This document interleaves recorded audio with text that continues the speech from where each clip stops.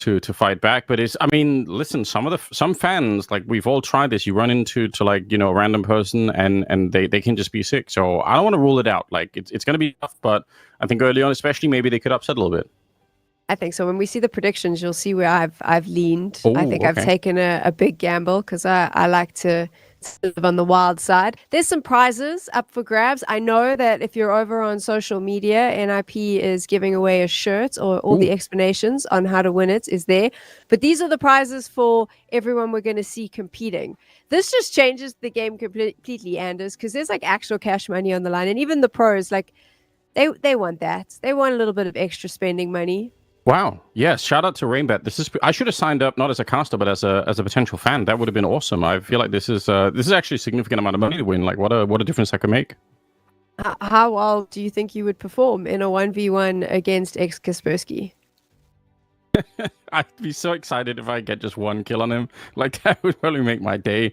That's not going to be easy, I think. Definitely not. But, I would still give it a try. I think the experience would be worth it, even if I probably won't win, Vince, I mean, what would your take be on Anders playing in the 1v1 showdown? How do you think that would play out for him? Oof. I mean, Anders is kind of like a deadlock fiend right now, so I don't think his CS would be as sharp as he'd like. But if he got a bit of time to practice, I reckon he could get some kills. Win, maybe not, but I mean, we are talking about some highly elite players, right? Like on your screen right now, you got the Stowns, Shush, mixed in with some of the older guard, and I believe Slade is one of our fans, right? That's coming into play today. He is. I mean, this must be quite scary for him, right? So this is our Group A players. We'll see them first. Imagine you're sitting there, you're ready to play, and this is the names that you see you're going up against. I'd be a little bit scared, Vince. I'm not going to lie. Like, I know Anders is all game for jumping in there. For me, I don't know. I'd be concerned about my ability and what I'm going to look like in the server. Yeah, as would I. Like, I wouldn't say that I'm a terrible CS player, but you are playing against, like, Stown in particular. We all had the luxury and the privilege to watch his debut with NIP back at the CCT Global Finals, and we were all very impressed with him, right, with the AWP. But he's also a guy as well that I think he's going to come into this as one of the favorites purely off the basis he can kind of do everything. He doesn't really have a weakness, and that would be terrifying to play against. For sure. Let's take a look at our Group B players now, because these are not the only names you're going to see. I got some favorites in the mix there. We mentioned him early, Kaspersky. Lots of talk about him online if you're a Counter-Strike fan. And then, of course, everyone's favorite, Forest, in the mix as well. And we also have those fans getting to play as well. And this is going to be quite a fun little mix-up here. Yeah, what an eclectic mix of players. Got Nade King in there as well. That's cool. He's got some more work to do now that we've got Cash back in the mix, so he's got to appreciate that. New maps in the pool always good when you're making those videos. Forest is there. I mean, I was really long time fan of Forest, so he's streaming now all the time, which is pretty cool as well.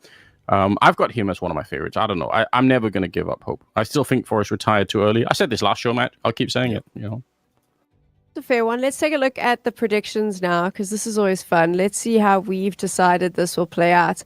I went completely left field, gents, and I'm going with Mark, one of the fans. Ooh. I think he's going to win the whole thing. He's going to upset everyone. No way. Big surprise. It was just for giggles, Vince. But I feel like it had to be a bit different to you guys. I feel like you've played the safe bet here. Yeah, I kind of did. Although, your prediction, Sam, might end up being gold here, because I looked at Mark's face at Elo. He's 3,150, and that's even after the reset. So, like, this guy's a legit player, by the way. And he's going to take us. I saw his Elo, and I was like, this guy's going to take this so seriously. This is like his moment to prove his point, and he's not going to mess around. So hopefully this left field bet comes into play for me, and he shows us what he's capable of. I like it. I like that we picked something a little bit different at the very least. I've heard so many people complain about their face at Elo reset. So if this is after the reset, that's pretty cool. Well done, Mark. Maybe this is his first time at the limelight, and he can come back and do it more. Wow, the schedule's looking wild as well. It's gonna be absolutely crazy. This is what you can expect. It's how we're starting the show. There's a lot going on here, Vince. There is a lot. Yes, a lot of Counter-Strike. Fortunately, though, it is 1v1s, and as you can see, only like 15 minutes between maps, realistically, so it's going to be a ton of CS, but to be fair, it's going to be pretty frantic and over quite fast, especially considering some of these on paper, like you look at some of these matchups, they do look like they could be fairly one-sided. So, I mean, I'm always hoping for something close, but it looks like a lot, but it may pass pretty quick. I'm going to put you on the spot here. Which one do you think is pretty one-sided? So I'm looking at like Slade versus Stown, for example, and I'm thinking Stown probably should win that fairly convincingly. Although Slade, who is one of the fans, apparently he's played like the most Face-It matches since the reset or something like that. So this guy's been grinding his ass off. So he might come into this looking real good. Okay, so Anders and myself are actually going to talk to some of the players very soon. I wonder if Stan will go nicely on Slade. That would be my big question, Anders. Or do you think straight out the gate he's like, no, you want to play with the big boys, you're going to learn what this feels like? I think he should. I almost feel like there's like it's almost a little bit condescending sometimes if you come in and you're not quite playing your your true self. So if put it like this, if I happen to like stumble into this kind of matchup and I was playing it down, I hope that he wouldn't hold back. I want to get the full experience of really getting wrecked rather than someone who's like toying around. Like I think that would upset me more. So I hope we're going to see like the full effect. Okay, that's fair enough. I mean, Vince, where would you stand? Do you want him to like just wreck you in the first matchup, or would you like to be gently eased in?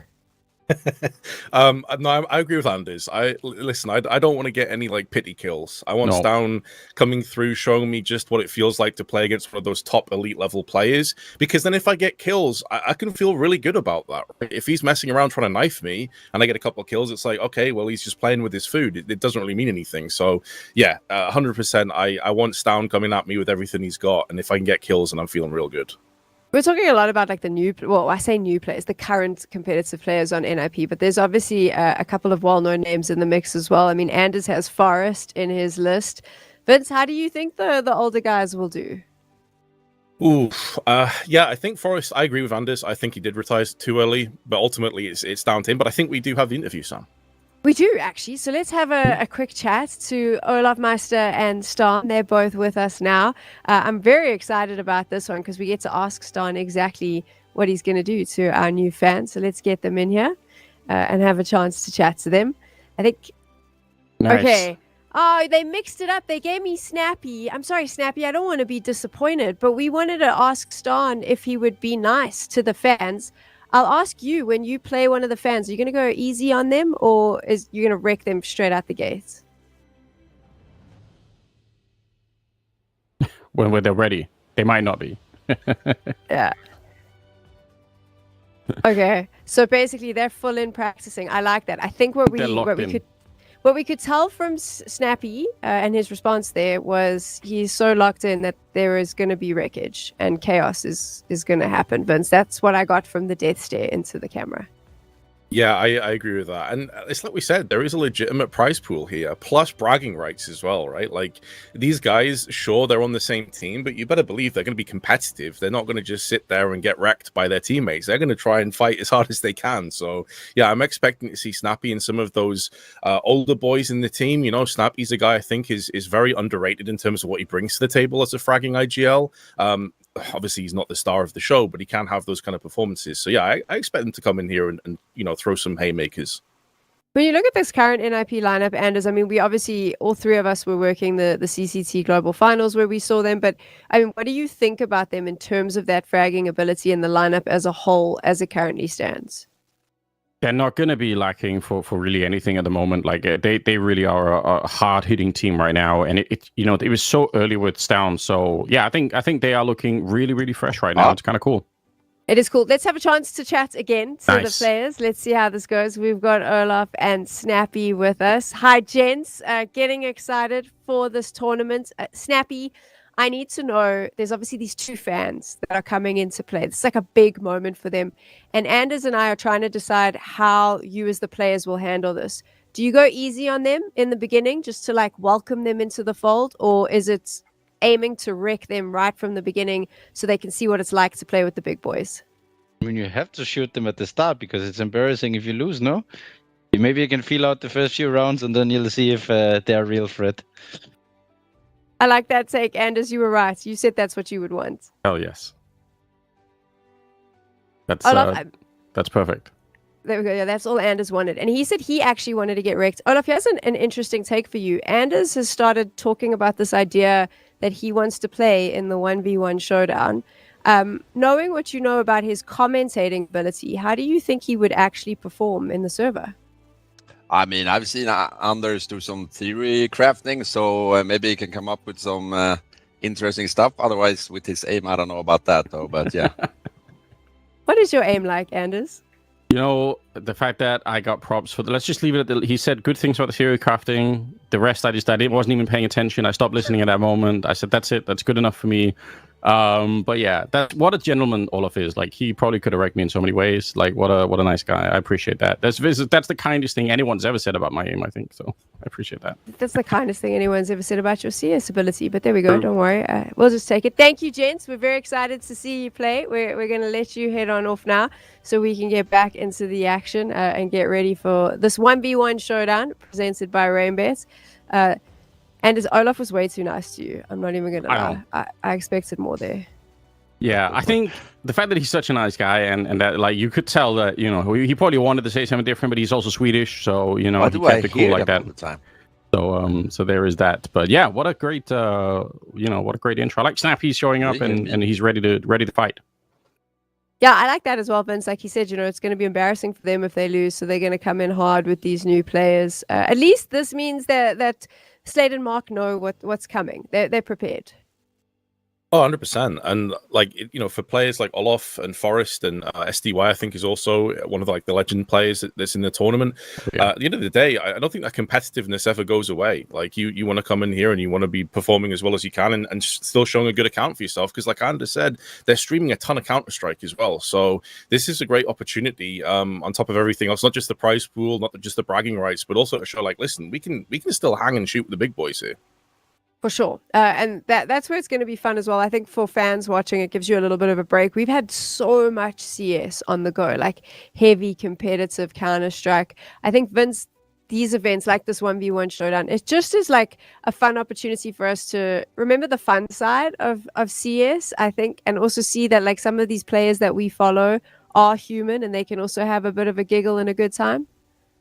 100%. And like, that's ultimately what it comes down to. Like, yeah, you eventually, when you fall in love with the game and you get to that competitive element, you can start showcasing that ability. But first and foremost, this is about enjoying the game you're playing, having a good time. And CS for me is the best FPS ever made. I've played a lot of FPSs over the years. That's one of the perks of being a boomer. And CS is just unrivaled. So the fact that we get to have some fun, I'm expecting we're going to have some shenanigans as well in these 1v1s. It's going to be a good time. Anders, what are you most looking forward to? I want to see the potential upsets. Like, I hope that we're going to see, you know, some of the streamer boys now and Olaf and Forrest do well. If the fans do well, that's going to be even better. I think though Stown and Kaspersky might be the two like aim kind of gods to take down in this. So yeah, if anyone can somehow stop them, I think that's going to be really exciting. I mean, and it would be cool if Snappy was one of them, right? Like, people always criticize him, you know, saying, oh, he's the IGL, he's not going to aim as well. So if something like that happened, I think that's I'm always in it for the upsets, always. Why are we always leaning towards Kaspersky and Stan? I mean, it's an obvious question, but I'm going to ask it anyway, Anders. I just think that, like, you know, now that he's back from the break, he looks so fresh. Like, whether it's with the AWP or with the rifles, he just looks so hungry to play the game again. So that's really, I just think it's fun to watch. And Kaspersky is just a bit of a phenom at the moment. Everyone seems to agree. Even when he's playing like his B tier game, it's still really good. So yeah, if he shows up to the A tier, I don't think anyone's going to be able to stop him here. What did you think about him? I mean, because he's obviously renewed his contract with NIP now, so he's agreeing to stick with this organization and with this team. I know there's been a lot of chatter online about that decision, but I'm quite excited to see what this team can do if they are staying together, and now obviously with that AWP change. Yeah, I think there was a chance that he could have got onto a much better, bigger team, but I'm glad that he's sticking around with this NIP squad. I want to see this work out. What do you think, Vince? I think he is the best signing any team's picked up since Rops at Vitality. I said that at the CCT finals, and I hold by that. I think whoever at NIP picked him up deserves a pat on the back because that's a phenomenal signing. So yeah, I mean, it's not just the fact that the guy's B level is so high; it's also the fact that he brings something to the table that's very difficult, and that's like raw entry fragging power. There's not many great entry fraggers out there right now that are consistently taking that percentage of opening duels and coming out atop more often than not. So I think what he offers this team, alongside Stown as well, which may go down as an amazing signing. Obviously, it's a bit too early to say right now, but the two of them, like, this could be NIP's next golden age, you know, and I don't want to get too far ahead of myself because obviously we haven't seen enough yet from them, but all of the pieces are there for them to utilize now. It's also like quite a big brain move to lock Kaspersky into that contract just before the major, because you know there's going to be that crazy roster shuffle after the major, and is to try and get new players. And now you've got your sort of team locked in. It gives you a little bit of confidence going into the next season. Yeah, I think so. And I mean, also for, you know, Kaspersky, like I'm not going to read his mind a little bit here, but I think one of the potential dangers of being a really strong player and having like a lot of potential options is that you can also end up kind of almost team shopping so much, and you end up joining like what could be sort of like theoretical superstar teams, and you know, none of it works out. We've seen it many times now. I think building something with a group of people who trust over a longer time is like, it's the longer way around, but it's a lot more fun to watch, I think, as a fan. And I respect it. Like, I think it's really cool. I really hope it's going to work out. Like, I think they've got all the pieces, as far as I can tell right now, to make this like a really strong team, but it's going to take like a little bit of time. But yes, I'm glad that he's in it for the longer run, it seems. So you can obviously jump into this conversation as well. You're in the chat. You can let us know what you think and where your thoughts are with this one. I'm also excited to hear what you think when we get to watch the 1v1 showdowns. I mean, obviously share your opinions. If you have any questions, you can toss them in as well. We'll be answering them on the desk. I feel like this should be a little bit more interactive, Vince, because it's a little bit more of a fun time, right? So we might as well get the chat involved in the conversation. Oh, yeah, I mean, we've got fans literally in the tournament, so why not get fans involved as well when it comes to the conversations and all the back and forth? I'm sure there's a lot of hardcore sort of NIP fans around there as well who will have a lot of things to say. And let's be honest, it's an org that's kind of been on both sides of the equation at the very top of the mountain. Then we've obviously had a bit of a valley, I think it's safe to say, for a number of years. And now maybe this is the climb back up there again towards the top. So it's exciting times if you're an NIP fan, that's for sure. But again, as ever, and as Anders kind of just touched on as well, it's all good and well to have good players. Can you actually execute the game plan and do something with them? Because many times in the past, we've got excited about X, Y, or Z being signed to X, Y, or Z team. It never works out. And then it ends up being a little bit of a disappointment. So let's hope that's not the case here, at least, because more competitive teams is only a good thing for Counter-Strike. Maybe one day when I'm feeling a little bit depressed, I'll make that list of the signings that disappointed me the most, Vince. I'll just make an entire list. We'll do a YouTube video on it. I feel like it's not the place here because it might bring down the mood a little bit, but it is an interesting one to take a look at, right? Oh, 100%. There's a few names that jump to my mind already, but as you say, like it's all positive, it's all smiles. Now, there's a podcast there. Yeah, this is meant to be a happy space. We're not going to do that. We're just waiting to find out if we can jump into some of the action and showcase what is up, because we've got that 1v1 showdown presented to you by Rainbet going down, and all your favorite players in the mix. Other than Forest, do you think that Olaf Master Anders can do some damage in this, or do you think it will be the current NIP roster dominating the scoreboards? Ooh, no, I think somebody like Olaf, like, you know, like we said, Forrest retired too early, but it sort of almost felt a similar thing with Olaf, right? Like he had, you know, like some injuries and some other things going on, and like, you know, he just ended up going, you know, to the full-time streaming. But I think even towards the end of his career, like he was sort of like a Rain type figure. Like you pull him out in a big match, he's always going to be important. He's always going to be dangerous. Like that's how I feel about Olaf Meister. Even to this day, like I would even go so far as to say, like I think to some extent, if you had like a last minute substitute emergency and you were allowed to just pull Olaf Meister off the bench and throw him into a big tournament, I'm not saying he's going to be, you know, absolutely top fragging, but I still think he's going to be a dangerous element. Like people who have that kind of skill, I don't think it just kind of goes away. So 100% Olaf is going to be you know, someone scary to go against. There's no question. I'm also curious, this is something, the ongoing discussion, if you like, on the Reddit threads and on HLTV is about analyst desks in CS, Vince. Yes. And I was trying to think the other day about like who would make fantastic analysts. And the thing that's bugging me so much is why can't we get Forrest on a desk? Don't you think that would just be the most entertaining analyst in the mix?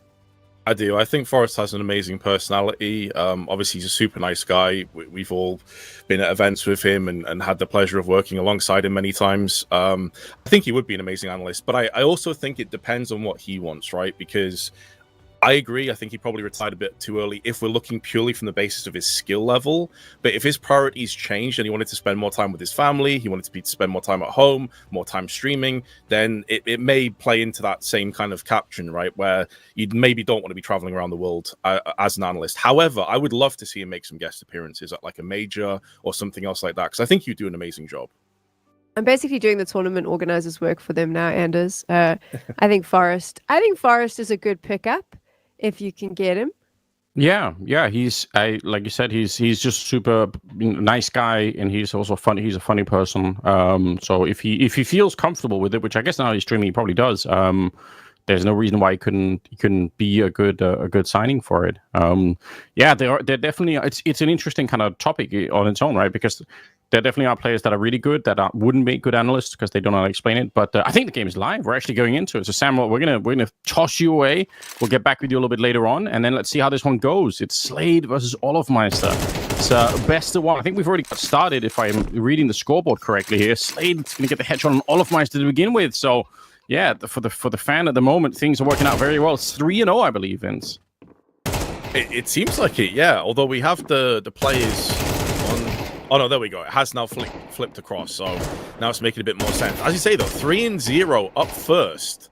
Pretty devastating if you're Olofmeister. And he was saying earlier as well, like, listen, we want to come through. We want to be bashing in heads. We want to state our prowess and how strong we are. Well, you're getting wrecked so far. Finally, he's on the scoreboard, though. He's got himself a kill.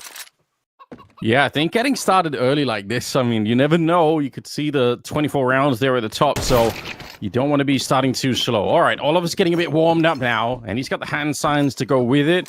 You could see he was a bit frustrated, like looking at the chat, I'm sure, saying, what the hell is going on here?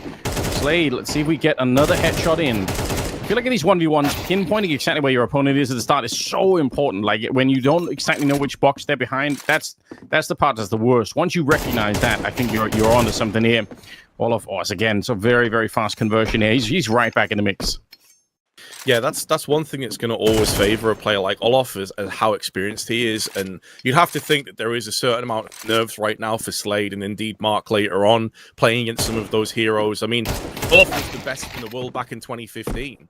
You know, he was a legitimate, at one point, full-on elite-level powerhouse player. So yeah, he's been around the block many a time in the past. He's going to be able to, you would think, like, calm his nerves if things start to get a little bit awkward. But Slade has picked up the last couple of frags here, up until Olof just took his head off. So he still maintains the lead by that one kill. But for anyone that maybe wasn't around back when Olof was making his appearance, like you have to remember as well, he came up as NIP was dominating the entire world of Counter-Strike. Yeah. So if you were from Sweden and you weren't on the NIP team, nobody cared at all. Like it was just like you were just kind of a nobody. And at first people said this Olofmeister is probably cheating. Then when they stopped saying that, they said, well, it doesn't matter because he's only playing online games. Like he doesn't ever go to any LANs. So like that became the next thing. And then finally when he transitioned, there was no more coping. There was no excuses. It turned out he's just legitimately an insane player. But it took a while. Like he had to fight through a lot of that stuff for people to really recognize. So maybe someone who wasn't around, they just remember Olofmeister. Yeah, he's always been a legend. Well, he had to go through like a lot of, I think, community criticism before he could really get there, which is kind of interesting to think about now. Yeah, I remember back in his LGV days, which was the team he played for before Fnatic, that there were a lot of question marks over how legitimate he was, which seems to be a recurring theme, Anders, because I mean, I know Rops has been through it, many other players have, to be honest, because you suddenly have like this new, relatively unknown player that's just ripping everyone apart, and it's like, hold on a second, who is this guy? Is he legit?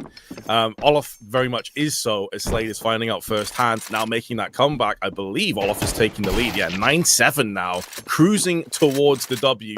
13 to win, by the way, is essentially the same as, you know, pro level CS with MR12, 24 rounds in total. And I believe we will have an OT as well if we are requiring it. But Olof looks like he's just going to pull away now and maybe hit that finish line quick. Ooh, yeah, he's kind of gunning for it. I do like the fact that Slade was trying to push a little bit there. I feel like that might give you some confidence instead of you standing on your side of the map, kind of trying to, like, I like the idea of taking up map space, pushing a little bit, trying to find some of those openings. It's not a bad idea.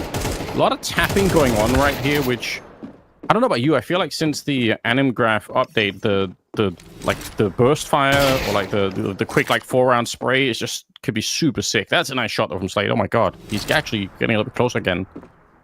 Yeah, he's definitely got some aim on him, hasn't he? Like, I think the last time we did the show match with NIP, there was a few fans that were maybe behind the curve, and it seemed like they were kind of just getting battered. Whereas Slade is standing his own here. He's actually hit double digits. Sure, Olaf still has 2 match points indeed, but a nice showing for Slade. I do agree with you. I think spraying is going to start to see a lot more sort of play rather than tapping with the reload. Sorry, not the reload. The recoil animation changes. The screen shakes way less than it used to.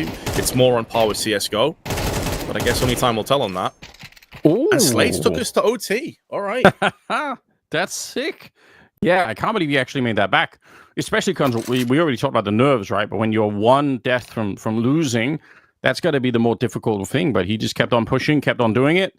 So now we got some OT in effect, and the tech's working perfectly. So we're not going to delay any time. Like I said, when you don't exactly know where your opponent is, these A maps become a little bit more tricky. Once they're locked in like this, it's easier to take those fights. Obviously, Olaf is going to be very fast with that shot. So similar format, like you said, as to the regular stuff here. Olaf not shying away. Okay, he wants to make this quick. Yeah, pulls away in the lead again. 2 more rounds in his favor. 2 away from success. After a bit of a rough start, I think when we joined in, it was like, what, 3-0, 4-0 to Slade. So he definitely has bounced back again, and he has clean swept the first OT half. 1 out of 3 required for him to take the W. Yeah, it's pretty quick. I noticed this Slade was footstepping a little bit too much. Like, when you're making that kind of noise against a pro player, that's so scary. And there we go. All right, 4 in a row in overtime for Olaf Meister. So he's going to win this opening 1v1 on the A map. So, yeah, pretty good stuff. Though. You got to be impressed by Slade and what he was bringing to this one. Yeah, a good accounting for himself. And Sam, welcome back. Pretty quick, even though it was OT. So I guess we're going to have a nice fast day. But Olaf, he got tested there. It wasn't super easy after all. I did get a bit excited because I kind of wanted to see when Slade took it to OT. I was like, okay, here we go, nice little fight on our hands. Like, he held his own. I think very often with these things, we kind of expect the fans to get wrecked. We joked about it, right? But I definitely think he held his own. I'm impressed. I'll be curious to see how it continues as well now that he's warmed up a little bit, Anders. Yeah, I mean, I think, you know, going down like a couple of kills at the start, definitely something that's gonna put you on edge. You don't want to be losing in front of the fans. You know, Olaf, he's got a whole community of his own, so he's got something more on the line just on that alone. So yeah, it felt like he really got into it at the end there. I'm sure next round he's gonna come in a little bit hotter. He's gonna be ready for it. Okay, so serious question. Are you one of those fans that you're like in the chat if you're watching something like this and you're just like being super like troll-like to Olaf Meister if he's losing to like someone you don't know, Vince? Or are you just like the super supportive fan at all times? I'm curious. I think I would personally be more of a supportive fan because although I've never played at Olaf's level, we just kind of missed that boat, Anders and I have played in teams in the past. I know how it feels to lose. It really does feel like a gut punch. So I would be supportive, but you better believe his Twitch chat is going to be full of trolls. Like, even with winning 16-12, I reckon he's getting a lot of flack right now. Like, oh, you were sweating a little bit there, old man. Like, oh, I don't know if you still got it. Things like that probably are flying around right now. Are you a troll, Anders, or are you the nice supportive fan? I think Twitch chat is meant for trolling and typing weird things. Like, I think you're misunderstanding the concept if you're not doing that. So 100% I'm going to be in there doing copy pastas and all this stuff. Like, I think I do that even now. Like, I just think it's funny. So yeah, if I wasn't, as a caster, I would still be part of the community in that sense. I think being a caster doesn't really stop you from doing that. So yeah, I'm in. Sign me up. I kind of knew the answer to that question before I asked both of you. I was like, Vince is such a nice guy. He'll always be like super supportive. Anders is 100% a troll. He just does it with a smile, Vince. So he fools people into thinking, or he puts like a little smiley emoji at the end of his comments. I've seen that, Anders. I've watched you on Reddit. I know your game. Yeah. But I mean, that's kind of the best part, right? You do have to be a little bit trolly. If we weren't trolly, this would be Valorant, and then we'd all be really sad, Anders.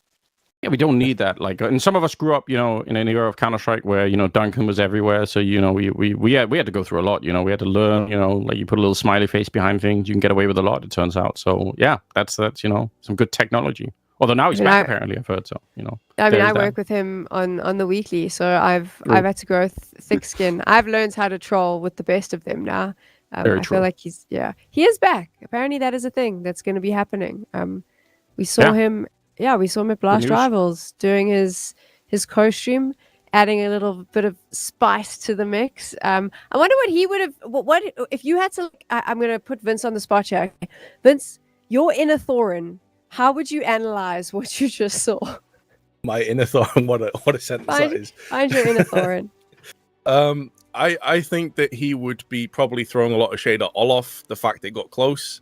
But also, as you say, like a bit of a cheeky level of banter. I don't think he'd be taking it too seriously. I actually think he would enjoy something like this in the sense of like if it was properly broadcasted and stuff. I think he would really get into it. Like you kind of play that villain as you were just talking about before. I think he'd really enjoy himself. And you said he's coming back to. I actually played CS with him as well recently, so he's getting his hands back on Counter-Strike again as well. He's actually been playing quite a bit.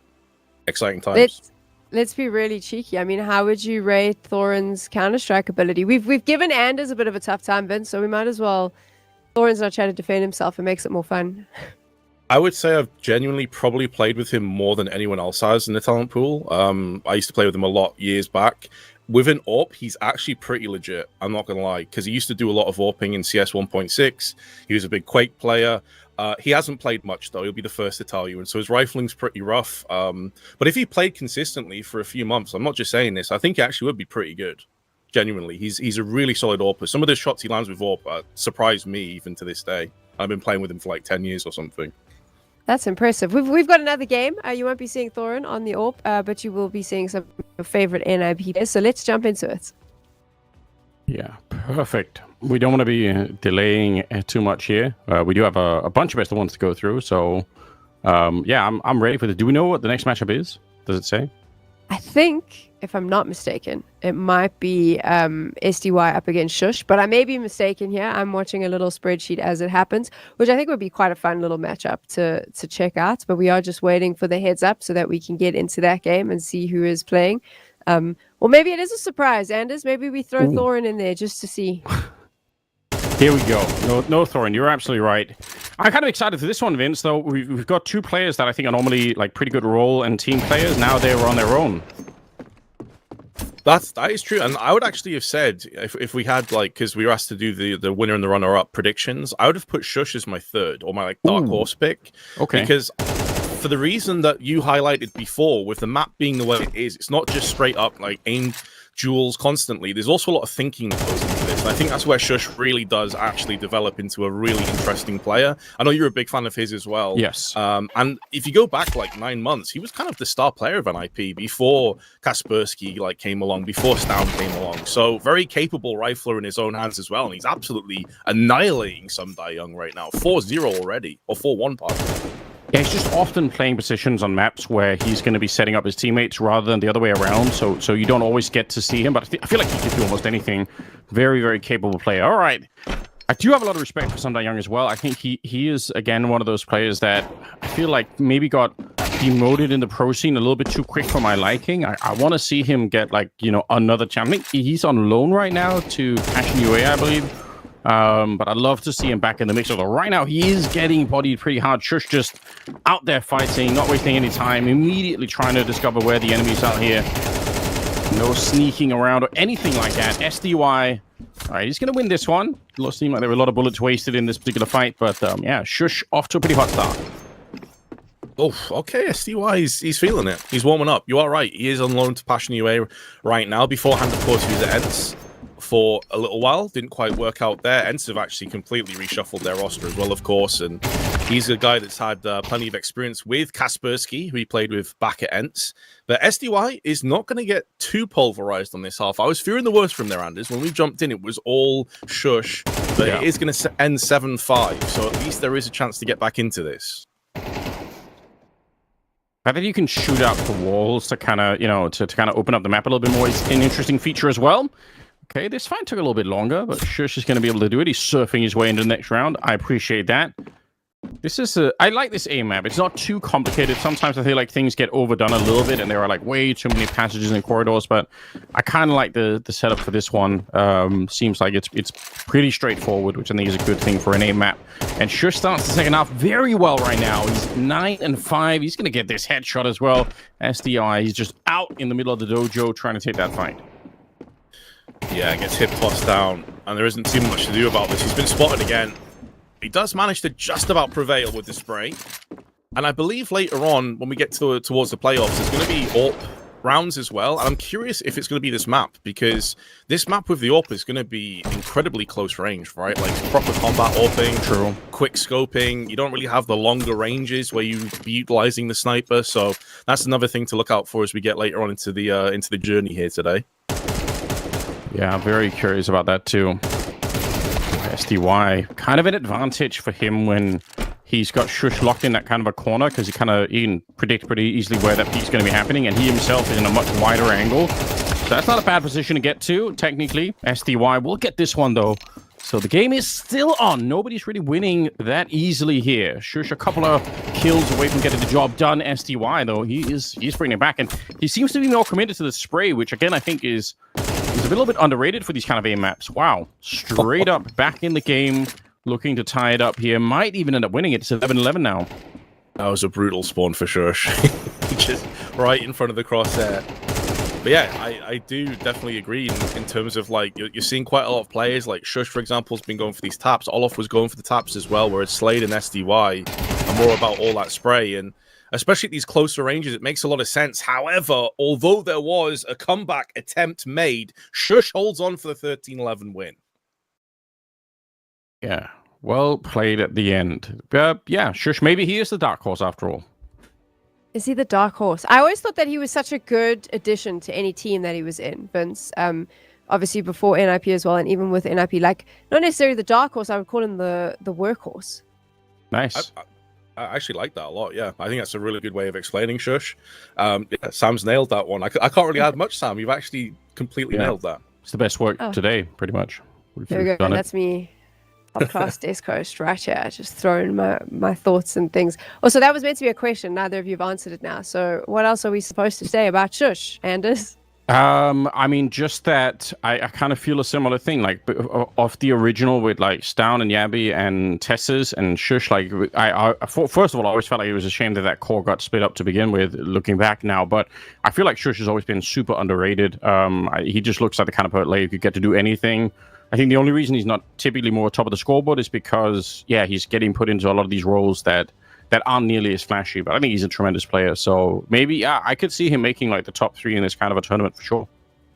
What do we think about SDY? I mean, there's a lot of question marks around him and where his career might be going, Vince. I mean, what are your thoughts on him?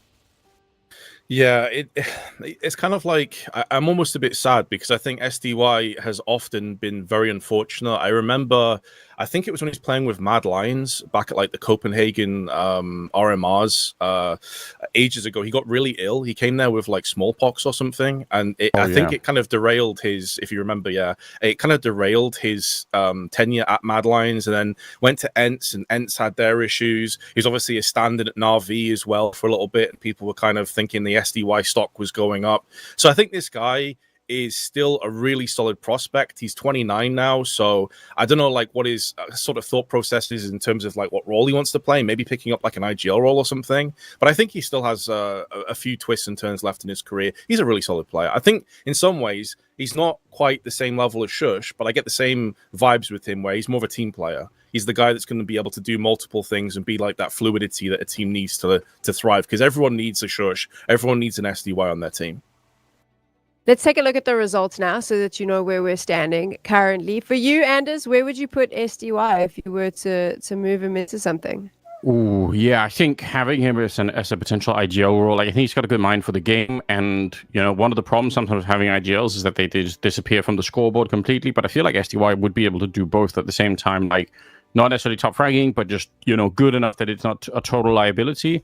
I really hope he gets like more of a chance. And in IGL years, you know, 29 is no age at all. So, you know, he's fine for that. I hope he gets the opportunity. Like we are short, hard fragging IGLs that he could fit that role. I think totally. I think very important. We need to take a look at the results as they currently stand. And I'd like you, I'm so sorry I'm doing this to you, Snappy. I'd like to draw your attention to Snappy losing to Slade, our community winner. You'll remember in the pre-show, he said, you don't do that, it would be embarrassing. Well, that's awkward for him, Vince. It is awkward for him. What I've also just noticed, though, is that Stown got beat twice. Yes. Yeah, What's I saw that happened as there? well. Olofmeister, one of them. Let's go. Oh, no. I've been wrecked.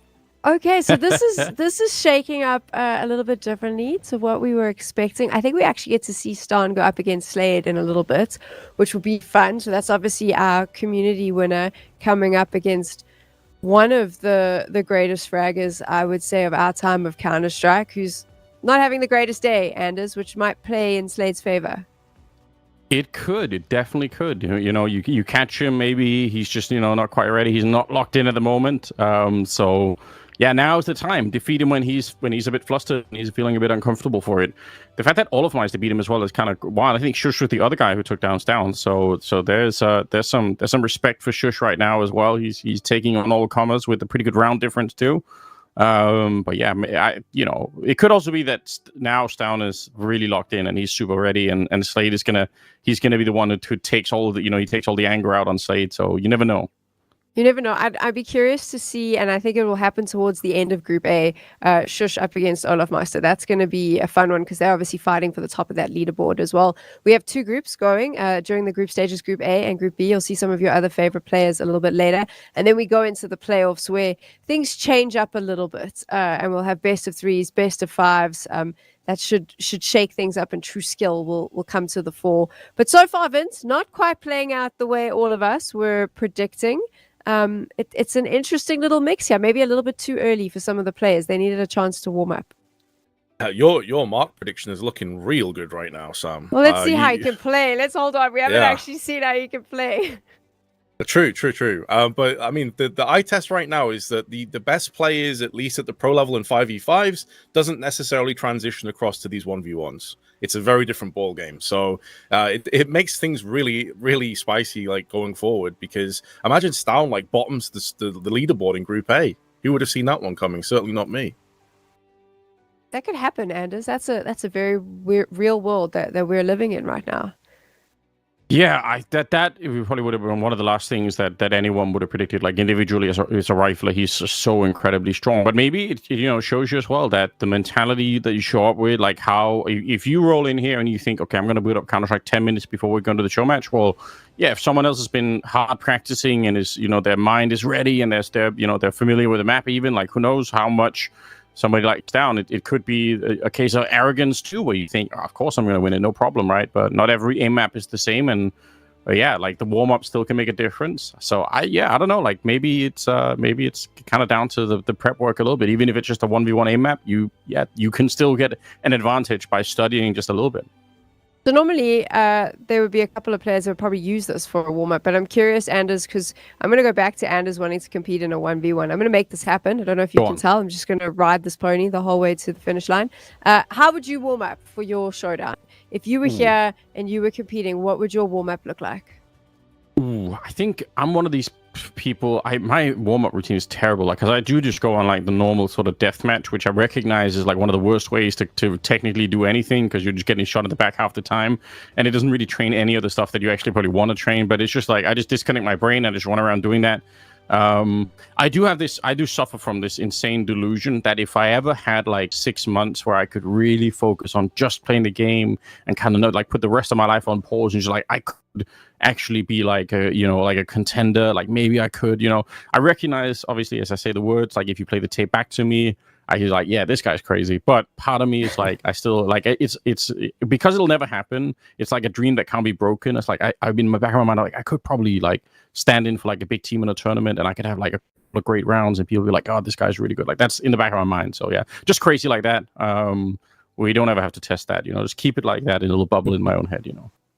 I like the confidence. I was actually this weekend, I was talking about this with pro players, where I was like, the thing that I love about them, Vince, is that when they lose, the majority of the time in the first sort of like 10, 15 minutes after a loss, and this is the truth across multiple titles, not just CS, the most confident players don't stand up and go, oh, we got bested. They'll always stand up and be like, they'll find something before they will take accountability. They're always like, oh, maybe the desk wasn't the right height, or I felt like my mouse wasn't responding, or whatever else. And then after a few minutes, they'll be like, okay, when they've thought it through. But I've always loved the confidence of like, I am so good that there is no way you can beat me unless some sort of outside force makes it happen. Anders is giving me those vibes tonight. Yeah, no, he is. But also, I do see where you're coming from. I think you have to almost have like that supreme confidence that lends almost into delusions, because who realistically starts playing CS and they think one day I'm going to be the best player in the world? Not that many people. But in order to get to the best player in the world, you have to adopt that mentality somewhere along your career path. So, yeah, I think they do kind of like go hand in hand to a certain degree. Anders is hearing that and he's saying, I think he could be the best player in the world, though. I know that's where his delusions are coming in. So that's what I heard. Yes. Yeah, exactly. Thank you, Vince. I appreciate it. Well, Would you be the best player in the world, Anders? Do you think that you have it in you?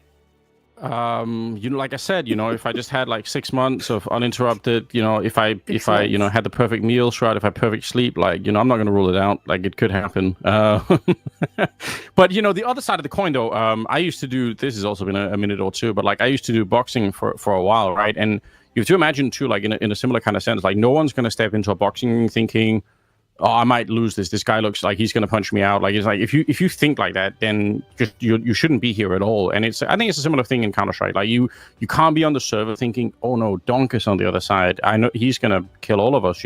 Like if that's in your brain, like you should be thinking, I don't care if Donk is there. Like I'm going to show him. Like right now, I'm going to crush him.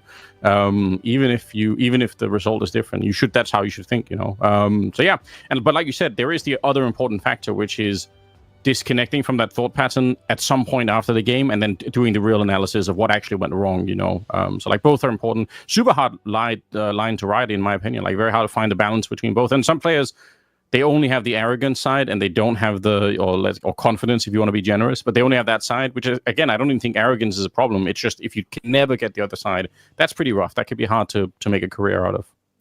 I think there is like such a fine line though between arrogance and self-confidence, right? So I think self-confidence is when the loss happens in those immediate moments. You're like, hold on, I couldn't have lost this. But then as time goes on, you go, okay, here's where I didn't play well. Here's what I need to change. Arrogance is I am the best. I never lose, and everyone else is to blame for everything that goes wrong.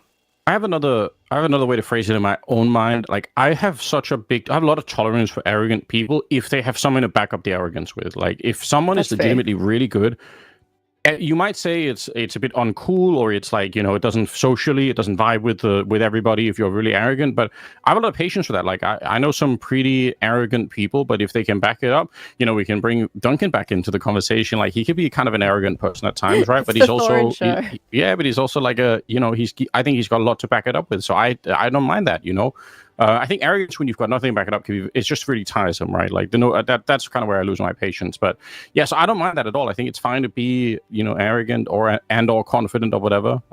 Just have the skill to back it up. Then we can have fun. But it's a requirement though in a lot of cases when it comes to playing, because like we'll often talk about how like, oh, this team's getting wrecked. How are they going to get back into the matchup? It's having that self-belief and confidence that's going to be that difference maker for players like a Simple, a Nico, a Donk, etc. So it is definitely a requirement of being a pro-level player, I think. Yeah. We're getting into the game now. Slade up against Don. Let's see how this goes. Oh, yes. This is the anticipated one. What looks like a wounded Stown at the moment. Looks like he could be, having the best time. He's lost both of the openings, and he's going to get quickly traded out here. We're already in the third round. Slade actually has been, I think, looking very impressive. And now that he's more warmed up, I mean, maybe there's a chance here that he could show us some of his best aim yet. A little bit of a burst coming up. Again, I don't really mind that. Oh, and right through the top of the box, he'll get the headshots down. Maybe if he's going to wake up, it's got to be right now. It has to be right now, yeah. I mean, he's got a bit of a freebie there as Slade spawned in an awkward position. But yeah, Stown has had a rough day at the office so far. It does factor in as well, like what you were saying before. It's one of the reasons why Kaspersky, for me, wasn't necessarily like at the top of my list to win, because I remember the last show match we did in the duos, he actually performed below where I was expecting, and it's like, You don't know how like serious the players are coming into this. Like you said, are they just showing up 5 minutes beforehand? Are they chilling? Are they just taking this as like a lot of fun, like Sam was talking about on the desk, like for just the enjoyment factor more so than the serious factor? And it seems like Stown's been maybe a bit of a victim of that. I don't want to assume anything though. Like maybe he is trying super hard and it's just not working out for him. It does happen. It shows he is human after all, perhaps. Yeah, I mean, all we can do is guess, right? We don't have the Neuralink lined up yet. I mean, that's for future broadcasts where we can just read their thoughts. But Slade, I mean, look at what he's doing right now. I feel like on every level, like he's kind of bullying him right now. He's also taking more control of the map, is what it feels like. He's not afraid to go out there and fight them. That's a really nice shot. That's the kind of stuff I want to see out of a player of Stown's caliber. Is just like you're on his screen for like more than a second. That's exactly it. You're going to die very, very quickly. Like this is more of like the true Stown I feel that we should be seeing. Yeah, it's kind of fascinating as well to see the different styles of how these players kind of interact. Like Stown has that really crisp, like first bullet, second bullet aim, whereas as we mentioned, Slade is spraying a lot, but his movement's pretty good. This is a bit of a tough duel for both players here. It's about counter-strafing realistically, trying to get that tap off, reload force through. I'm wondering if we have unlimited ammo here as well. I would imagine you probably do in a 1v1, Surely, but Slade yeah. comes out ahead anyway. Yeah, I feel like doing these like micro peeks on an aim map, especially when you don't know who the opponent is super dangerous. Like I think sometimes just swinging, especially if you feel like you've got the better aim, swinging a little bit wider and then just finishing that kill on the very first swing could be a bit of an advantage. My God, Slade actually coming out with a couple of important kills here towards the end. Down with almost a bit of a nervous laugh here. He's 2 kills behind. I think Nervous Laugh is kind of nailing that one. He's already, I believe, 0 and 2 from what I saw on the stats earlier. Yes. If I have shortchanged him, I do apologize, but I know he has at least got some L's in that column. Oof, No, I think you're right. See, that's the kind of just committing to those kind of sprays here. I feel like Stown is maybe giving Slade again more map control. Ooh, did he see that? Certainly the gun barrel showing for Slade, and Stown is actually going to come out on top. I thought maybe Slade would have had the advantage there, but yeah, Stown falling a bit behind, and the comeback's got to begin right here. 2 kills separating these two at the moment. Stown, and I love it from Slade's point of view, like trying to push that up there. He does lose the fight, but again, I think it speaks to his level of confidence, which I love to see in a player. If you're coming in as a fan here, you know, you don't want to be hiding in a corner, waiting somewhere. Like, get out there and fight them. And he's already marked up a win against Snappy. Imagine he could get the double against Stown as well. That would be a hell of a scalp to take. Stown, though, good spray. He's typically been going for those one taps so far, so maybe realizing, like, maybe I need to adapt a little bit and adjust my play style. Nice shot again. And Stown, the reason why I had him as one of my favorites is because I thought when we get through to the AWP rounds and the pistol rounds in the playoffs, that's where he's really going to shine. He might not make it there, Anders. I mean, as it stands right now, I'm not even sure if he wins this game if he makes it.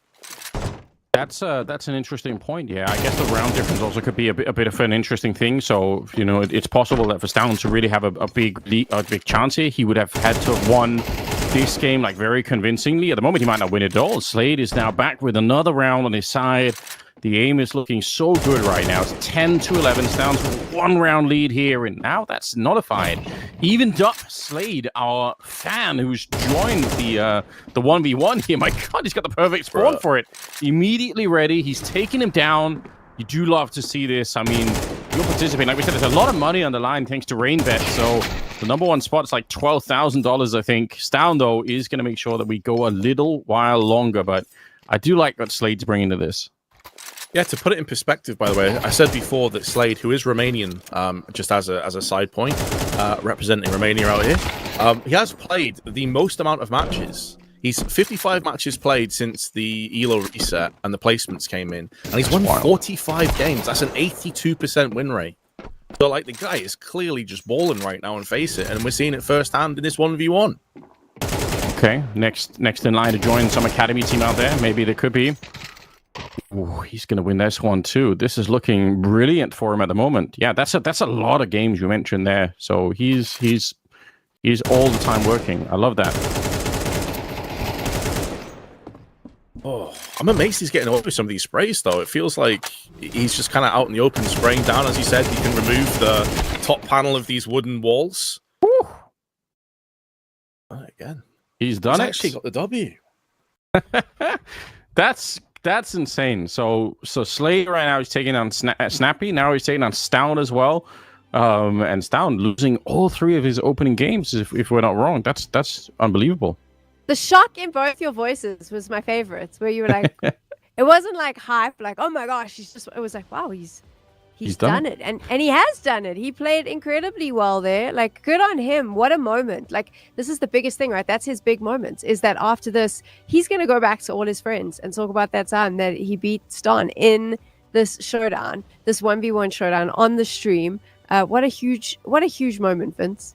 Oh, 100%. And that's what these show matches are all about. I remember we said the same thing last time as well, where we had the duos in that 5v5 game. Like, it's such a cool moment for some of these players to come through. And obviously Slade is a good player, like not just in terms of the stats on Face It, from what we saw in the eye test there against Down and his previous game as well against Olofmeister. And it's just amazing. And yeah, I was shocked at the same time. I don't want to take anything away from Slade. Yeah, sure, Stown probably hasn't showed up today and played the level he'd like, but Slade legitimately just beat him. Huge. I can only hope that Mark does the same. But Anders, I do think obviously for these competition winners, they're coming in here. You know they've been practicing. You know that they've been playing nonstop, trying to get as much time in as possible, because there is a level of pride involved here. Not to downplay his victories, but I'm sure like some of our pro players obviously focusing on practice and things like that, maybe not putting as much time into this. Yeah, I mean that's that's probably true. Like there are some circumstances around that we can at least theorize are coming into play, but nonetheless, like you're also at a disadvantage, because even if like Slade, you've been playing a lot of Face It games and all the rest of it, like the sort of the pressure, the 1v1, like knowing that you're up against some really big names, nobody knows how you react to that, and some players have very negative reactions to those moments, and they end up playing 30 or 40% worse than they could be just because of the mental side of it. Doesn't seem like someone like Slade is that affected. Like even really early on, he was out fighting. He was not afraid to take those, like running across the map to take those battles. So, like there are positives and negatives on both sides. I think one of the big negatives easily, if you're not used to like the pressure of competition, is the idea that you could just kind of get in your own head about it. Doesn't seem like that's the case. So really, really awesome. Just reminding you're currently watching the Group A 1v1 matches. We will have Group B a little later on, and then our playoffs. We have 2 more matches in this group that are coming up. I know that we'll get to see Stappy up against Olofmeister, as well as Slade facing off against SDY. That's going to give us an idea of how this is all playing out. Once we get through our groups, we get into playoffs, and then things change a little bit. Best of 3s. Best of 5s. We're going to be forcing some players to jump on the AWP as well and only play like that. So that might make it a little bit more interesting as well. True skill is going to have to start coming out. You're going to have to be able to play on all the guns, Vince. You are. Can I just make a change? I'm going Shush. He's winning it now. Stan, you might just change your prediction halfway Shush is winning. through. Shush is winning. Oh, wow. That is such a... You should be an analyst. Like, they do that all the time. They just flip-flop from one side to the other, depending on how the game goes. You've just done the perfect analyst move, swapping over to Shush. But I would like to know what Shush had for breakfast this morning, because he is looking damn fire in the server, Vince. He is. I honestly just think that he's often... At times in his career, like Anna said before, even when playing in previous iterations, I think he went under a lot of people's radar for what he actually brings to a team. In terms of his rifling abilities, the guy is up there. I think he can hang with any of the riflers, honestly, on NIP, or indeed in most teams in the world. So, I think that he is just a guy that often plays the roles within the team that don't necessarily get their time in the sun or spotlight. Like, you're not expecting 20-30 kills from him every single game, but he'll have 1 or 2 rounds. I think Anders actually said this back at the CCT Global Finals, where he'll land a triple or a quad and he'll just outright win a round by himself out of nowhere. That's the kind of impact that he can have. So it doesn't surprise me to see him performing well in these 1v1s. I have a little sneaky dog. You can maybe see them in the camera here. Came in to watch the Counter-Strike, but I'm going to toss him on the floor now because he's getting a bit restless. Koji, you can say hello to all the NIP fans. Oh, that is such a awesome. cute boy.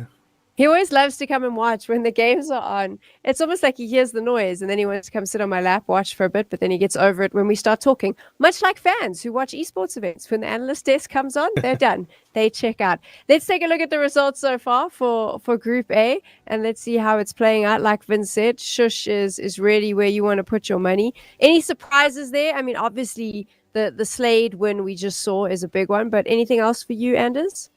Let me just quickly run this one through. I guess the fact that SDY ends up beating Olofmeister, just given that Olofmeister already, won against Down. Again, that's pretty cool. SDY making, and it seems to be like a one-sided win, like a 13-7. So that's a little bit one-sided for me. Yeah, I'm surprised by that. The Shush Snappy one also maybe closer in score, even if Shush wins it there. It's just a little bit closer than I was expecting, perhaps. So, yes, that's really interesting. But yeah, all of us are playing well, and obviously Shush playing well. Yeah, really, really awesome stuff. I will still say I think the biggest kind of contribution that Shush has done, he's been part of the handshake meta for winning rounds. I think we need to get that back. Like, I wish NIP would pick this up again. I'm throwing it out there, hoping that they're listening. Like handshakes after round ones instead of high fives or fist bumps is a much cooler way to go. Why do you say that? It just makes everyone laugh. I think it's too absurd. Like it puts a smile on everyone's faces. Like I think it's gotta get back into it. There was like one tournament where they did it at the start, and I missed that. That's all I'm saying. Fair enough. Vince, for you, do we want the handshake meta back? Why not? Yeah, I mean, I think it could get a little bit weird though, because like, let's be honest, when a lot of people are playing, their hands get sweaty, and do you want other people's sweat on your hands while you're trying to play back on your mouse and keyboard? I'm not sure. I probably just overthought that. Really, I don't know why I've gone with sweat, but here we are. That's the way it goes. Now that's going to be in my head forever. If I ever see someone shake hands, I'm done. I'm going to be like, ew, sweaty mouse. That's gross. I can't believe You're you've so done welcome. that. You're welcome. We're getting ready to go into game. Snappy up against Olofmeister. I mean, it's fair to say that Olofmeister probably the favorite to take this one, Vince. I think so, yeah. Of what we've seen so far, but that close loss that Snappy sustained against Shush gives me a little bit of hope, guys. Like maybe he can do it. Well, I mean, we've seen maps from Snappy where he ends up at the top of the scoreboard. So Right. every once in a while it happens. I feel like he can have his moments for sure, which is also what makes watching the current NIP lineup so interesting. Because sometimes there will be like a Snappy game where he's having a 30% increase in his fragging output, and that makes the team very, very different. So I'm not going to rule him out at all, but we'll see if Olofmeister is going to be ready. I know he's also streaming at the same time, so his fans are mocking him at all times for any time that he loses, so I'm sure that'll be a feature of it as well. Oh, Snappy, there's the headshot. Okay, he's in the lead now. He is. And the other thing as well, like we're so used to talking about Snappy being like the older player on the server. You mentioned before about how SDY is and IGL at 29 is still young. Snappy's up there, what, 35, 36? Yeah. I think they're going to be relatively same ages, right? How old is Olof? I need to go check this. Yeah, I don't know. I feel like he's still somehow a young guy, but... Oh, he's 34. So Snappy is still the old guy on the server. Okay, well... So it's slightly the battle of the boomers in any Counter-Strike years, at least. Olofmeister fending himself very well at the moment, fending off Snappy, that is. Olofmeister trying to push forward into it. Yeah, that's the confidence I want to see. Olof starting to get warmed up. And I think had he been demoted on the scoreboard by SDY? So I guess some of these matches, like now that we're starting to feel more of a top, like can anyone catch up to Shush at this stage? I guess is the big question.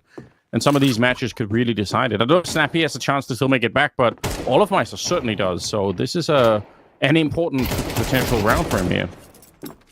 That should be super interesting as well for the overall stature. You see Olof there a bit tilted after getting one tap by Snappy. But it'll be really interesting if Olof ends up getting towards the top of the scoreboard and goes through. And then we get Forest, who's one of your picks to go far in this event as well. Like, could you imagine that? Like an Olof Forest finals? Blast from the past. That would be so interesting, wouldn't it? I would appreciate that a lot if we get there. But yeah, that's for the Group B. Some hard-hitting players in that group too. So we'll find out momentarily. Snappy's actually back now with a double lead here. Keep it going. Olofmeister though, not afraid to take the win. Yeah, Olof I think is he's laughing every death. He's not happy whenever that's going on. But see if he can bring it back with this one. He can. Long spray. That ties the game up. Yeah, there is a certain performative element of playing while streaming as well. I mean, we both streamed while playing CS, so we know this additionally, not at the level that Olaf obviously is playing at. But there is almost a part of like, you do also want to try and entertain your chat as well. And I wonder if that's going to play into the way that Olaf kind of like approaches some of these games to get the snappier sort of like one taps and to do it in style. We saw Stown trying that against Slade, and it backfired pretty hard towards the end, but Snappy bounces right back in, all tied up. That's Olaf, such a fast headshot.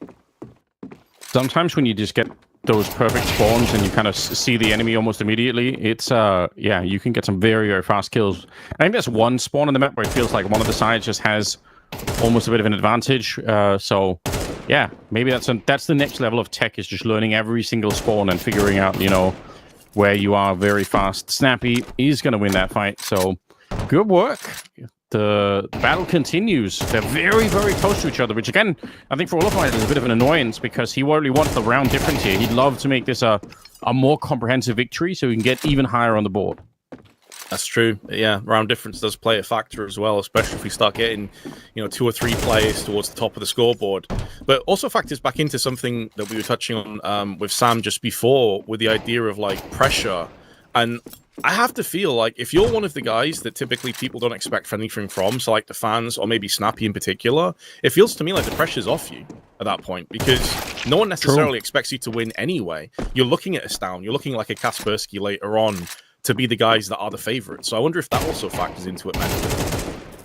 Yeah, I think that's a good point. Yeah, maybe you're just let off. No one's anticipating that you're going to be doing anything crazy. But right now, he's certainly delivering on a pretty good level. 11-10. Olafmeister wanted to take that fight. He was not afraid at all backing down, but that actually put Snappy a little bit ahead all of a sudden here. 12-10. Could be that the NIP current IGL is finally getting a little bit more ready here. Olafmeister behind the barrel, scary position.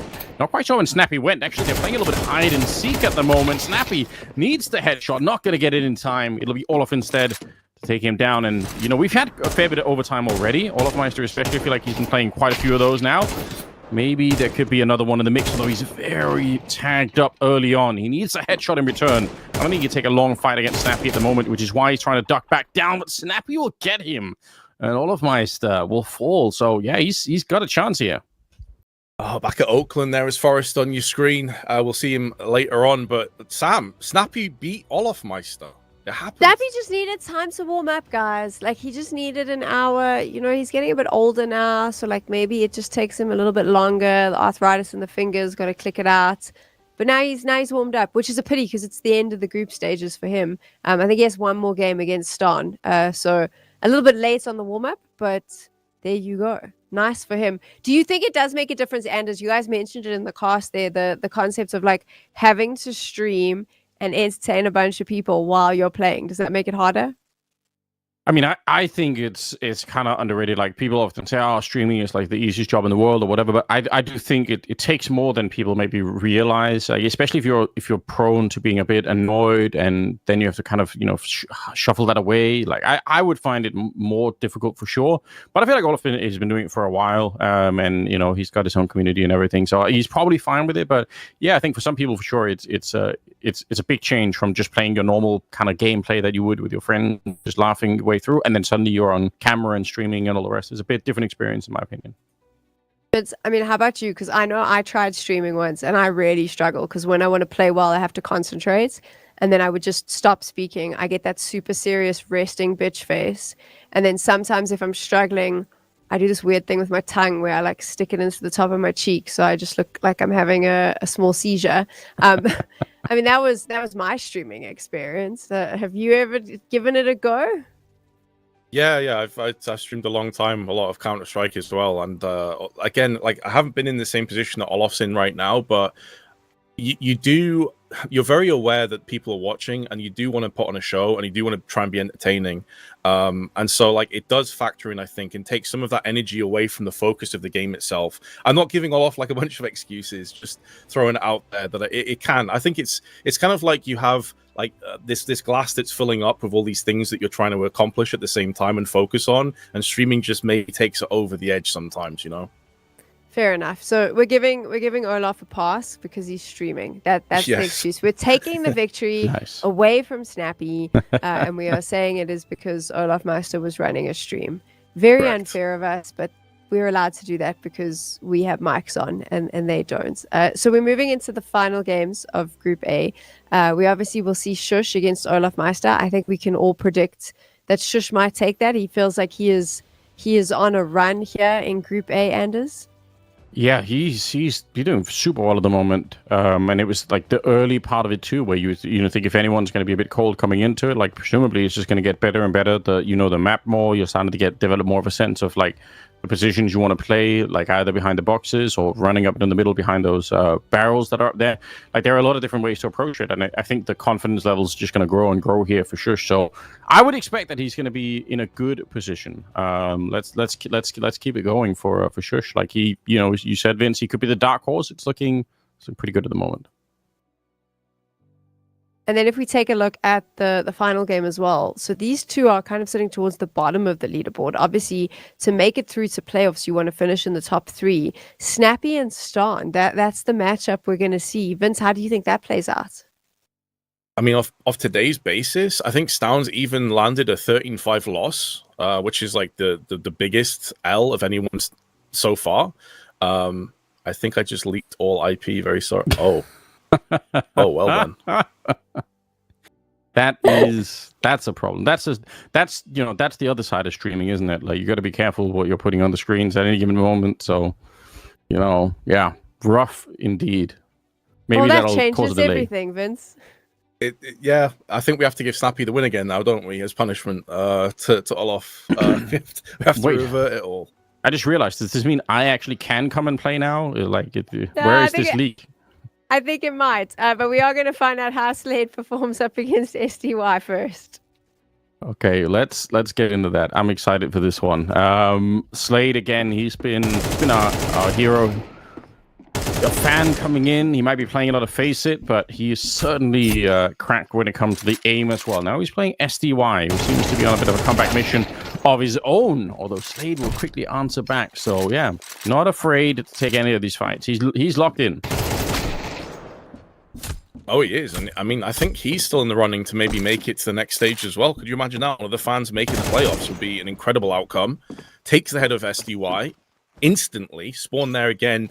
Not ideal. And I think the way these two are playing, like the eye test, seems very similar, I think, in terms of like fairly spray heavy, trying to take those early fights, trying to peek for information, not playing it slow. So it should be a pretty evenly matched game, I'd have to think. And SDY coming out ahead in that prolonged engagement. Slade again impressing.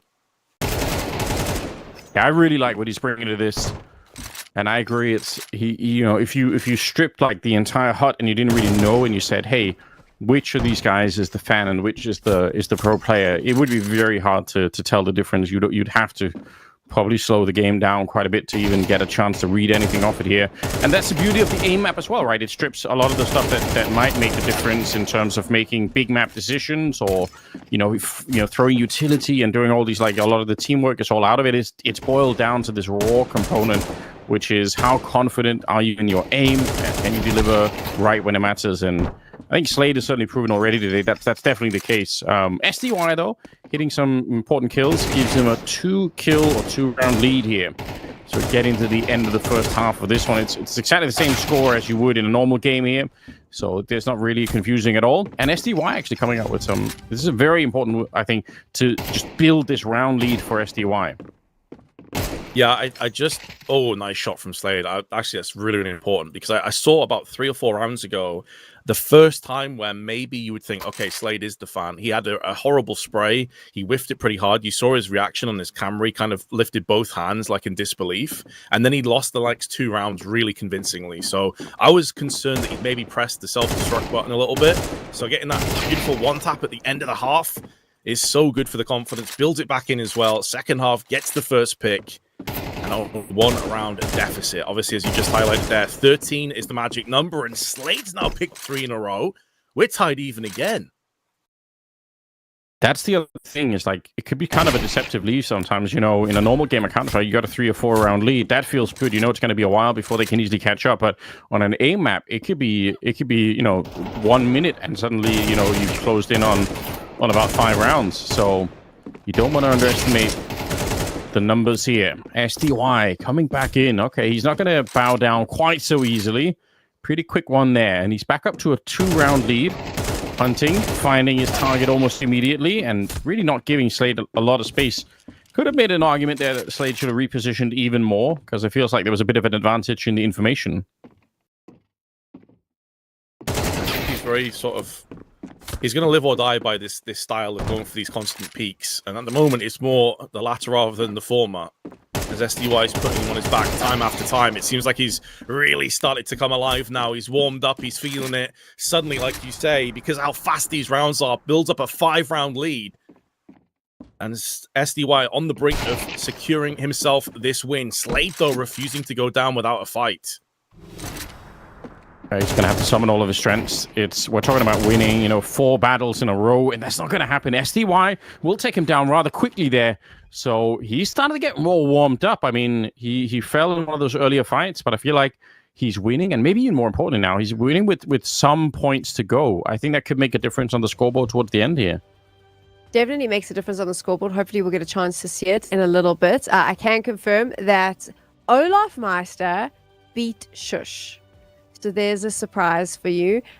Whereas Stan was able to beat Snappy. So that'll change up our Group A standings. We have now finished Group A. So we'll get a chance to see who our top 3 players are in a little bit. If you had to hazard a guess, Vince, where's it sitting? With Olaf getting that win, I think he's through. I think Shush is through. And the third, maybe SDY?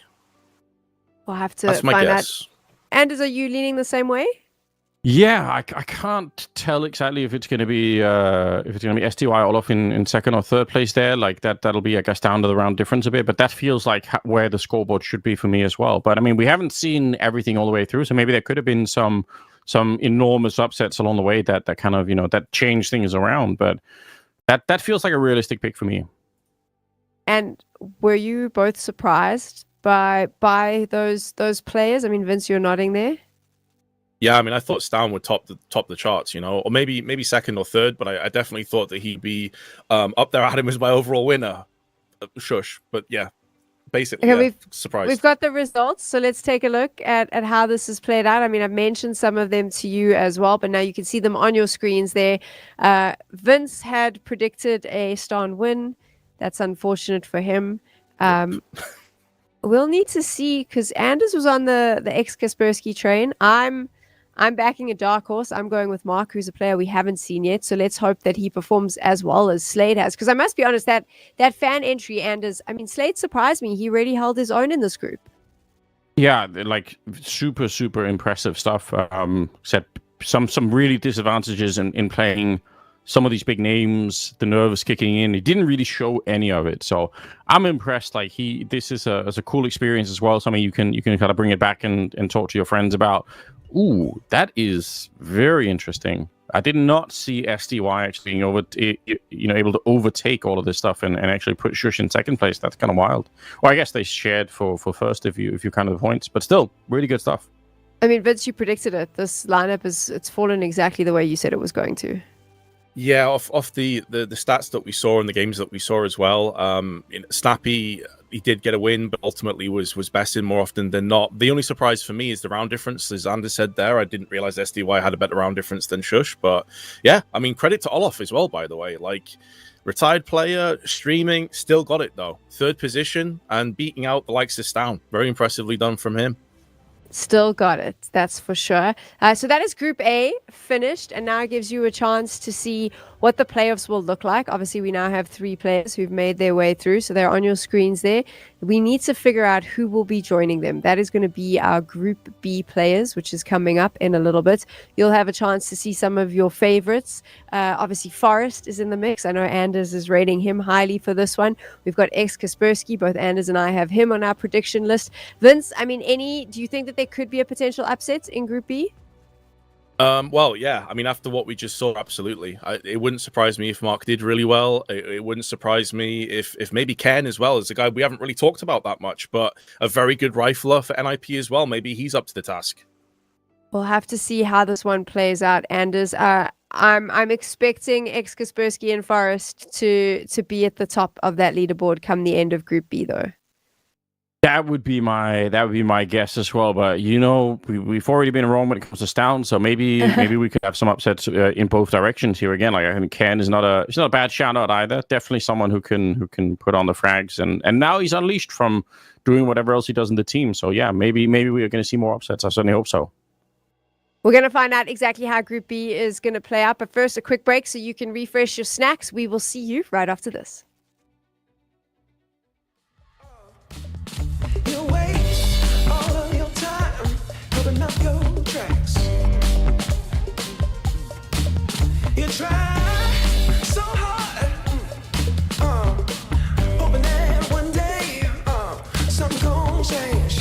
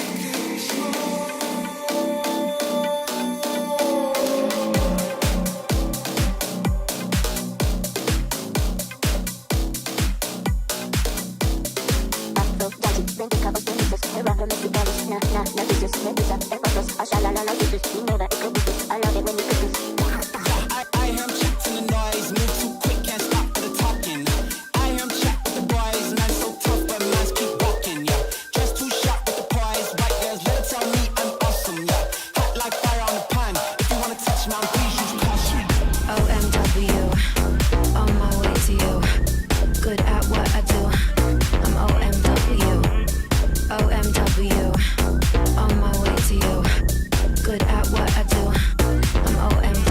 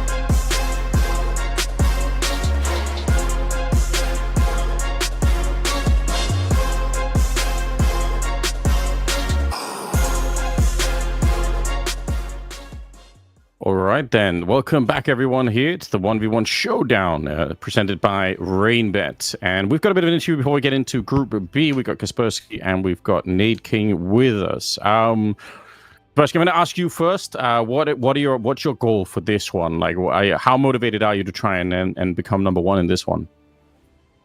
I mean, it would be nice to win, so I would like try my best to win. But it's 1v1, a bit random, I would say, but we will see. Okay, a bit random. I like that. Nate King, how about you? I looked at you up on HLTV. I saw that the last time I see you lost to Team Pimp back in 2023, but you were out fragging Henry G in that game, I've noticed. So just wanted to bring that up too. What are your expectations for this one? Don't do Henry like that. Hello, everyone. I think I should, keep it real and not dream too much. But obviously, I try to get as many rounds as possible. And after a brief warm up with Doc, I think double digits rounds should be my goal. Okay. I mean, did you manage to catch any of the Group A, Nade King? Were you able to watch any of those games? Because some of these, like Stown, didn't make it through. I think a lot of people expected him to do well. So, I mean, as Kaspersky said, with it being 1v1s, there is a certain element of randomness, and you never quite know. I mean, surely you can get some wins, right? True. I mean, that's what I'm going for. Like, I need to find a way how to surprise these guys, but it's gonna be rough. It's gonna be rough if they try. Yeah, for sure. Do you think that makes it a bit easier for you because there is less pressure? People don't expect you to necessarily beat players like Kaspersky. Does it make it easier for you, do you think? I think it does. I think it actually helps me, for sure. Yeah, that's probably how I would feel as well. One more question I've got for you. We've got the Anamgraph Kaspersky now. We've been talking a little bit about it when it comes to like the difference between tapping or full-on spraying. Does it change anything for how you want to play with the AK these days? I mean, I don't think it changes much. It's just about getting used to it. Like at start after update, it was a bit rough, but I think now it's fine after I played a bit. Nice. Okay, well, that's good to know. Everyone should be locked in. Vince, do you have any more questions, or do we want to get into the games? No, I think everyone just wants to get into the games, man. I think we've got Mark and Ken up first. Okay, well, we'll let you guys go. Thank you for joining us. Good luck in the tournament, and let's move on. Okay, Yeah. I love Kaspersky. Always a man of so many words. Great for interviews. Good job there, getting some stuff out of him, Anders. Well, you got to try. I respect it. He's not here to entertain in that way. He's here to hit the headshot. So, he's just he's locked in. I think that's what we see whenever we see him play in the official tournaments as well, right? Like he just always looks like he's zoned in. Never like any really really big reactions from him. I think rarely we see him like frustrated. Like he'll lift his mouth off the desk, but he's not going to be slamming the desk that much. So yeah, he's just a cool guy like that. Keeps all the emotion inside, Vince.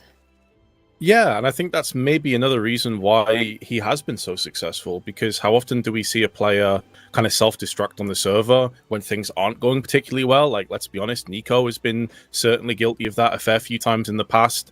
So having this kind of ice-cold resolve and not getting too much into his own feelings, I think is actually maybe a benefit to Kaspersky, because that's the other thing as well. Like, and I think this 1v1 tournament is maybe showcasing this too. The aim and mechanical skill is one thing in CS, but the psychological, the mental aspect of the game is such a massive component of what makes players good or bad or anywhere in between. And I think Kaspersky's mental is actually really, really impressive to me. How important do you think, because this is a conversation that I love, Vince, but I know that some people, they'll roll their eyes. I know some players who've rolled their eyes at me before, where I feel like not enough attention is given to the mental game with professional Counter-Strike, and how much of that actually needs to play out on the server in terms of your personality or how you handle pressure or any of that. Do you think that there are a lot of players who maybe should spend a bit more time focusing in on that? Yes, absolutely. I think that's why you're also having some teams now with sports psychologists and getting that sort of mental aspect and performance on the mental side rather than the physical side in place. I think it's also why every time we hear these roster mania changes, and you touched on it before about the major, like you also have to factor in personalities and how they mesh or how they clash when it comes to putting a team into a player into a team, pardon me. So yeah, I think it is big. And as we're getting ready, obviously, to jump into the first game of Group B, we have Mark, who was the 1v1 winner. He's a competition entrant, if you like. We have absolutely no idea what to expect of him going up against an NIP player. And then we have, the likes of Nade King and Forrest hanging out there as well. I mean, what do you think when we talk about the mental game? What do you think is going through his mind right now? I mean, hopefully, he's just gonna have a good time. I think, that I think is part of the mental game. Like whether it's this kind of a tournament or if it's a pro level tournament, having fun. And I think we've seen in the past, like the ability to sort of laugh early on and feel like it's not just like it's a lot of tension, a lot of pressure. But laughing away through some of the early stages could be really good. So yeah, hopefully he's just in a good mood and he is, listening to the right music, feeling instead of thinking, oh my God, I'm going up against some really strong players. You're just kind of coming in and saying, I'm just going to be playing any map. It's going to be great fun. And then once you get for the first 10 or so rounds, you probably start to feel like, okay, well now it's routine. Now I know what I'm doing. Let's go. So yeah, hopefully that's the state of mind that he's in. So Vince, on the sports psychologist side, and like seeing as we're talking about mental, I remember talking to a player once, top level pro player, who said they don't see the value of the sports psychologist because all they do is after a game, when the game's gone badly, is they make everyone, it's a very common phrase, unpack the backpack. And they think that is pointless because you don't need a sports psychologist to do that. And I always thought that was the most interesting take on having a mental coach in a team. This idea that, well, we don't need you to tell us to, voice our issues with each other in these spaces. The kind of fascinating thing, though, about that as well is, first off, sometimes having someone that everyone kind of agrees is useless can actually bring a team together as well. But we'll get back onto that in the next analyst segment, I suppose, Anders, because we're ready to jump into the action. And hey, Mark's kicked it off with a bang. Nice. Let's see. We had Slade as our fan in the first Group A, and the Mark is it for the second one. And you know what? He's found a second kill against Canada. So I think this is remarkable. Sam had him as his, sort of a wild coming in to maybe win the whole thing. I think that's really cool. So, yeah, let's see if Mark can keep it going. He's absolutely looking hot right now. Again, I love the lack of fear in taking these fights. I'm always worried that the fans are going to be, trying to hide and, shy away from the fight, wait for the best opportunity to take the fight. Mark is showing none of that right now. He is just ready to swing. Yeah, and I think Sam has actually nailed this because you look at Mark, he's 3,159 elo on Face It, which is insane. He's also played in like the ESEA leagues, in entry. He's currently rated 35th in Serbia, 1,619th in Europe. So his Face It stats are incredibly impressive. Well, he's showing us exactly that right now. Hungry to take this win. Maybe a bit of a rude awakening for Ken starting here in Group B, saying, oh my God, I'm playing the fan early on. That's great. Like, it's going to be a bit of an easier ride. Not the case at the moment. So Ken's going to have to dig a little bit deeper. We spoke about the emotions, and Ken is someone who really does wear his emotions on his sleeve, which I think is great. I love that from Ken. Like, watching him play is fun for that reason. Like, I know when he's frustrated, I know when he's happy, and as a viewer and as a fan of the game, that's always really interesting. But yeah, we'll see how frustrated he can get in this one, because Mark is actually landing some great shots. Yeah, he seems to be really on point in terms of his like spray through the boxes and everything as well, but also landing taps. Big kill from Ken, though. Going to keep them relatively even going into the second half. I say relatively, it's still 8-4, but you can imagine a 9-3 half. I mean, that feels like it's maybe insurmountable. Right into the action. Ken looked like he didn't even have his hand on his mouse there. He was like adjusting his shirt or something. Yeah, you don't want to be laid out gate here. Mark is hitting the shots all of the time. Now we're into the second half here, and again, that round difference is also a factor. So one thing is if Mark could win the opening fight, that would be kind of cool, but if he's actually able to win it with a significant amount of rounds in advantage here, that could make a big difference down the road. See if he can keep on going. All right, wild spray from both sides. It's Ken to come out on top, so that narrows the gap just a little bit more. We'll see what Mark does here. Round number 16. Big kill from Ken. It's also that this whole 1v1 in like a very small map, it takes so many components out of what it is to be a pro player. Like all the tactics, all the strategies, all the smokes, all the grenades, all of the kind of teamwork and cohesion. It's just raw entry, raw dueling power, and so far Mark is looking real good. Representing Serbia, as I said before, and he is 1 round away, I believe, from securing a big, surprising W against Ken. We are seeing a lot more talent coming out recently from the Balkan region in general. So Mark might be one of the future ones, although that's really, really close. I think that could have been a spray down kill there for Mark as well, but Ken is gaining on him slowly but surely. Just need another headshot here, Mark, and you're through. Don't want to be crumbling now, but that's exactly what could happen as well. You know, now that easy lead is turned into just 2 more deaths, and suddenly you're in overtime instead. Oh, there we go. Headshot's going to get the job done. It's Mark winning the opening. You're right. Maybe Sam has been up to something here. What can I say? What can I say? I just knew. I knew that this was the horse to attach my number to.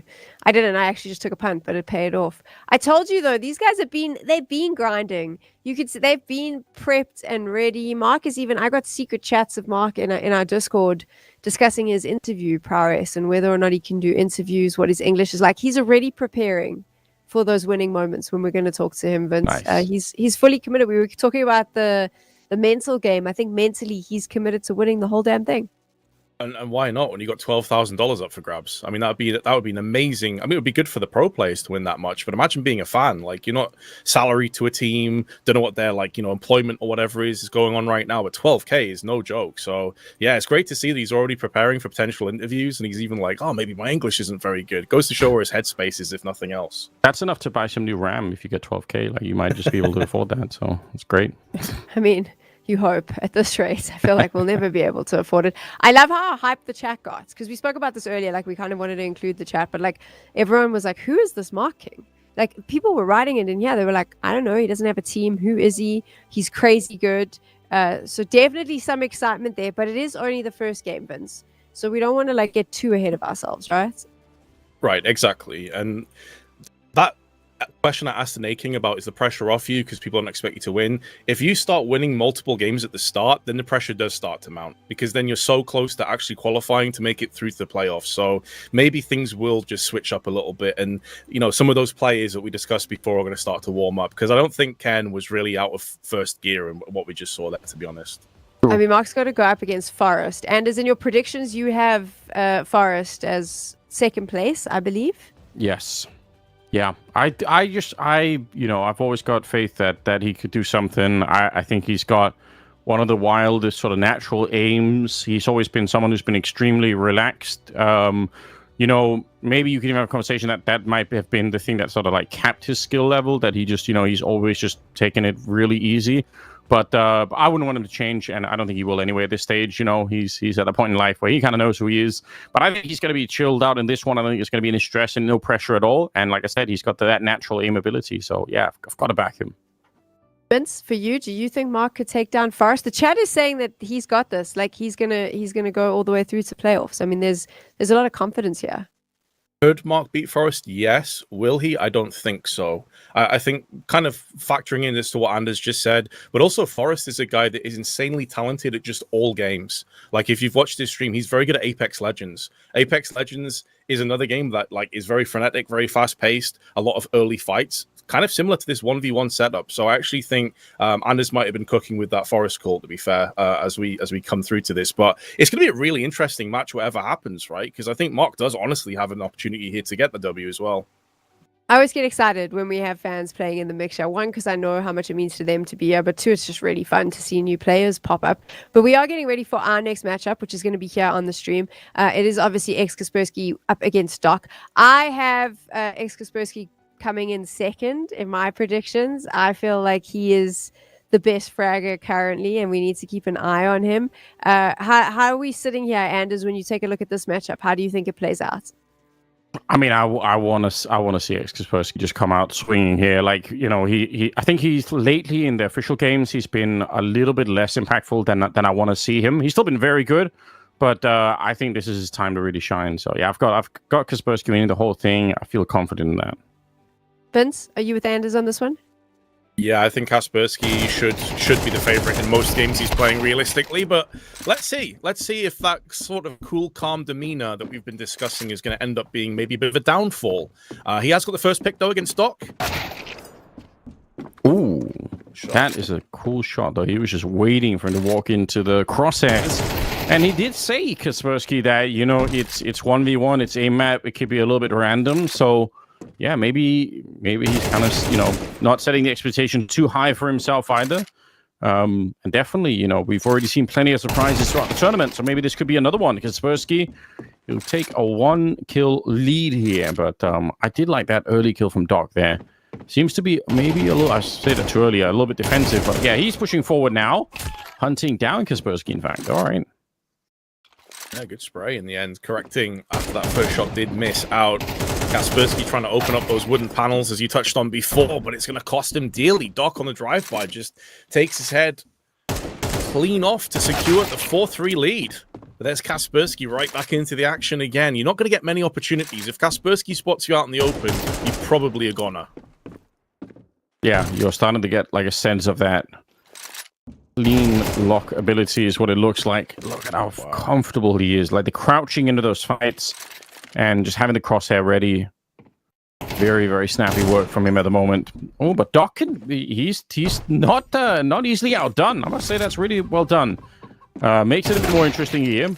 Very even, and in fact, it's going to be tied up towards the end. So 6-6 as we get to the end of the first half, and Kaspersky being put to work. That's good work from Doc, I think. Yeah, put to the test for sure, and we already discussed as well, like in terms of, I think the first and second place in Group A was like 2-round difference, and that's the difference between going straight to the semis and then having to play the quarterfinals, right? So I think round difference here, if nothing else, is really important. So the fact it's so close to kick things off is another very good kind of mark to Doc's name. Kaspersky, though, another quick fire headshot. Doc no slouch himself with the aim, though. We've seen already he's landed a couple of beautiful one-taps.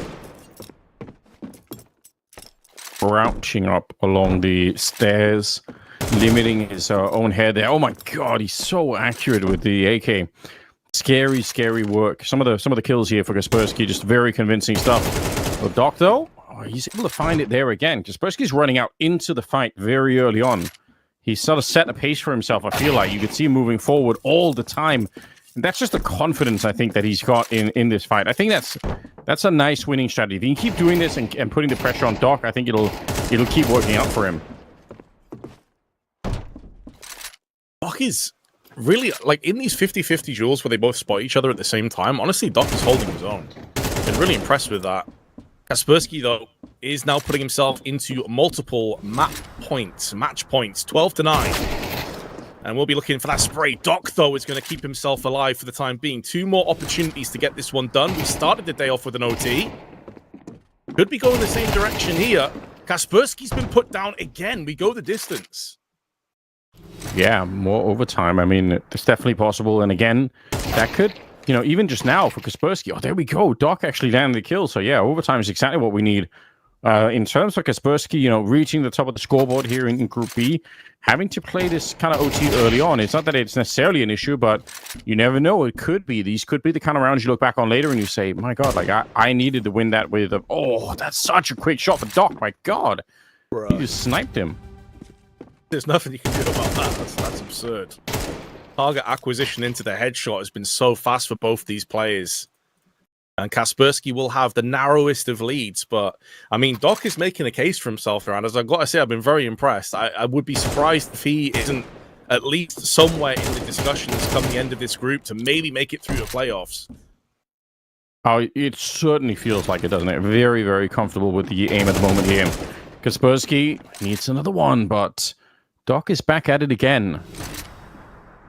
He's locked in to try to see if we get this into double OT, which definitely doable here. He's seeing it. He knows that someone's there. Kaspersky, though, with a wide swing.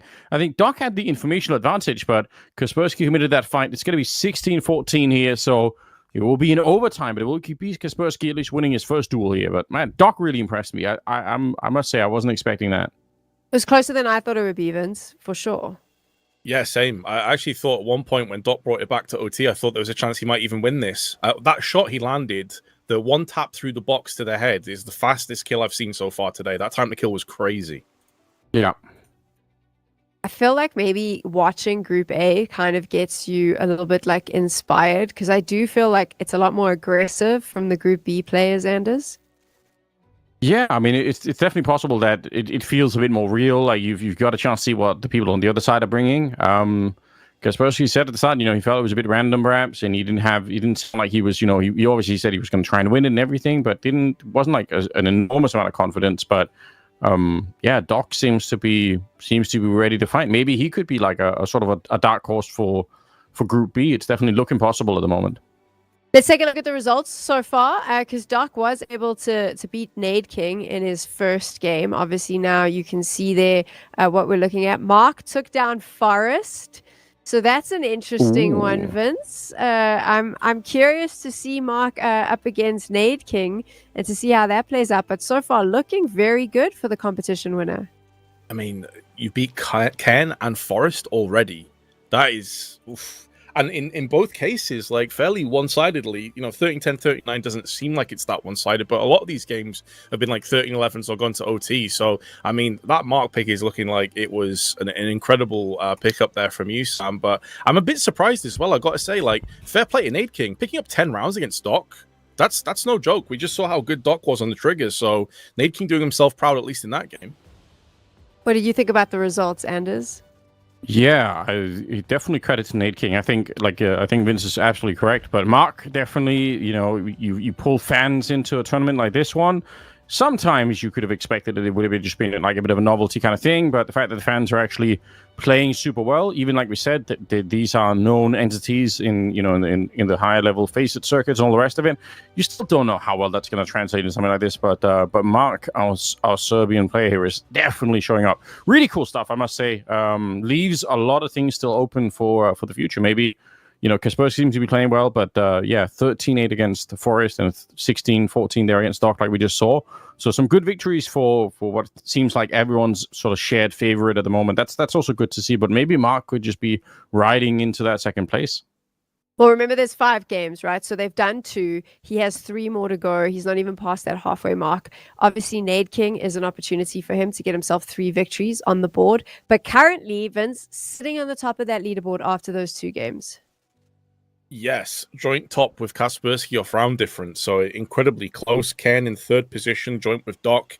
And then Forrest, unfortunately, down at the 0-2. That's probably the biggest surprise for me. I thought he would be in the running to get some early wins. As you say, though, Sam, it is still early days. They can still definitely bring this one back. Obviously, Forrest is going to be playing against Nade King as well. He still has that game to go through, which you'd probably favor Forrest to win, but you never know with this, right? Like, things can change so quickly. I think it's quite fun, Anders, in that we can't really predict what's going to happen, can we? Yeah, I mean, that's really is the vibe at the moment here. So maybe Kaspersky is onto something. There is a bit of an unknown factor in how these kind of things play out, but yeah, I want to see at least sort of one Forest game here. I think that'd be really cool. I'm sure he's streaming at the Sando. All of Meister was streaming earlier, and Forest, I'm sure, is going to be doing the same thing. So yeah, there's a little bit of extra added pressure there for Forest to really show up. Like I said, I've got him as my second favorite, so I need him to really go on a bit of a streak here to pull me back into it. Fair enough. Don't forget, if you are watching, to make sure that you're following NIP across all social media. They're doing some giveaways. You have an opportunity to. And if you're in the chat, if you have any questions for Vince or Anders, or you want to know anything, something that's been bugging you for a while, you can drop it in the chat. We'd love to try and answer it for you in between these rounds. Maybe you have a question about something you've seen one of the rounds or one of the games. We'll try and answer those as well. Let's make this a collaborative effort. I won't answer any questions, though. I'll just read them. That's my collaboration support. I think it works out quite well. There we go. What's the game plan coming into a 1v1 tournament like this, Vince? I mean, is it just a matter of like, I just hope that I'm shooting hard on the day? I think there probably is an element of that. I think Anders was onto something before. Personally, if I was coming into this, I'd be listening to music. I'm getting myself hyped up. I'm getting myself in the zone as best as possible. But realistically, I think you're not really listening to a lot of the outside noise, and you're just focusing on keeping yourself warm in between these matches. Like, of course, if you're in Group B, you're watching the Group A games. I think it's also important that you've done your kind of homework and prep work on the map itself, because the players knew about this map ahead of time. They actually got like a package with the download link and everything. So if you haven't been running around the map and finding out the angles and stuff, then you're probably doing yourself a disservice. So I think just preparation work in that regard is where I'd be coming in. And as for you, I mean, do you agree with Vince? Or is there anything else that you would maybe add to the mix? For me personally, I would try to sort of like minimize the stress as much as I could in my head. To try to not care so much about it, even though secretly I obviously would. So yeah, trying to ride that balance. We're into the game now. Nade King versus Mark. Let's see if Nade King can stop the Serbian champion on the other side. Currently doing very well. He's going to get the opening at the very least. So. Yeah, Nade King, he said he'd be quite happy just, getting some good rounds, maybe getting a win or two. But so far, he's definitely looking competitive on the scoreboard, and that's pretty cool. Oh, I love this. This is exactly how I'd expect Nade King to be coming through. A guy that obviously is much more brains than brawn when it comes to Counter-Strike, and he is so slow playing this. Like, we were discussing before, and Sam even said, like, Group B seems like it's way more explosive, it's way more aggressive. Nade King is just holding angles and hoping that Mark peeks into his crosshair, which, if you think that you have the weaker aim between the two players, actually makes a lot of sense. So I can see why he's going for this. It is for sure a reasonable strategy. You don't want to be too much out of the open, and especially if Mark is not going to be adjusting too much to this kind of play. If he's going to keep on running out and being this aggressive, then maybe it'll keep on working. Although it already feels like Mark is kind of taking a slower approach. I think he's caught on pretty quickly to what's happening on the other side. So this could actually be like every fight we've had so far has been fairly aggressive. Maybe this could be one of the longer lasting ones. Good shot for Mark. That'll tie up the game. It's 2-2. As you say, though, he's adapted already. He's already kind of evolved from the incredibly aggressive peaks that both he and Kaspersky were going for in the previous game we saw. Nade King blowing open these wooden panels. It's a bit of a scrappy fight, but he is coming out slightly worse for wear. Mark on the HP mark, but does get the spray down onto point for Nade King. And takes him out of the equation. 3-2. The spawn here rough for Mark. And Nade King punishes him. He's keeping himself in this game. Yeah, I mean, that's what you got to be hoping for here. It feels like whenever Mark has a chance to kind of suss out where Nade King is early on, the game, the round changes quite a bit. But up until that point, as long as Nade King can keep himself somewhat hidden, then he might have a chance. I think this is it's actually not a bad strategy at all when it comes to how to play against someone like Mark, who seems on the aim front to be running wild with it. He is jiggling around back there on the stairs. I think Nade King's certainly hearing the footsteps, so he's got that much of an advantage lead, but can he find an angle to take the shot? I don't think Mark's afraid to sort of show himself. Yeah, he just wants to find him. As soon as he does, it seems to be over. Like, that's the chemistry in this game so far. Yeah, he's running around trying to bait out the first shot so then he can, like, acquire where Nade King is. So it's really interesting to see like this game of cat and mouse develop between the two players. Two very different styles of play as well. Like if I was thinking of pro players here, I'm thinking Nade King is like a Jame, and then Mark is like a Donk. In terms of their aggression levels. Yeah, and imagine if you put threw Donk into a tournament like this one. I have to imagine that would be an outrageous idea. But yeah, Mark's doing a pretty good impression at the moment, landing some of this really, really fast shots. So the Nade King actually winning a straight-up fight there. So getting it a little bit closer, but still, and one last at the end. So it could have been I think a much more one-sided half there, but 7-5 at the end of it. Still a good lead for Mark, but Nade King trying to keep up the best that he can. Let's see if he's going to be allowed to get away with the strategy here in the second half of staying a little bit more hidden. I feel like he's more out in the open when he gets that kind of a spawn. He can't really easily kind of go back, so he's down again, Mark, swinging back at him. And don't overlook the importance of the round difference here again. Like, Nade King's style of play is yielding him rounds because he's not just taking fights constantly. This may get frustrating for Mark, who is in the definitely the running to make the playoffs. Nade King less so. So these potentially, like, if Nade King can take sort of like 10 rounds on this one, even if he loses 13-10, that could still maybe catch up with Mark later, further down the line. So something else to take into account. Will that frustration maybe start to build up? Mark, though, is really beginning to extend this lead. 9-5. He's doing the same again. He's trying to draw out fire, get Nade King involved. And at this kind of range, you expect Mark to win. Yeah, once he knows, you can see how comfortable he is once he's got his target. That's the whole entire game plan for Mark at the moment. Just, make some footsteps, find out where on earth is he, and then he can go for it. You can see he's not trying to hide his own footsteps either. He is just happy to run around. Just needs Nate King to take some kind of a peek here, which he's currently not getting. Smartly relocating. Saw an opportunity there, but my God, it's so quick. Oh, Mark, this is good to see.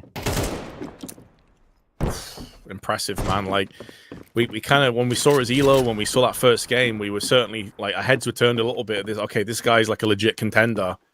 But the way in which he has just kind of bullied Nate King in this game, even though Nate King has played a very different style, Mark's adapted and he has overcome 13-5, a crushing win in favor of Mark once more. That is really, really impressive work. So yeah, I think it's very different kind of feel. This one we could tell that Nate King certainly had a different strategy, but yeah, Mark was hunting him down towards the end. I think my favorite is someone in chat asked if Mark is an AI player. Based on what we're seeing. How would you answer that one, Vince? I'd say his aim is looking like it. Like he is laser precise with some of those flicks. Like I feel kind of bad for Nate King because you could see that he'd realized, like, listen, I'm not going to be able to fight this guy 1v1 like on wide swings. I have to try and play slower and kind of bait him into my crosshair. And Mark's like, okay, calculating. I found out the answer to this equation, and now you're just going to get wrecked. It was super one-sided in the end, wasn't it? I quite enjoyed. He's obviously going to be going up against Kaspersky next. So that is the game. Sorry, he's got Doc first, and then he closes it out against Kaspersky. So I'm going to predict that the top two players in this will probably be fighting it out right at the end. But hopefully we can see the results in a little bit just to see how that is playing out. But so far, so good. Anders, from our competition winner, who would have thought it? Yeah, again, really, really good to see. I think it's a lot more fun than having the fans just kind of be, dummies that the pros can beat up on, but actually having them fight back like this, I think is really awesome. So I appreciate that. Well played, Mark. More of this. We'll see if he can keep on going. Like, his confidence seems to be an all-time high, which is really good. But yeah, sometimes all it takes is like one bad game, and suddenly that could be shook a little bit. So let's see if he's riding high all throughout the group here. I like how Anders is like, this is the best. Like, it's exciting. We don't want the fans to see that they you don't want the fans to get rigged. But I'm like, we literally heard from Snappy in the pre-show where he was like, we don't want to lose against unknowns. Like, that's not good for us. Like, it's embarrassing as a pro player. That can't happen to us, Vince. And that seems to be happening. Mark is making mincemeat out of them. Yeah, exactly. But I would argue that in the case of Mark, not necessarily an unknown to a lot of these pro players, because he's at the same elo bracket as some of them. So they may very well have played with or against him and face it in the past. And at the end of the day, you only can play what's up against you and beat what's up against you. And Mark is the kind of player that I think his style of gameplay here actually factors very well in the 1v1s. I'm going to be interested if it does go to playoffs and he does make it, which is looking very likely. How is he on the AWP? How is he on the pistols? Because that's where you're going to get tested in multiple extra facets of the game. But in terms of the rifles, the eye test is looking real good for him. Do you think it will change up in playoffs quite considerably when these players are moving on to different guns, Vince? Yeah, I think so. I think that's where the more versatile players. That's why I thought Stan might win the whole thing, to be fair. But Kaspersky is also a very good pistol player and can also rifle. AWP, pardon me. Obviously, he can rifle. So I think, I think the more experienced players as well may very well come into their own. I think Olof, who's already progressed through to the playoffs, is actually going to be a solid pick for that too. So yeah, I think it will have an impact for sure. You're in agreement with Vince there, Anders? Yeah, very, very different feel. And again, once you're through to the next stage, just like in a normal tournament, the seriousness of what's happening kind of grows a little bit. Suddenly you're within reach of some of the money. You start to feel like, okay, this could actually make a difference. That affects people differently too. It's a lot easier playing. Like, if you're playing online poker or something and you're just playing for fun money and not for real money, like, you can play a very different game than when you're starting to get to a stage where it's like, well, now we've actually got real money on the table. It matters. Like, what I do, the mistakes could cost me. In a sense, like, if you get knocked out early, well, that's it. You're just out early. But once you're like, now I can actually win something, I think that can also affect people differently. So it could also be that some of the nerves will start to show when we get a little bit deeper into it.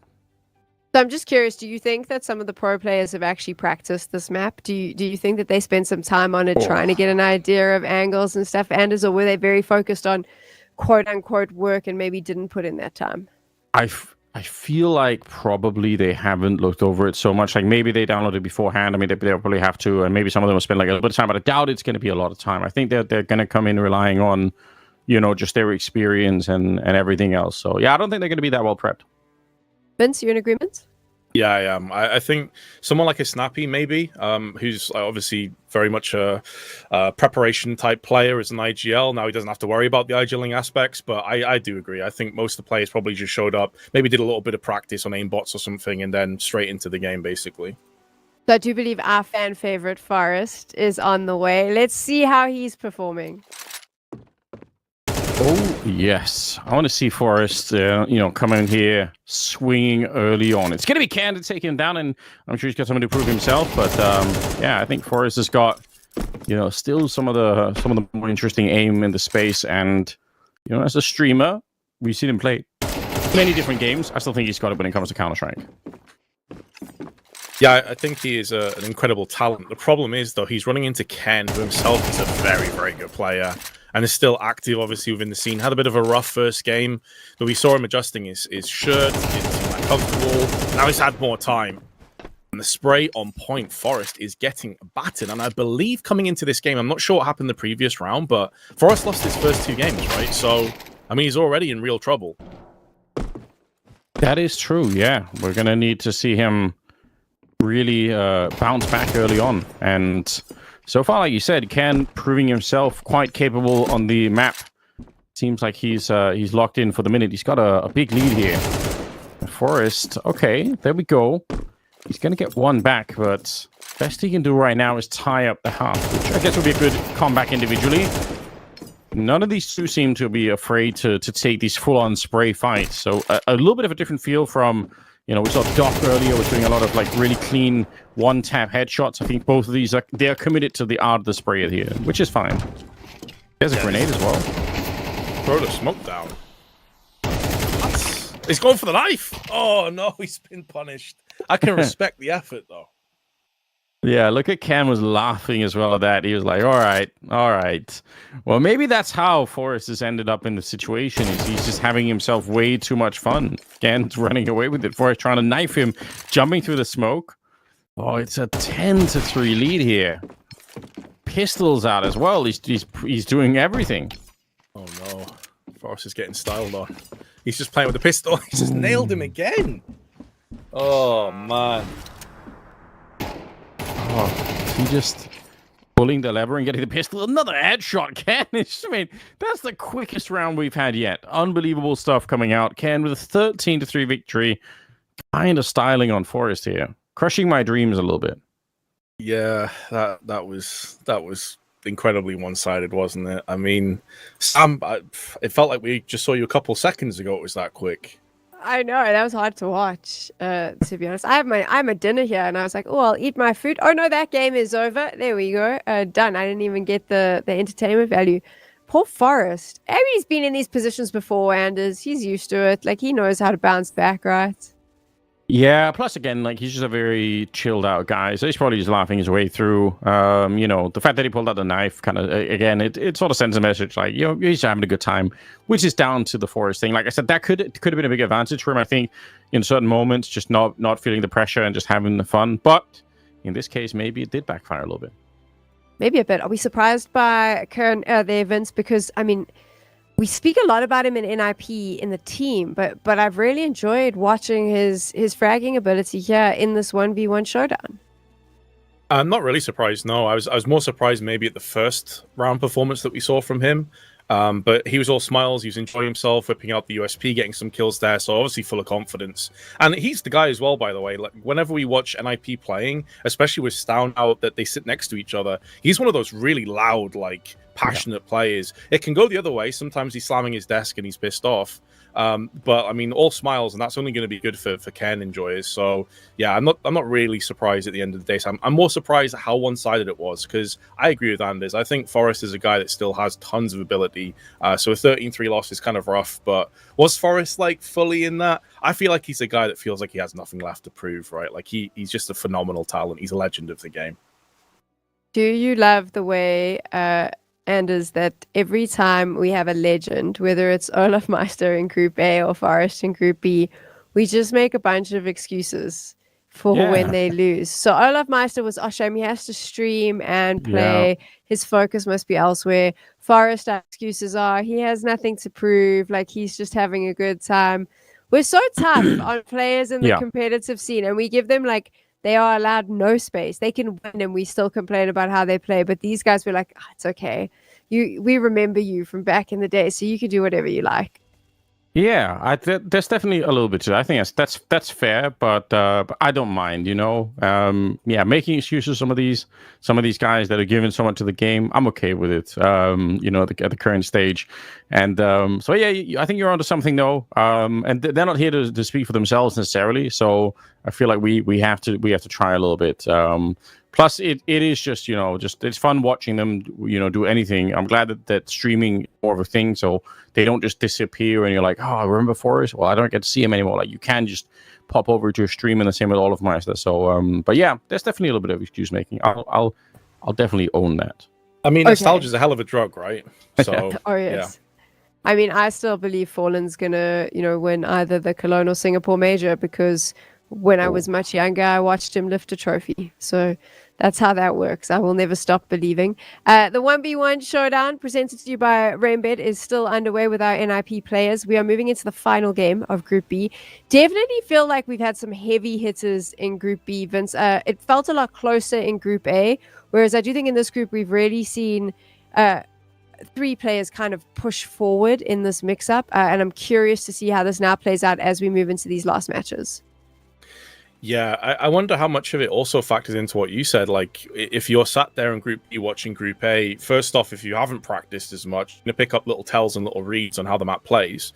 And then secondly, you kind of see a play like Stown kind of just, you know, fall on his sword, and you think, oh, hold on a second. Like, even the quote-unquote underdogs have a real chance and real shot here of actually getting some wins and causing some upsets. So, yeah, I mean, Mark's been really impressive. Kaspersky's been solid. Doc was very impressive to me with his aim as well. So I think Ken, there's a bunch of players. I'm actually more interested now in this group because I think it's a lot closer in terms of the firepower than Group A was. There's 4 players in this group that I think all could very easily make the playoffs. And, of course, we have to say goodbye to one of them.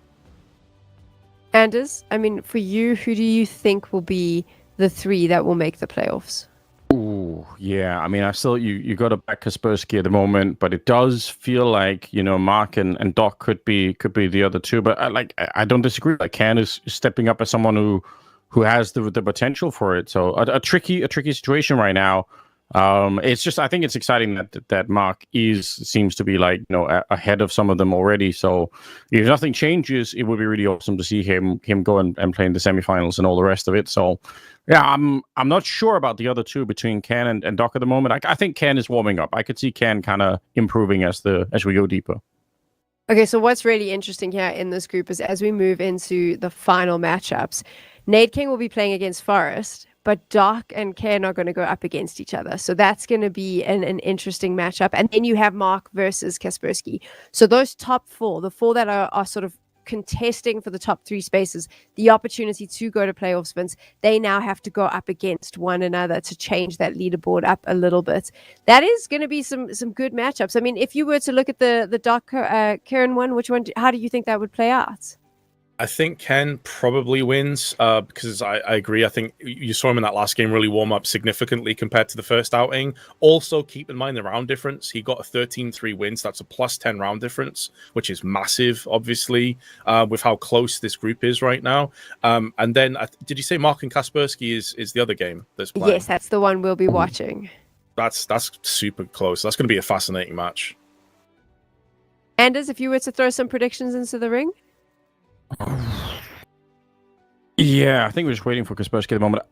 I'm curious how excited this will play out myself. I mean, I feel like there's a chance that because Mark just seems like he's got a level of confidence that's just so incredibly high. I think for the other game, maybe the thing is Ken's been a lot more aggressive in his style, and it seemed like Doc was quite happy to kind of wait around and hit some of those headshots. So I wonder if Ken is going to be able to adjust to that fight and maybe be a little bit more patient. I feel like if you run at Doc at the moment, there's a chance you're giving him like kind of what he wants. So maybe that could be a feature of it too. I think no matter what happens, we're in for some good games. I think that's the most important thing, and some tight games, Vince. I imagine this is going to be pretty competitive. Yes, I think so too. I have just noticed there, though, I don't think we saw this before, or I'm tripping, but Kaspersky lost to Ken 13-9. That makes the entire kind of standings very, very interesting now. Oh, that did in fact happen off stream. So that is a super interesting one, Anders. That shakes it up a bit. It does. It does open up something, and it kind of, it's building a bit of maybe the Ken comeback story that we were just discussing. So maybe he's already taken a step in that direction. It certainly makes him more of a competitor all of a sudden. Yeah, that shakes up everything, I think, in the top three conversation. So we are just waiting for Kaspersky to finish his game with Nade King. Once that is done, we can obviously move into our final matchups here in Group B. Remember, when we move into the playoffs, everything changes. It becomes a best of three, a lot more competitive, a lot more tests on the line. We're going to be changing our guns as well. And then, of course, that grand final will be a best of five. So it becomes a lot tougher for these players. Right now, you can see who is waiting for them from Group A in the playoffs. STY is in the mix there, Shush as well. And Olaf Meister, which was a surprise for all of us because, Anders, we were all thinking Stan had it in the bag. That maybe should have been the outcome, but he really didn't show up in Group A. Olaf instead, with his stream community, I think taunting him the whole way through, ended up doing really well. So yeah, that's super cool. And STY, I mean, even that could have been a bit of a surprise. Shush, I don't think we were as surprised by, but he played a really hard game. So he might be the guy, currently seems like he's the guy to take out from Group A. We got some players in Group B, though, that could definitely do it. So yeah, I think that'll be exciting when we get there. Okay, here's a nice curveball for you. Everything about to be shaken up. I have confirmation. Nade King just beat Kaspersky, Vince. What? Wait, what? Yes, that is a thing. Wow. That has just happened. I actually saw it in the chat, and I was like, no ways. But then I have a sneaky master, if you like master sheet where production sends all the scores, and they just updated as well. So that's mental. Let's find out how this now plays out. Well, that is going to put a lot of pressure on Kaspersky all of a sudden. If he wants to make the top three, then this could really be it here. And if he's playing what could now be one of the hardest aimers in the group, which is Mark. Kaspersky, though, off to a decent start. Crouching in for the headshot here. Both these players don't think going to be lacking in confidence. Kaspersky's just swinging out. Maybe that's how he lost to Nade King. If he just kept running at him and Nade King was employing the more defensive strategy, maybe that made a difference. Yeah, I'd imagine so. I can't see Nade King deciding, I'm against Kaspersky. Let me just play ultra aggressive all of a sudden, because that seems like a good way, like a one-way trip to an L. Kaspersky started really sharp, but Mark's actually bounced back with a vengeance. I think he now has the lead. 4-3 in his favor. Make it 5-3. And Kaspersky, who was so quick on the draw, like 3 crazy kills in a row, is now struggling. Mark is picking up steam. Yeah, he's, again, not lacking in the confidence here. Both players pretty quick to move on the other side of the destructible walls there. Just ready to take the battle in the middle of the map here. Mark, though, good to hit the headshot. Kaspersky getting into a little bit of trouble all of a sudden. He's only got 3 in the first half, and Mark's up to 9. Wow, that's wild to see, but it's worked out well for him at the moment. 10-3 already. And that's what, like 10 rounds in a row, I think, that he's picked up now? Yeah. Because he was struggling to start off with. And Kaspersky just doesn't seem like he's arrived on the server whatsoever. Mark is just battering him. Another beautiful shot from Mark. just won't stop. We had some quick games in some of these, but this is going to be the quickest one yet. A single bullet to delete Kaspersky. That's it. We're right back into the swing. Another 13-3 victory here. That is just a very, very quick. You got to give Mark his credit here. That's amazing work. Well, what timeline are we in? Like, what is happening here, Vince? So quick. This is the second time we've watched Mark just speed run the game. Yeah, I mean, Mark's aim is phenomenal. Like, we can't take anything away from him. I do have queries about Kaspersky's mentality in that one. Like, maybe sometimes you get a bit too laid back. He just kept running straight forward, getting wrecked over and over again. And it's like we saw Mark adapt when he played against Nade King earlier. We didn't see any adaptation from Kaspersky when things started to go sideways. So True. That's a problem. What could Kaspersky have done differently? Like in terms of adaptation, like Vince is saying, Anders, I mean, what would you have advised him to do in those moments? I mean, it definitely feels like, I think with some of the early fights we saw, once you kind of know where your opponent is, then taking the fight, around that information I think it's just always going to be a bit of an advantage. And it does seem like Kaspersky was throwing that advantage away by being very, very aggressive. But again, like, is it confidence or is it just more of a like, I don't care so much either way. I'm just going to be doing what I'm doing and sort of vibing out with it. But regardless, like, you're definitely leaving something there. So I think sometimes, like, jiggling a little bit back and forth, trying to figure out where is my opponent, and then making a move is probably the better strategy for the longer term of the tournament here. So obviously for Group B, we are still waiting for those other two games because this one went quick fast with that 13-3 scoreline.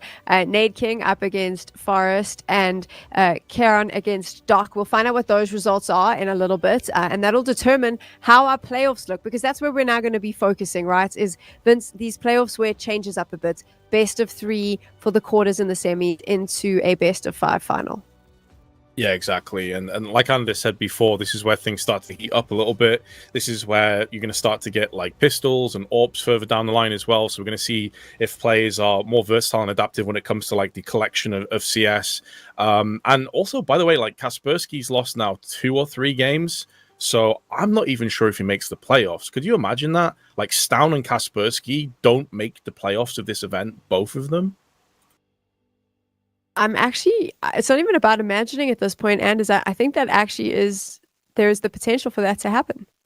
There's a real chance. I think that's where we're going to end up, which again kind of goes to show that predicting some of these things could just be, I think, increasingly hard. So I don't know if that's the randomness that Kaspersky himself was talking about in the pregame interview, or if it's just the fact that some of these guys are a little bit better than we expected. Shush up there, Mark coming out of nowhere.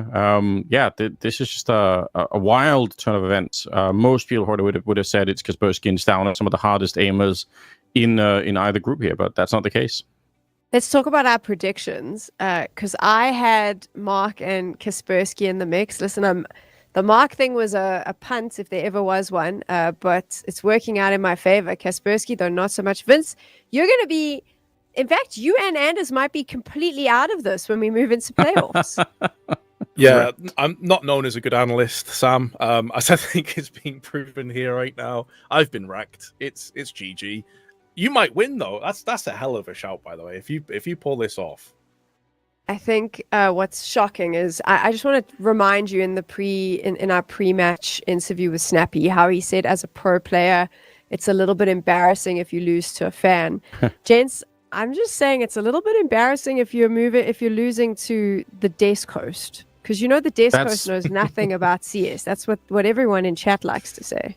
That is the equivalent, isn't it? Yeah, that's a good point. You bring it up. Now I need to make excuses for myself, though. And we're doing such a good job of using the players earlier.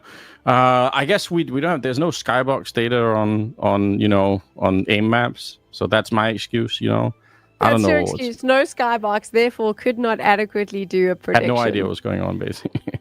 I love it. I also love that the chat is now asking NIP when they plan to sign Mark. So there's that conversation happening. Yeah. He has to win the whole damn thing. Like, he needs to get through. Obviously, getting signed to NIP is not the prize. There is a pretty impressive prize pool, Vince, that we're getting from Rainbet. So that's quite a nice one for any of these players who find themselves in those playoffs. Yeah, 12,000 for the winner is no joke at all. That's an incredible amount of money.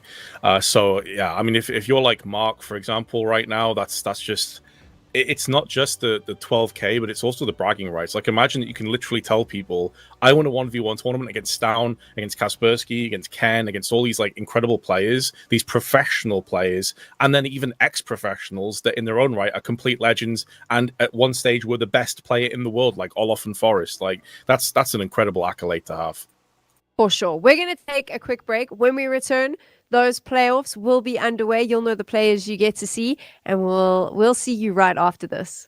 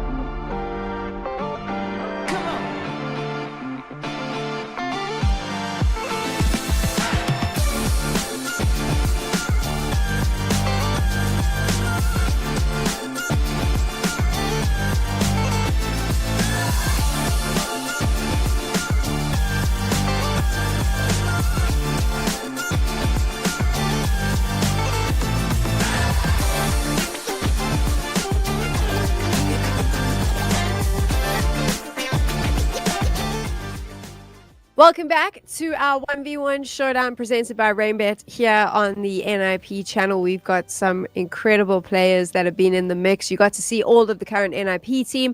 You've also got to see some old favorites. And then we got some fan favorites as well. One of whom, Mark, has made it through to the playoffs, which is about to kickstart. Vince, I am pleasantly surprised by how this has played out. And I'd love to take a look at the Group B results now so we can see exactly which players are in the mix. But this was not the 3 that I would have pinned to make it through. No, same. I think Ken would have probably been the one of these 3 that I'd have put through, with maybe Mark as like a bit of a dark horse pick because of his elo and everything we've already discussed. But if I'm not mistaken, I think Mark has actually performed the best out of both groups. I think he's got the best round difference, right? Wow. I actually think he's won every single game he's played in convincing style, Anders. Yeah, his confidence seems to just be at an all-time high. I think we saw, like, once he kind of locates somebody on the map, like once he hears footsteps or just spots like a sliver of someone, he's in kill mode almost immediately. It's super fun to watch, and yeah, just a really, really cool position to be in as a player. So more of that. I want to see him, make it deep, maybe even win the whole thing. There's a lot of money on the line, thanks to Rainbet. So hopefully he can do it. Okay, so now you get a chance to see your playoffs. Obviously, it is now a best of 3 in the quarters and semis. So you can see there that Olaf Meister and Doc will be facing off against each other, but we'll kickstart with SDY and Ken. And then in the semifinals, Mark will be waiting, as will Shush. This is set to be a pretty interesting one. I think it would be quite fun, maybe if we could chat to some of these players, Vincent, and get a feel for how they're feeling coming into this. Yeah, no doubt. I think that's going to be interesting to see what their mentality and thought process is coming into this, now that they've had a chance to, play on the map a bunch of times. Now they're in the best of 3s, if that's going to change any of their kind of approach when coming into these games or not. For sure. And Anders, I mean, for you, are you surprised by who has made it into the quarterfinals? Yes, I actually am a little bit. I don't know if I would have picked maybe SDY there and Doc. I think are some of the surprises for me. Ken and Lofmeister I'm a little bit less surprised by, but given how some of the older generation of players have been performing, it's kind of cool to see Lofmeister there. So yeah, just overall, I definitely would have picked something different if I had to sort of predict the bracket. But my prediction has been way off so far. So yeah, very interesting turn of affairs. Anders is giving up on predictions. He's not going to be doing out. those anymore. He doesn't get them right. That's fine. No skybox data, so that's why he can't pull the right information to predict this. I'll be honest though, Vince, like I wouldn't want to predict the winner here either. No, I think if we've learned anything from how the groups have been playing out and how some of these results have come in, then you can throw predictions out the window, because at the end of the day, who knows realistically? But yeah. Let's have a look at the players. I think we got an interview, right, Sam? We do. We actually have a chance to chat to Ken and SDY. SDY, I don't know if you heard what Anders said about you. He said he was surprised to see you in the playoffs. What the hell? What do you have? Yeah, what do you have to say to him about that? I don't know. I'm got my whole life, so I don't know. It's actually crazy that he says that. I'm surprised that Kairn at third place. Why the hell I need to play him first game, bro? Relax. Win some more games. I couldn't. It's just really hard to play against these opponents, to be honest. Were you surprised, Ken, with Mark in particular, that one of the fan players that came through, how well he's been playing and how solid he is as a player? I mean, I don't know. I didn't have any expectations, but yeah, it's just decent players here playing this event. So yeah, no expectations. SDY, did you have a chance to watch Group B? I mean, did you see any of Mark's games? I only see the results. I was monitoring only results. I didn't see any games, sadly, but I don't even know who made it except Kairne. Okay, well, it's Doc and Mark as well. So those are the 3 that have made it from okay. Group So far B. didn't make it, then it's Doc, Mark, and Kairne. Okay. There we go. So it's been quite shocking. I think for a lot of people, they were surprised. Forrest wasn't in the mix. Kaspersky as well. Ken, for you, were you surprised to not see Stan make it through Group A? I mean, like, it's really hard to get open this map, so I think that's the main issue. That's why he didn't make it through. So. And how much do you guys prepare for this coming into it? Like, did you download the map beforehand and run through the map, or are these the first times that you're actually playing this 1v1 map in the first game? And I just joined like 5 minutes before first game and just run on this map, and that's it. That was Yeah, it. I also joined whenever I could, like last minute basically, and just went around the map so that you can destroy some wooden things. So it's pretty cool. Gents, we're ready to now watch the quarterfinals. I'm excited to watch you both play in this best of 3. So good luck. We're going to let you go, and we'll get back to Anders trolling both of you. Thank you for chatting to us. Thank you. Thank you, guys. It's so easy to throw you under the bus when you're not there, friend. I enjoy it thoroughly. I think they took it pretty well. I appreciate that. You know, they're good. So SDI is a really cool. Like he's a really cool person. Like just always super friendly when you bump into him at tournaments stuff like that. So I appreciate that. I think it's going to be quite a good matchup between these two, though, Vince. I mean, where's your allegiance lying? Oof. I think Ken would probably be my pick, but SDY definitely looked sharp in the first group. So I will go with Ken, but I wouldn't be surprised if it goes 3 maps or if SDY maybe even causes the upset. It was cool, though, to actually get an answer because we were kind of speculating here. Nah, they haven't done any prep. They've just jumped on. They're both like, yep, we showed up 5 seconds before the game started. I wish I had that level of confidence, Anders, when there's that much money on the line to just be like, oh, well, it's cool. I'll just show up 5 minutes before and have a little run around. Yeah, I mean, for them, probably in terms of like the gravity of the situation is probably a hell of a lot less. But I mean, it could also be a way to kind of, again, stress out less and just say like, I just don't care. I'm just gonna, I just won't worry about it. The problem is like it could also be a mistake, right? Like that could backfire if you're in the the quarterfinals instead of the semifinals. Maybe you do start to feel like, oh man, maybe if I had spent a little bit more time prepping, it would have been different. So I don't know. Yeah, but I'm not too surprised that they haven't studied that deeply. I imagine they wouldn't. I think what's quite fun is we do get to chat to everyone, so we can kind of get an idea of how much prep went into it. I know Mark is terrified to do an interview because apparently his English is not so good, so we might not get a lot out of him, but we'll definitely try for the fans because I'm sure that they have lots of questions that they want answered, and I'd love to know how much preparation he did because Vince, for him, it's probably a far bigger, I want to say opportunity, but maybe like there's a lot more gravitas to this tournament than say the SDYs and the Kens of the world. For him, it's far more important, right? 100%. Yeah. I mean, it's not just the money, the prize pool and everything else, but it's like if he aspires to be a pro player, because I think he's like 23, 22, so he's not super old himself. If he aspires to kind of like get picked up and maybe run with a team, things like this could put him in the shop window. I'm not saying like NIP is going to hire him off this basis or, offer him a contract or anything like that. But I mean, it does at least have like that opportunity to maybe lead somewhere in the future while also picking up like a significant pay check in the process. So I completely agree with you. I think this was for him and Slade. This was like an amazing opportunity for a lot of these other players. I'm not saying they don't care necessarily, but it's kind of like it's a bit of fun ultimately at the end of the day. Yeah. For sure. With some money at the end of the fun, which is always, I think, makes it a little bit more fun. Don't forget, you are watching the playoffs, which are about to kick off. Each of those games, quarters and semis, will be best of 3s before we move into our best of 5 grand final. You can see the prize pool on the bottom of your screen right now, $25,000 presented by Rainbet. So it is fun in games, but also there is a little bit of cash that you can put in your pockets that you might want to, I mean, Anders mentioned buying some new RAM might be on your list of cool things to spend that money on. So while it's fun, Anders, it is competitive as well. And I think we're going to see it get quite a bit more competitive now as we move into these playoffs. Yeah, also because now they've turned it to best of 3s and obviously best of 5 at the end. So you've got a little bit more runway. We had the term sort of like how random is it playing this? Well, you're suddenly playing best of 3s, like it's going to be a different affair. Like you'll have a lot more chance to sort of feel out your opponent and adjust to things. So yeah, I think it's going to be quite interesting to see how this one turns now. And yeah, I hope that we see people adjusting to each other. I feel like Kaspersky maybe kind of like ran straight into it here, but I think trying to figure out exactly what kind of opponent you're up against and playing to that is going to be important.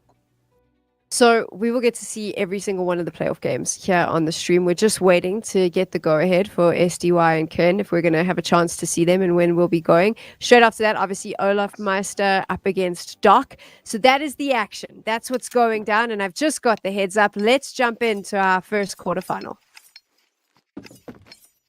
Oh, yes. No delays here. And SDY. And this time it's a best of 3, so...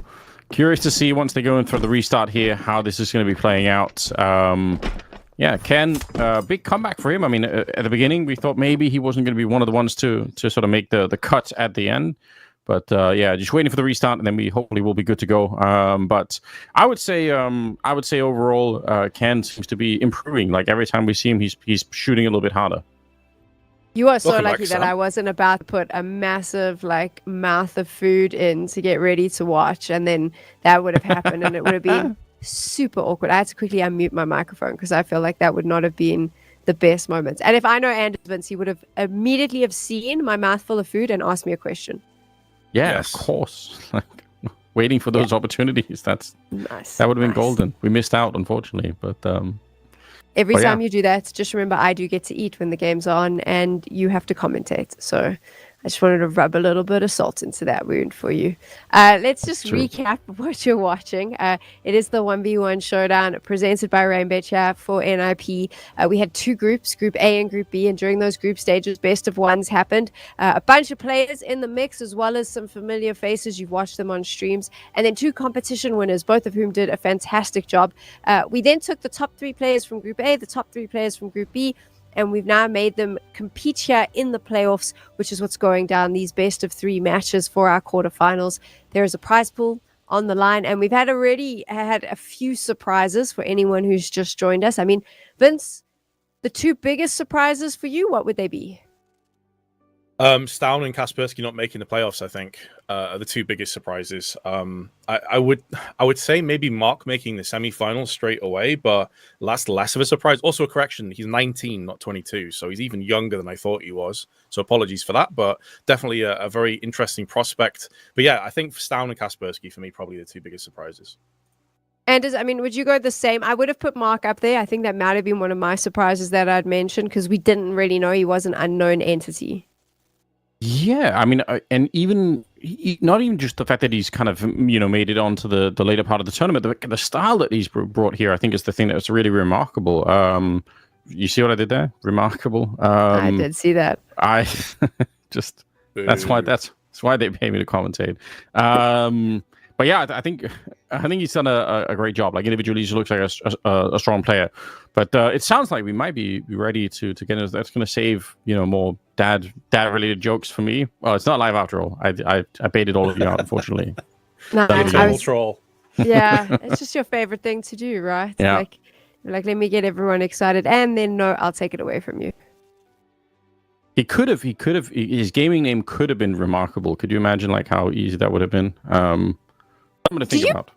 Do you practice the dad jokes? Like when you're not commentating, do you sort of like stand in the mirror and then practice some dad jokes, write them down? I think the awful thing is it kind of sneaks up on you. Like it just happened, or like I wasn't always like this, I swear. But just slowly it just catches up with you. Okay, here we go. We're into it now, and I'm seeing a deagle brought out here for SDY. So let's see how this plays out. Yeah, definitely. We know he can hit some deagle shots once it comes to the regular game. Let's see if he do it on the A map as well. They're pretty close right now, so a little bit more aggressive could work. 1 bullet left for SDY. Actually, for both players, I respect the fact that they don't even reload until it's too late, and they actually doesn't look like they have infinite ammo, Vin. So I guess in theory you could run out. And then we're going to see the shanks brought out. Yeah, so that's going to be. It's going to be an interesting kind of twist of events. My understanding is it's going to be pistols, AWP, and then rifles. I think we'll see what happens there.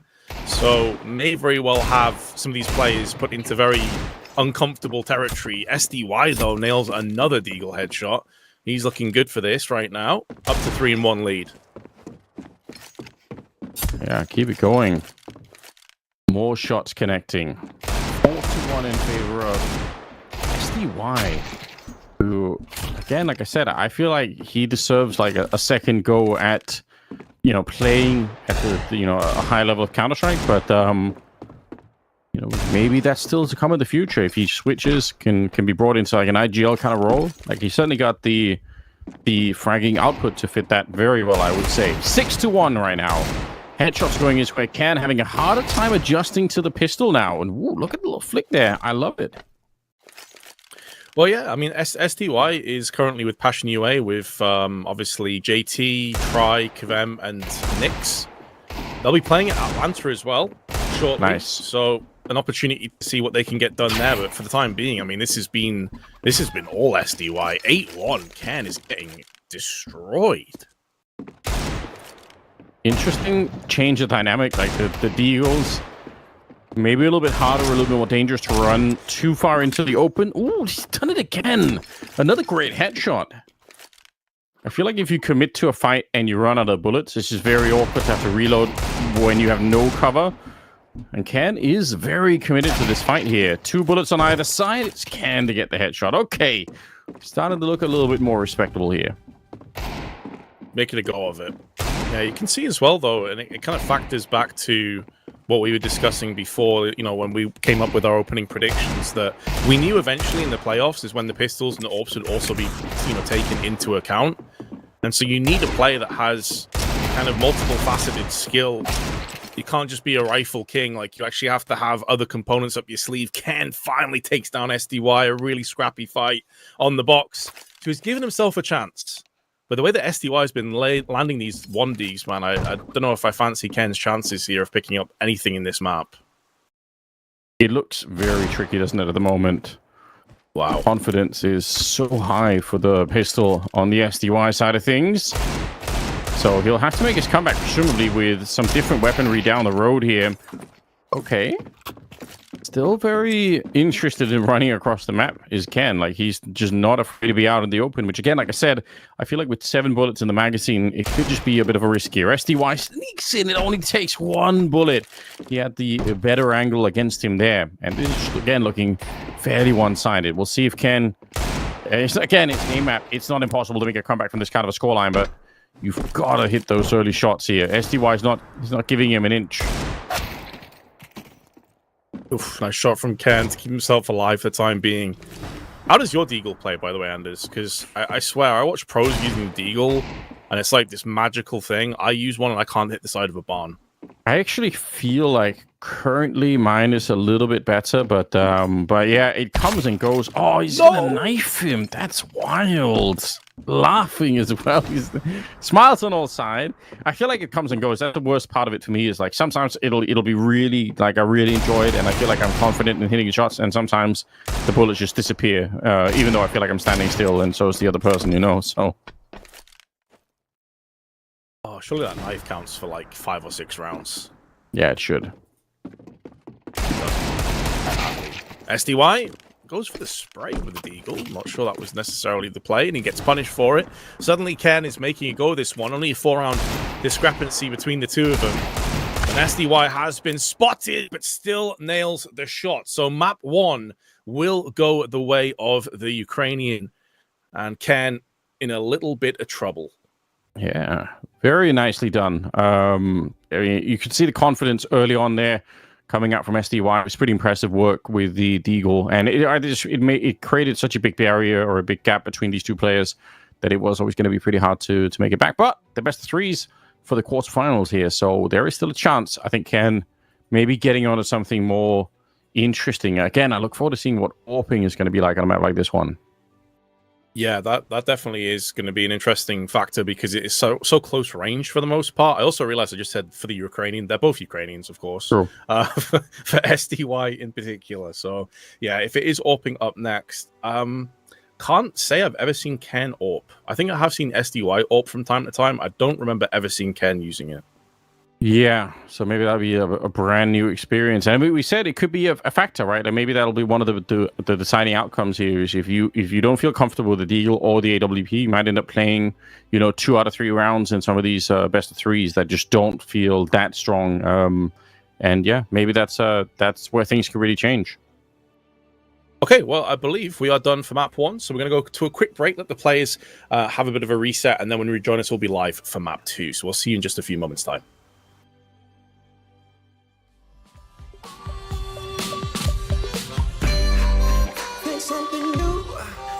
done, son. You can't take back them things you already done. No. You blame things that you do on somebody else. No. But they all see is you need help. You waste all of your time covering up your tracks. You try so hard, hoping that one day something gon' change.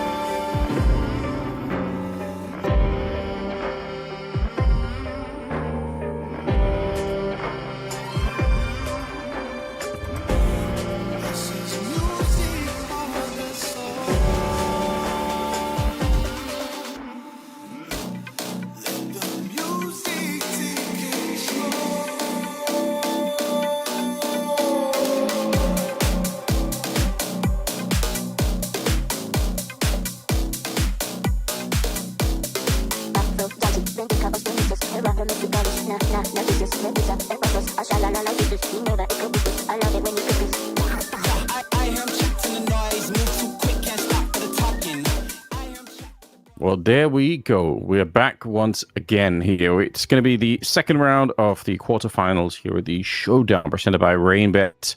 And we got Ken and SDY. With SDY winning the pistol, the deagle portion of things pretty convincingly, but we've got more coming up. Ken still could make the comeback. It could, yeah. There's a lot of unknown variables though in terms of AWPing prowess or lack thereof, and SDY has been impressive to us, obviously in the rifles, which is what the entire group stage was all about. So, yeah, I mean, in terms of his aim, he's always been up there as a very strong player. But let's see how they get it done. So it's actually going to be rifle second. Okay, so it's going to be AWP's third in that case. Nice. I thought AWP second because we haven't seen them yet, but that's going to be the decider if we need to go there. Yes. Well, this is probably, I think, important for Ken to make it back early on. I guess, do we even get to the AWPs if he wins this one? Like, if it's best of 3? I mean, do we just not get there? I assume not, yeah. I assume it will just be a 2-0. Okay, so that could even be very interesting. I think we have like a vending machine of sorts here. I don't know what the function is of actually pulling the lever. I feel like I should download the map now and just play around with it. Maybe that's something I'll do later on. It does seem like a very comfortable kind of aim map. Oh, that's nice. It looked like I had an AWP on the side of it, so I would assume that's to pick up a different weapon or whatever. But it seems like we are live. We are live with the rifles. And Ken, this is his best opportunity, you have to feel like, to get himself back in. I mean, obviously, because if he loses this, he's out anyway. But rifles really are his playground. Oh, yeah. This is where he's got to do the work to start to mount some kind of a comeback here. Again, he was very aggressive early on when we saw him with the rifle, not afraid to take the fights. This round, a little bit more passive, but get the kill nonetheless against SDY. They seem to be quite fond of each other, so we'll see if they can put some of the friendship aside and just go for the battle here. SDY will answer back, so good work so far. Again, these are the quarterfinals. You want to make it as deep as you can. There's money, real money on the line here. For especially when you go a little bit deeper on. I think it's 12,000 for first place, so that's not something to scoff at. Players will have their eyes on that all-important grand finals.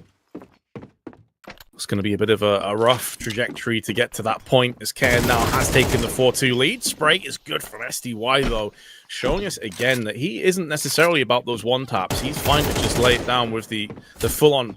He's done it again. Straight to the head of Ken. Suddenly a 4-on-4 in terms of score lines.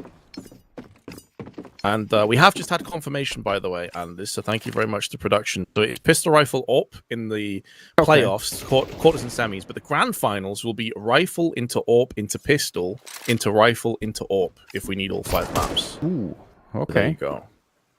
That's a nice switch up. I appreciate that. SDY continuing on. Looking interesting now. Game is tied 5-5. Ken looks like a really strong spawn here. Hearing the footsteps on the other side. Almost coming out on top immediately, but himself got gushed, and he actually will lose the battle there. That's kind of surprising. I feel like he had the advantage. Feels like SDY's had a big buff with the recent recoil camera shake changes that came in. He's loving himself a spray. He's went out on all these spray encounters. This time, Ken is going to be more precise and nails the headshot with the AK, taking us to 6-6 at half-time. Keep in mind, again, if you have just joined us, Ken lost the pistol round in the previous map. And so he absolutely needs to win this, and he has kicked things off in the second half with a bang. A big headshot onto SDY. Regains the lead. Yeah, see if we can keep it going. Orbs to decided with if they go to a third round. SDY trying to stop that from happening. Getting another kill in here. So that ties up the game once again. SDY, I think, just getting spammed down at the beginning. Bit uncomfortable on all sides, but Ken will win the battle. They seem very evenly matched when it comes to the rifles. The Deagle, watch for one-sided here. That probably should have been an auto win, I think, for Ken on the other side. If he had the high ground there, I think he had the better angle. Ooh, a quick one. Didn't almost seem like SDY was ready. So they're staying neck and neck at the moment. 8-9.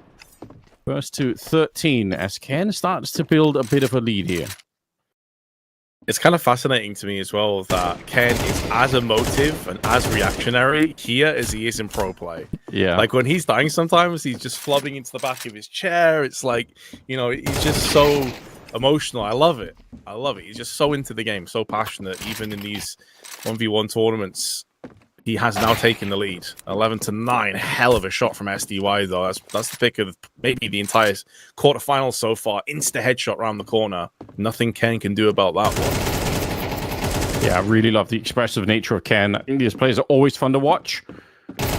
We get another result here. He does get his head blown clean off, or a little bit of a spray to follow it up, but still, the initial damage, pretty good.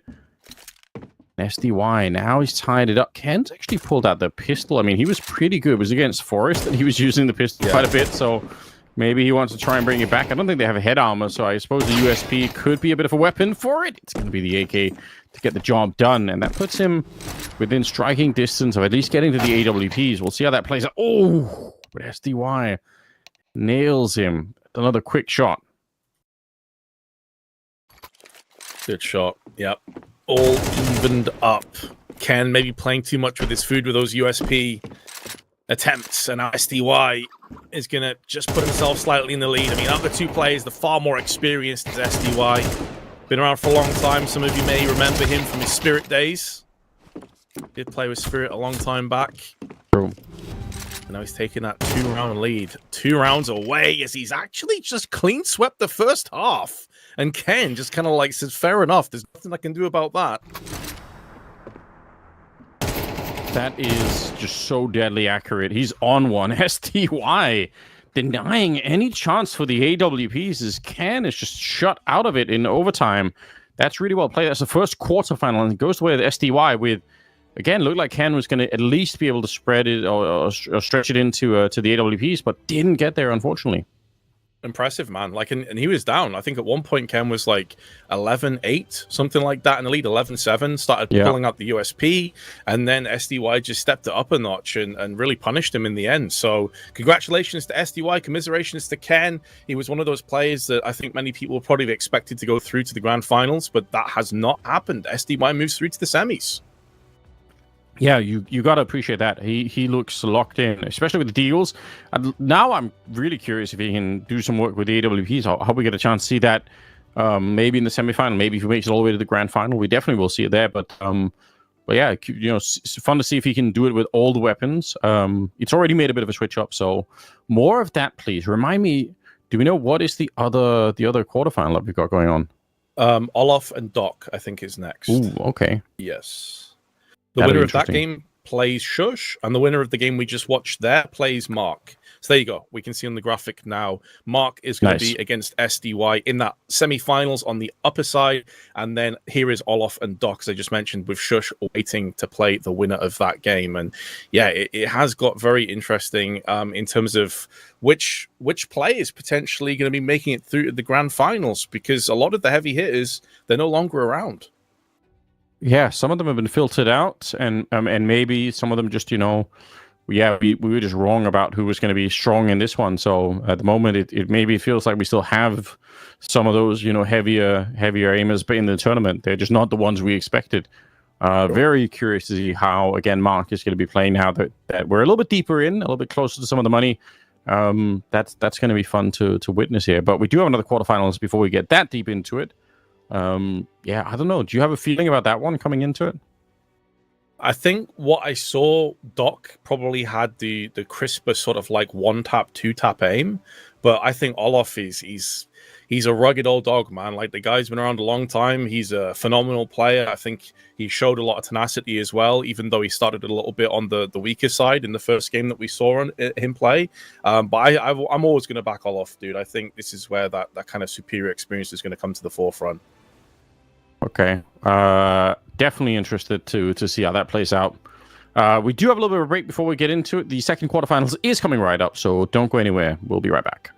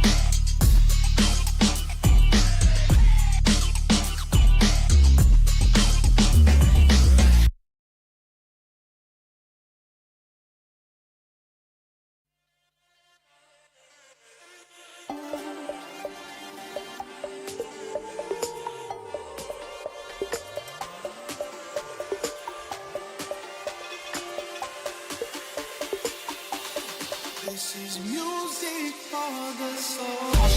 Please get on your knees. Came from the jungle, up in the trees. I got a few tricks up in the sleeve. One wrong move, I'ma let out the big shoes, check out the crease. Blow like I'm Bigfoot, step on the beat. Make a man's run till he step out the crease. When the whole place scream, gotta get out the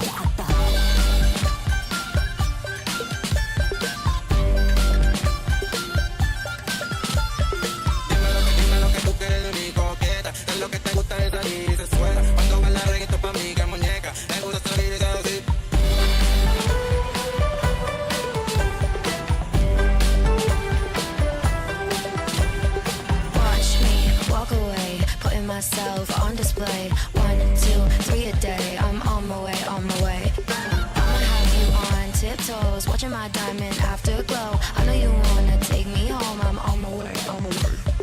I don't need your money, you can pay me in respect. Cause once I do it big, what's to follow is a check. I need 100 bags, nothing more, nothing less. And the ops feel away, cause I'm next, I'm a threat.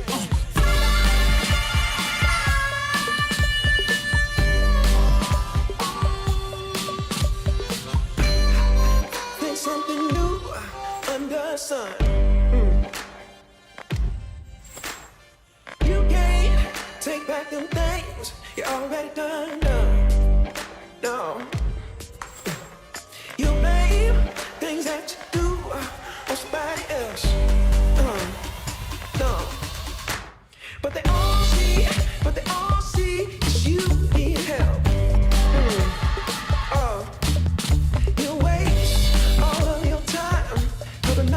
tracks.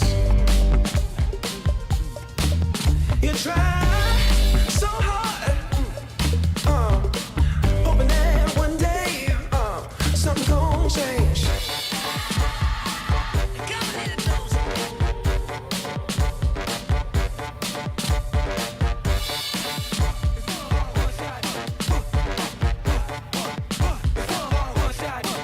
Stop that.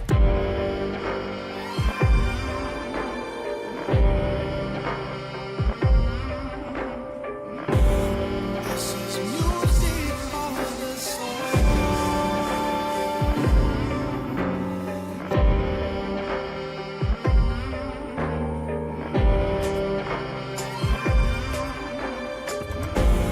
This is music for the soul.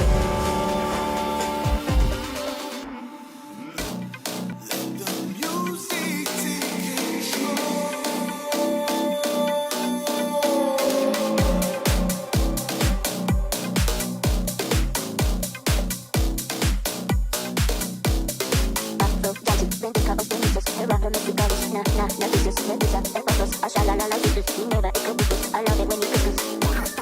I am checked in the noise, move too quick, can't stop for the talking. I am checked with the boys, man so tough, but minds keep walking, yeah. Dress too sharp with the prize, white girls, let tell me I'm awesome, yeah. Hot like fire on the pan, if you wanna touch me, I'm please use caution. OMW, on my way to you. Good at what I do. I'm OMW. OMW, on my way to you. Good at what I do. I'm OMW.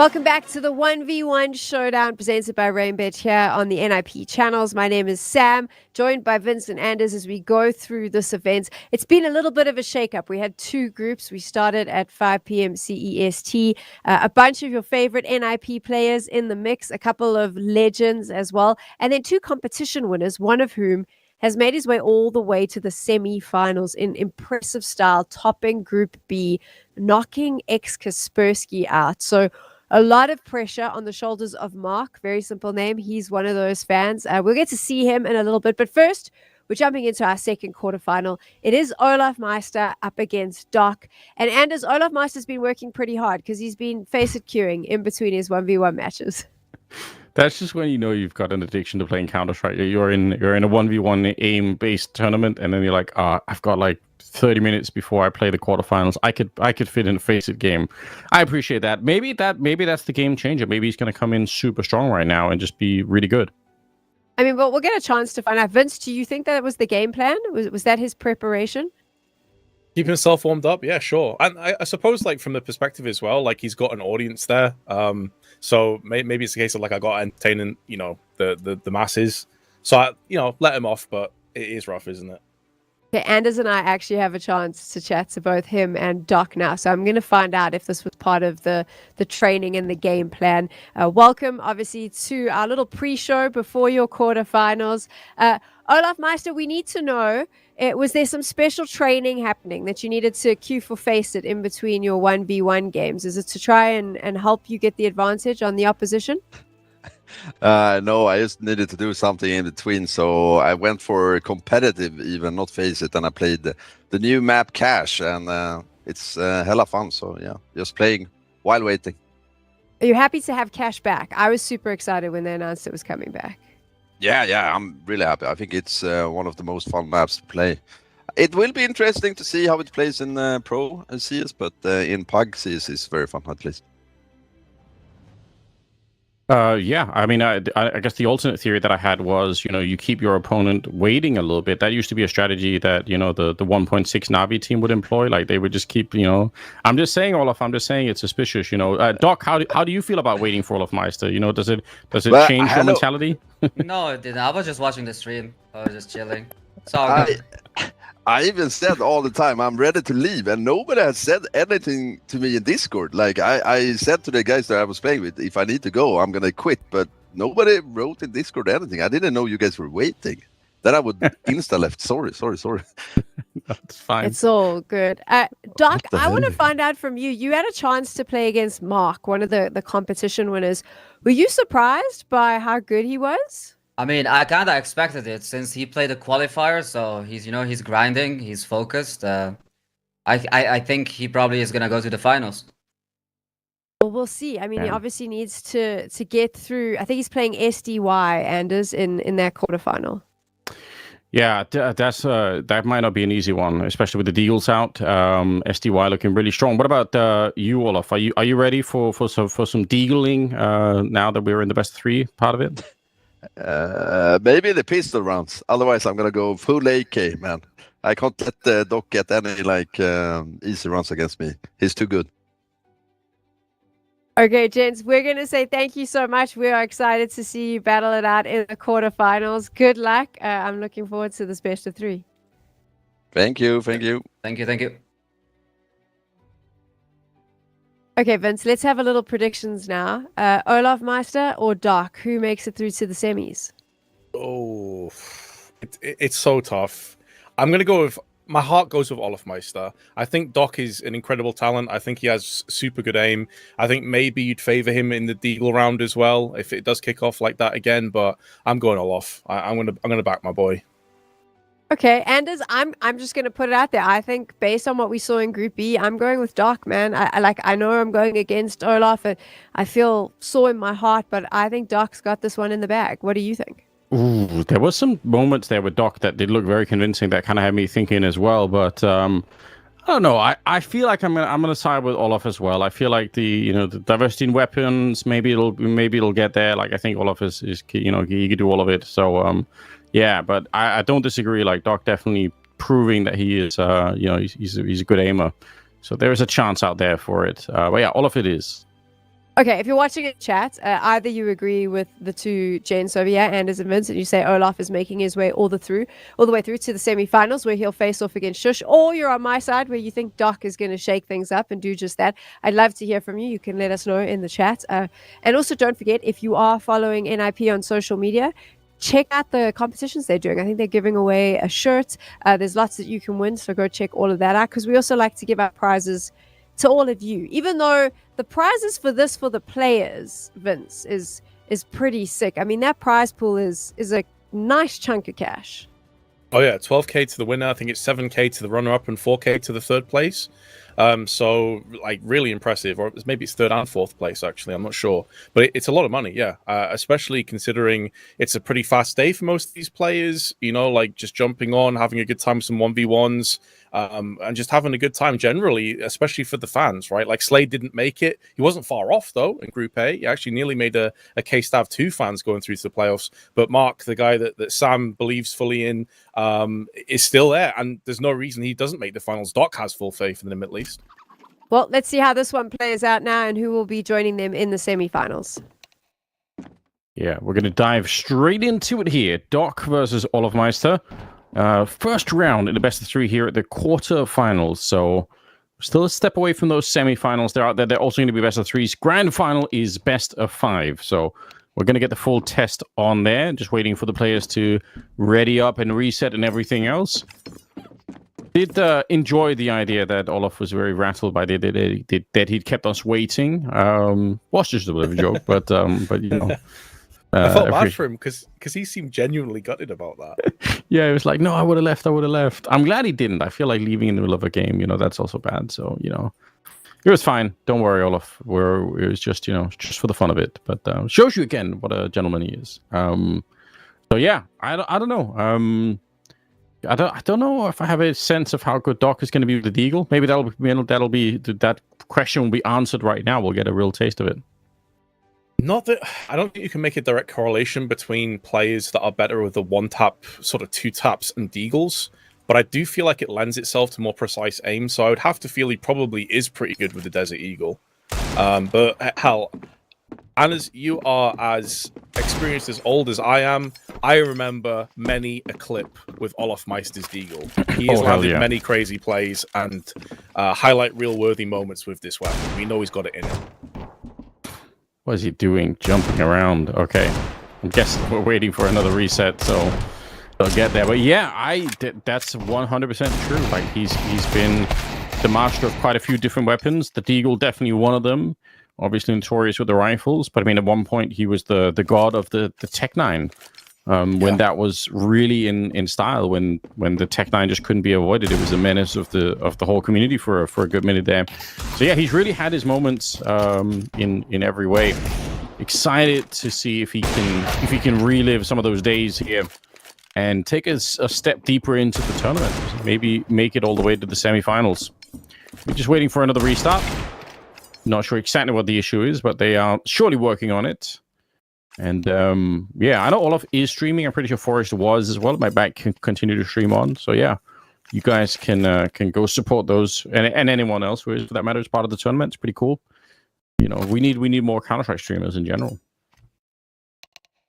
Yes, sir. Yeah, the more the merrier. It's a phenomenal game. Obviously, most of the bulk of the viewership is around the actual pro tournaments, but you do have some streamers who are very successful. Like Flom, for example, is another one. Even when he's not co-streaming, he has a good following. And Olafmeister, I believe we are kicking off this first map. He's going to draw first blood. 1D straight to the dome, and a second one as well for Olaf. On point so far. Yeah, we said there was a chance that he was going to be quite competitive here, although Doc is answering back. And that's good. We don't want to see too much of a one-sided pissed round here. The Deagle round, so to speak. Swinging for it there. I do think sometimes taking those wide swings when it's Deagle versus Deagle could be a good idea. Because it's harder to hit someone who's swinging that wide, but not for Olafmeister, it seems. Oh, took his time. One bullet, deadly accurate. Okay, Doc is definitely proving that he is ready to take this fight too.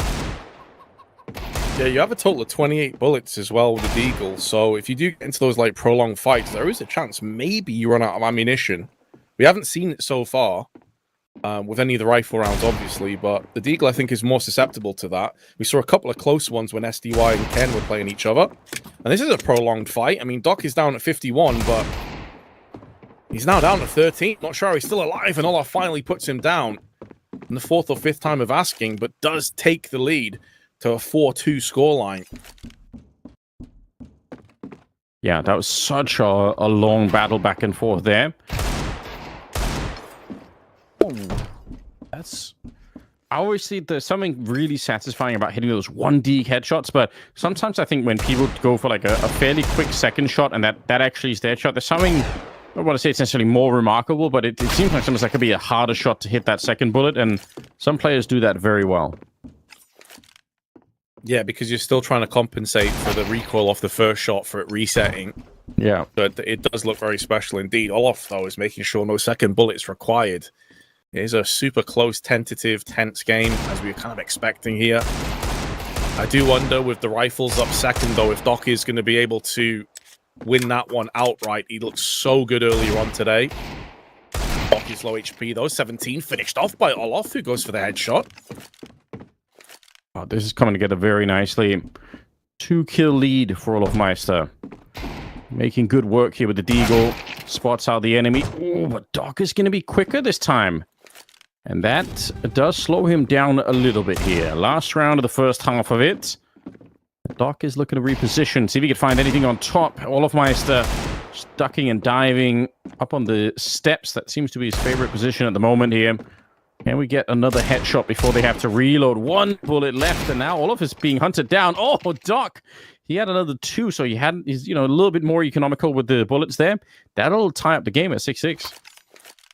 So going back to the idea of you being in this 1v1 tournament, Anders, where do you think your strength would lay? I'm going to assume it's the AWP round, right? I think that would be where I'd feel more comfortable. Although I don't know, recently I feel like the AK. I haven't really adjusted too much with the AWP lately. I should do that more. I need to get back into that. I feel like I need some more practice. But ultimately, if I had a little bit of time to practice, probably would be the AWP. And the best player in the world as well, of course. Yeah.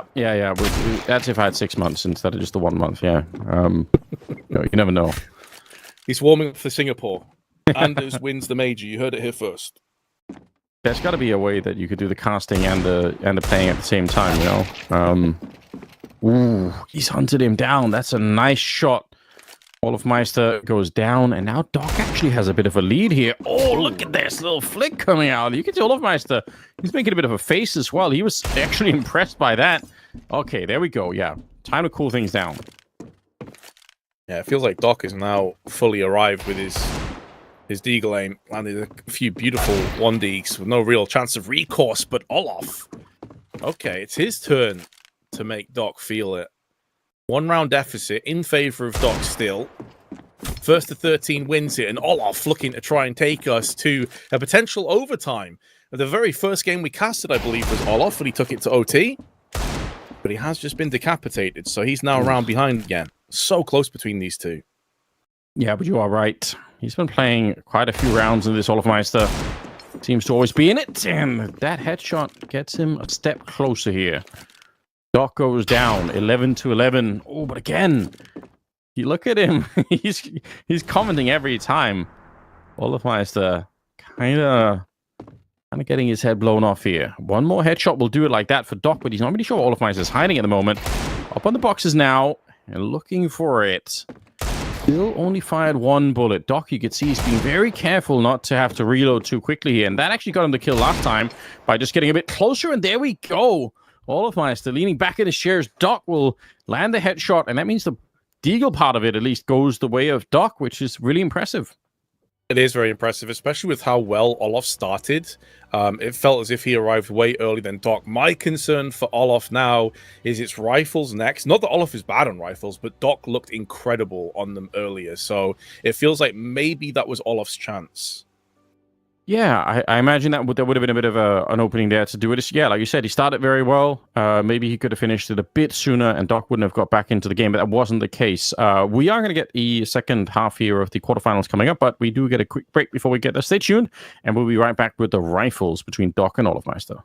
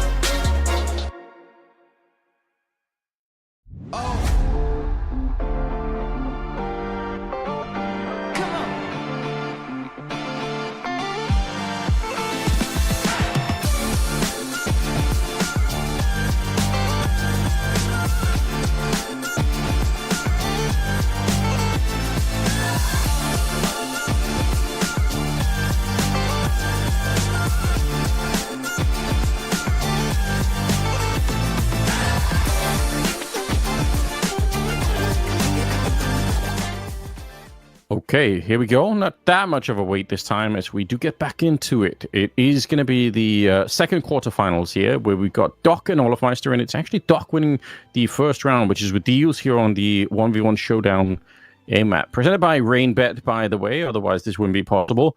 Now we're at the AK stage, and let's see if Doc can kind of relive some of that very, very good rifling he had early on in the group stage of the tournament. So far, so good, as he's shut down Olafmeister in the opening round.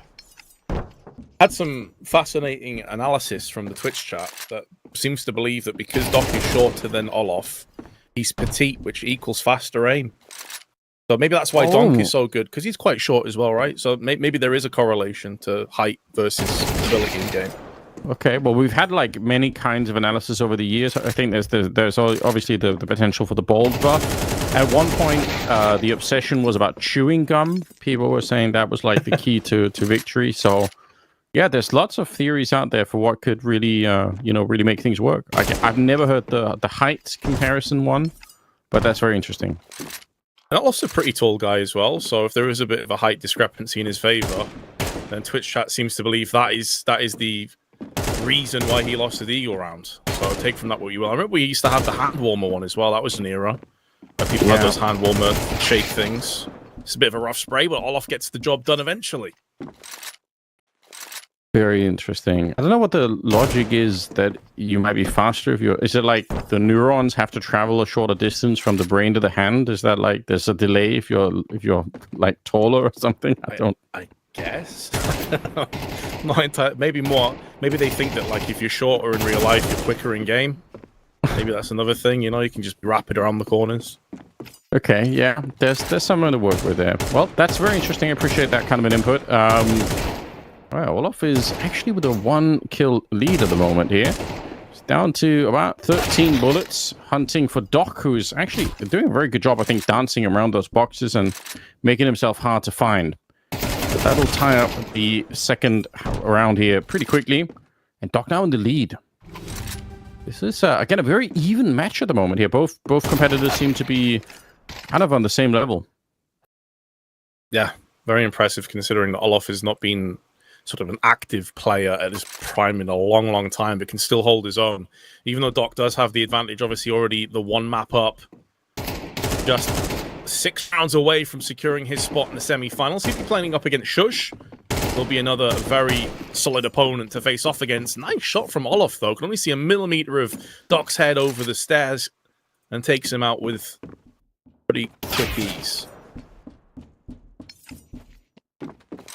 This is working out very well for him at the moment here. He seems to be warming up back into it. Again, third round is going to be into the AWP, so I would love to get there, but it does require Olafmeister to land a couple of those spray downs here.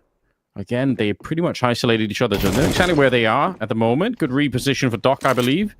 I feel like he's doing a good job at using the map to his advantage, Doc. Like, you see him kind of, positioning himself around these boxes, making sure that Olafmeister has to move into some of these engagements. I think that's kind of a neat feature of how he's playing the game at the moment. Yeah, utilizing the movement, I think, probably better than Olaf is, but Olaf is so fast when it comes to, once he's acquired sort of the target, of putting them down. Doc, though, decent spray, hits the first shot, aim punch becomes an issue. It is something else that, by the way, people have been complaining about recently with, like, even with armor, the aim punch is a bit higher. I think it got, like, a buff/nerf, depending which way you look at it. That can also be an issue. But, of course, both players have to contend with that. It's not just an Olaf problem. Yeah. But still, any kind of small change can definitely, change your gut feeling about the game. So maybe that has an impact. Still kind of early days with some of these later updates. Oh, Doc, he could have maybe finished it right then and there. That would have been a clean victory if he could have picked it up here. Got a shot Olafmeister down before he starts to make a bit of a comeback. That is definitely still available to him. One good headshot here for Doc, but it's Olafmeister. Gotta get activated. Okay, he's got something to prove here. Now he's up to 10. Needs 2 more for the OT, but already the damage is done. And he actually wallbangs him down. So Doc, once again, denying us the AWP round here by simply winning it a little bit too early. Yeah, well played by Doc, honestly. That makes the semi-final between Doc and Shush really interesting for me. I think it's going to be another incredibly close game. But fair play to Olof, man. Like, he stood tall, he did what he could. Both maps were close as well. It's not like he got banged out on either of them, so he can hold his head high. Yeah, really good stuff. This is going to push us on to the semi-finals part of the tournament. Again, there's some heavy hitters waiting in there. Shush being one of them. Mark is the other one. Our Serbian fan player who's joined the mix.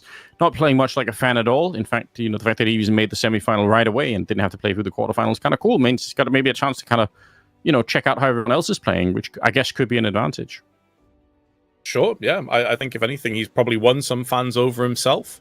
I see a lot of people in Twitch chat that are certainly cheering him on to do well, and there's no reason why he couldn't take SDY to his limits and potentially win. I mean, he's beaten so many very strong oppositions already in the event, so it really is genuinely, I think any of these 4 players have made a real strong case for themselves to just outright win this event. I don't think that anyone is an obvious weak link at this stage. Yeah, that doesn't seem to be the case. So, but again, the fact that we're now throwing in, pistols, at least for the start of it, it could change things around. I think Shush is going to be quite capable with the pistol as well, but we haven't seen Mark too much either. So we'll get a chance to feel out his deal when we get to that part of the game. We're going to go for a quick break, and then we'll be back with the semifinals. So stay tuned.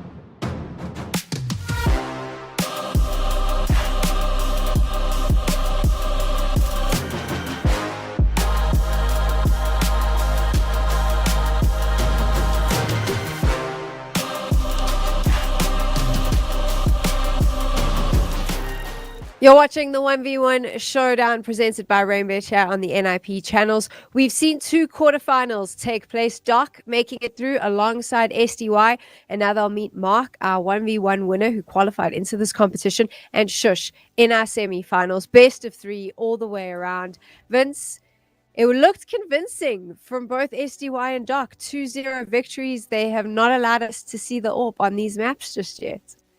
No, I think that's in SDY's case, especially as we're going to be getting into his game. It's because his deagle work looks so good. It's kind of like it's a massive bonus to have if you are really sharp with the pistols. You kind of eliminate the AWP from even being an issue in the first place. So if he plays like that again, there's no reason he can't. And that's the thing, like with Mark, we haven't seen him deagle yet. We don't know if he's actually a good deagler or not. Is he just a rifle king, but everything else is a little bit lackluster? We're going to find out soon enough. What do you think, Anders? Yeah, I mean that's one of the big questions here, isn't it? Like, how do you adapt to playing differently? His aim and his confidence seem like it should be able to support that kind of a deal for sure.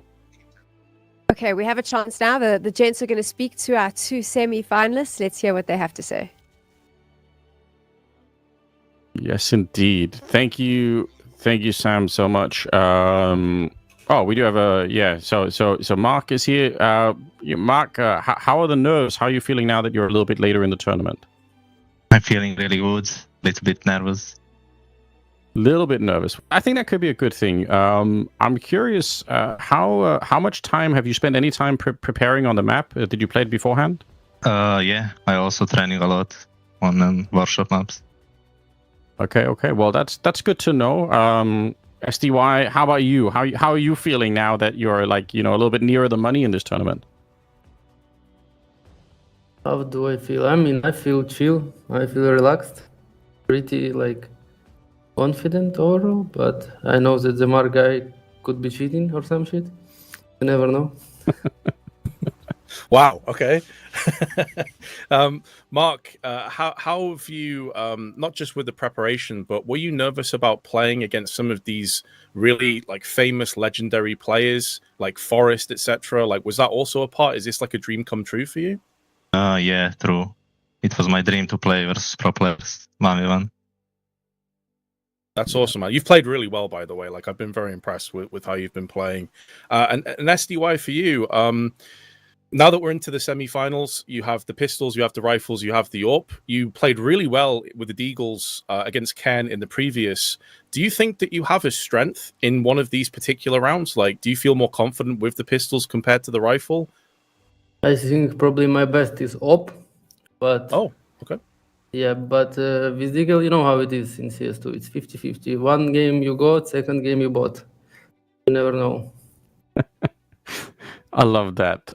Let's leave it at that. That's a great parting comment. Thank you guys for joining for the interview. We're going to throw you guys onto the server and not waste any more time with it. So yeah, good luck both of you. I'm excited for this one. I think it's going to be an interesting game. Let's do it. As well. Nice. Yeah, we'll see how this one plays out. One round you're a goat. Sometimes you're a bot instead. I like that. That's pretty much describes my entire Counter-Strike playing history, to be fair. So I might get that printed somewhere and put it on a plaque behind me, Vince. No, I feel the same way. I think everyone has a love-hate relationship with CS, and it depends whether you are the bot or whether you are the GOAT on the particular day. I love that SDY just threw out a bit of shade as well. It might be cheating.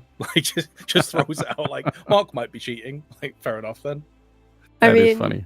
We spoke about this. Pro players, they make their calls, They don't lose. They always look to see if there's a reason that they didn't win before they look on themselves and their own level. But so be it. I mean, we're going to go into the semi-final and see how it plays out. Like we said, this best of 3. SDY has given his opinion. Good on Mark for doing the interview as well. I think it's quite scary, Anders, to always come in here when English isn't your first language and have a conversation when you know everyone is watching at home. I agree. But you know what? If he's going to be playing this well, maybe he has a future career ahead of him. So might as well try and do it early on so you can adapt and learn what that's like. Because it does, it gets less and less scary over time. So yeah, shout out to him for doing it. I definitely do appreciate that. He did mention as well that he has been practicing, something we know a lot of the pro players haven't been doing, Vince. But he said he's been doing a lot of 1v1 work. He's been putting a lot of time into it as well. So probably giving him a little bit of an upper hand there. Yeah, perhaps. I do think that you'd be a fool not to practice if you have an opportunity like this. I mean, he said himself it's a dream come true to play with pro players and to play against some of the legends of the game. Like, obviously, we've got Olof, we've got Forrest in here as well, like just actual Hall of Famers in Counter-Strike. So I think if you're coming into this and you're not putting your best foot forward, you're not preparing, like, what are you doing? Like, he even got through the qualifier. Like, he's put tons of time into this. So it's really cool to see, man. And, like, the fact that he is 19, the fact that he obviously is a very talented player, like, who's to say that we don't see him get an opportunity in the future with, like, a tier 2, tier 3 team and build his way up? How many times have we seen this before, the player that's come out of nowhere and then they've captured the imaginations of CS fans? I love this, that Vince has already, like, gone onto the fairy tale and is Mark's being picked up by NIP, continuing on to glory, lifting the trophy at the Singapore Major. Like, we're already there. And I'm like, the dude just has to win the 1v1 showdown. That's where we really are. Yeah. Well, I mean, the thing is, the way that scouting works is kind of, you know, for a game that's digital where you think we'd have more of an opportunity, a lot of it is like kind of word of mouth and, you know, people playing well and face it. And then, you know, somebody notices and cares about it. Like it is kind of archaic in that sense. So even though it sounds like a little bit funny, it's not impossible that playing well in something like this could be enough that you're on somebody's radar. And maybe again, all it takes is somebody to, like, take a deeper look into some of your games and then or ask around and say, okay, you guys have played him and faced it. How does he play? And if somebody says, yeah, you know what, he's actually pretty decent, then that could be the beginning, right? So in a bizarre sort of way, I think it actually is not completely out of the question that you can kind of get yourself discovered in a way that's a bit weird, you know. Has it ever surprised you, Vince? Because it's something that's always surprises me. It was like scouting in Counter-Strike is so different to, like, traditional sports. Like, we've caught up in a lot of ways where we've tried to, like, professionalize the industry, but scouting is still very much not quite there, right? Like, I think, what was it? Like, someone plays with someone else, and then there's a mention, Molodoi ends up on Furia. It's a fantastic moment. But then on the other side, it doesn't always work out that way when you pull up one of those unknown players. Yeah, I think, you know, we were talking earlier about, like, the whole sports psychology thing. I think in some of the facets, like, we are behind because of resources. They can only go to a certain amount of places. So I think one of those is the scouting. But I think we're ready to jump in here on the Deagles. I asked SDY if he feels like his Deagle is his strongest suit. He said the AWP. So, I mean, that has to bode well for SDY stock if he's going to be leaving the best till last, potentially. Yeah, he just has to get past the first stage of it, which I don't know if that's going to be easy either, but we'll find out right about now. Definitely think the scouting conversation is an interesting one. You know, don't want to not necessarily say too much, but we actually have some tools inside the Skybox that would allow us to do it more, which is something that we're working on quite a bit. I think there is a way to do it in a more interesting fashion than just kind of the word of mouth style of it. Mark is going to kick us off well with the first Deagle kill going his way as we are in the first semi-final. So this is where it gets real serious. Again, there's a lot of money on the line. Ooh, wall bang headshot. That's a statement kill. That's a beautiful shot, yeah.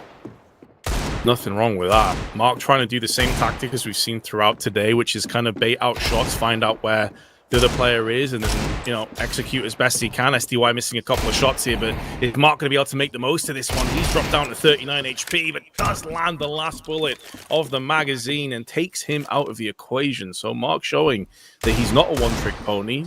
He can do it with the Deagles as well. Yeah. Good to see. Ooh, but SDY very committed to that angle. We'll take him down. Well, they spawn right next to each other again. I think Mark was pretty good earlier at sort of listening for those footsteps, you know, determining exactly where his opponent was, and then really going for this fight. It's not going to be a headshot this time. It'll be a little bit of a longer fight. But still Mark coming out on top. So with a 1-kill lead, see if he can build onto it here. Oh, he's going to get some good revenge. Very nice shot. Yeah, and kind of going back to the scouting whole sort of conversation as well, I think this is why someone like Ash was worth his weight in gold. Because how many gems did he uncover with that Game Legion roster, which we've now obviously found out had its problems, to say the least. But he was still finding these like these hidden gems that he was able to turn into something really special. And so I think that's another reason why, if you're like a Mark, does it necessarily guarantee that it leads you to an opportunity further down the line? No, but it definitely doesn't hurt your opportunities going forward as they pull out the knives. And Mark wins in that duel as well. He can do it all. Yeah, that's nice. You know, the deciding to go for it, both players. I appreciate that. Ooh, Mark. Yeah, it's got the lineup here. Another headshot comes through.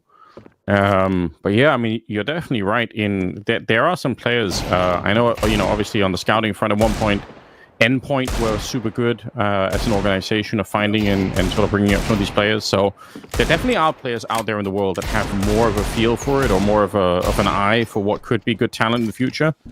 And that's pretty valuable, you've got to say. For sure, like we've seen a lot more academy teams also popping up and taking very young talent. Not always a guarantee for success, of course. It's down to the players, how much they want it, how much they're going to put time and effort in. SDY, in the meanwhile, though, down at 14, has been finished off by Mark, who moves ahead at 7-4. So I wasn't sure what to expect from Mark's Deagle work. So far, I have been impressed because SDY looked very good against Ken earlier on with this weapon. Yeah, he's standing his ground, and more than that, even you could say, ooh, he's going to get this one as well. SDY, he said his AWP he felt more comfortable in. The question is if he's even going to get there. We haven't had a chance to see it yet. Both the quarterfinals. 2-0. SDY's had plenty of opportunities there. They weren't easy shots by any stretch. But these are the kind of shots I feel like he was landing against Ken more often than not, and Mark's going to punish him. Eventually, he is going to connect that headshot. We know his aim is so very good. 9-4. I mean, this is going to be a real declaration. If he can take down SDY at like 2-0, for example, with the rifles coming up next. Oh, yeah. That's him in the grand finals. And, I mean, he is the player to beat at that point. Does seem like it. I mean, the Twitch chat kind of been on his side for a while, and you could see why. It's a really good reason. There's another good headshot. He's kind of dominating this game at the moment. 10-5. Up on top again, looking for the kill. Finally, SDY is going to be able to answer back. But yeah, so far it's been very impressive. SDY, ooh, he just heard the footstep right away. I think he heard what side he was on and didn't hesitate for a second. That's a pretty good kill. Maybe that could cool down Mark enough that SDY can start to make a bit of a comeback of his own. But this time they're being a lot more quiet about it. Nobody wants to take that first initial step, and SDY up the ladder. He's going to hear that for sure on the other side. So at least he knows he's up here. Is it an advantage or not? I'm not really sure. At least it changes the game a little bit, and he's going to get the headshot. Well done. We saw Olaf try and mess with the verticality by constantly playing on the staircase. It does skew a little bit with where your classic aim is going to be trained in. Mark, though, is going to punish SDY again, softened him up and finished him off to the center mass shot. And now 2 rounds away from securing map 1 of the semi-finals. SDY in close proximity, looking to try and land that headshot round the corner. Both players running dry on their magazines, trying to pull out the knife, but SDY this time says, nope, I'm not fixing my bayonet. I'm finishing you off with the Deagle instead. He learned his lesson the hard way. Yeah, didn't want to try and do that again. It's getting dangerously close now. 2 rounds separating them. Some of the cover here is being blown away with the Deagle. Oh, it's another good shot. So accurate with that pistol. Puts Mark at a 1 round or a 1 round to win here on at least on the opening series. And he actually hit it here against SDY, who's kind of ducking and diving down behind. The headshot can be completed. Mark actually does it. My God, he's so good. I mean, we've been impressed with him pretty much all evening, but certainly stepping up, and the nerves aren't really getting him at the moment. It's very impressive stuff. Yeah, I appreciate that he was honest about the fact he is feeling a bit of anxiety and nerves, because, you know, a player of his standing right now, trying to make all of these statements, obviously is going to do so, but you saw a big smile on his face there at the end of that, Anders. Like, he is very relieved, very happy to get that Deagle round across the finish line, and with rifles coming up, like, that is very concerning for SDY. Not that he looked bad on the rifles. I mean, he had a lot of very good performances, obviously, to secure his spot in the playoffs, but Mark was just, for me, probably the strongest rifler we've seen so far in these 1v1s. It's starting to seem that way, so it could be a bit scary. It definitely could. AKs are coming out now. I love, again, the kind of the focus in some of these fights. Seems like it's very much maybe the key to defeating Mark at the moment, apart from just having better aim, would be trying to limit how much he knows. I feel like as soon as he gets like that intel about where you're stepping or whatever, his read of the situation seems pretty good. So, but yeah, easier said than done. He's a strong competitor. Could end up winning the whole thing if he keeps going like this. Yeah, I think Nade King tried to take him out of his comfort zone, and even in that regard, you have to say like Mark adapted pretty quick. So I think that he's kind of like the full package in the sense of he has the aim, but he also has the brain behind it as well, which is a deadly combination. When we do see it in CS, players like Donk, I'm not saying Mark is like the second coming of Donk here, but like Donk is a very intelligent player. A lot of people often don't realize that it's not just aim with him. He also understands the game to a very, very high level and the mechanics of it. So, yeah, either way, that means that Mark is one map away now from getting to the grand finals, which is a best of 5, by the way. The entire sort of dynamic also shifts. The AWP would be in the second round rather than the third. So you will see AWP play guaranteed. And with it being a best of 5, you'll actually see one of each round guaranteed as well. But obviously, you can't assume anything at this point, Anders, because SDY is a player that can definitely bring this back. Yeah, I'm not going to count him out at all. Like, you know, he was showing real prowess earlier. And yeah, well, we'll see if he can adjust mentally and get back into it. I think we're just 30 seconds away from hopefully from getting into that second round, which again the AKs are going to be coming out. We know, like you said, in the grand final we are going to be seeing the AWP at some point, but yeah, 10 seconds away. I hope that we see SDY kind of bring it back. Yeah, I want to see him on the AWPs before it's too late. So yeah, this is his opportunity getting into the second round. Now it should be the rifles that are coming out this time. Yes, it should be the rifles up next. And yeah, it's kind of two-pronged. One, SDY's kind of built himself up as a bit of an AWP fiend. Secondly, I want to see how Mark is with the AWP. Because I'm assuming off what we've seen, he's a rifler. Could you imagine if he's actually a primary AWPer? Yeah, that would be crazy. I guess we just don't know, exactly what that holds. But we can definitely theorize about that. Good old days. That Cologne 2014, the NIP golden era. Yeah. Touched on it earlier, Anders, in terms of 1 point NIP were just like the absolute best team in the world, and it wasn't even close.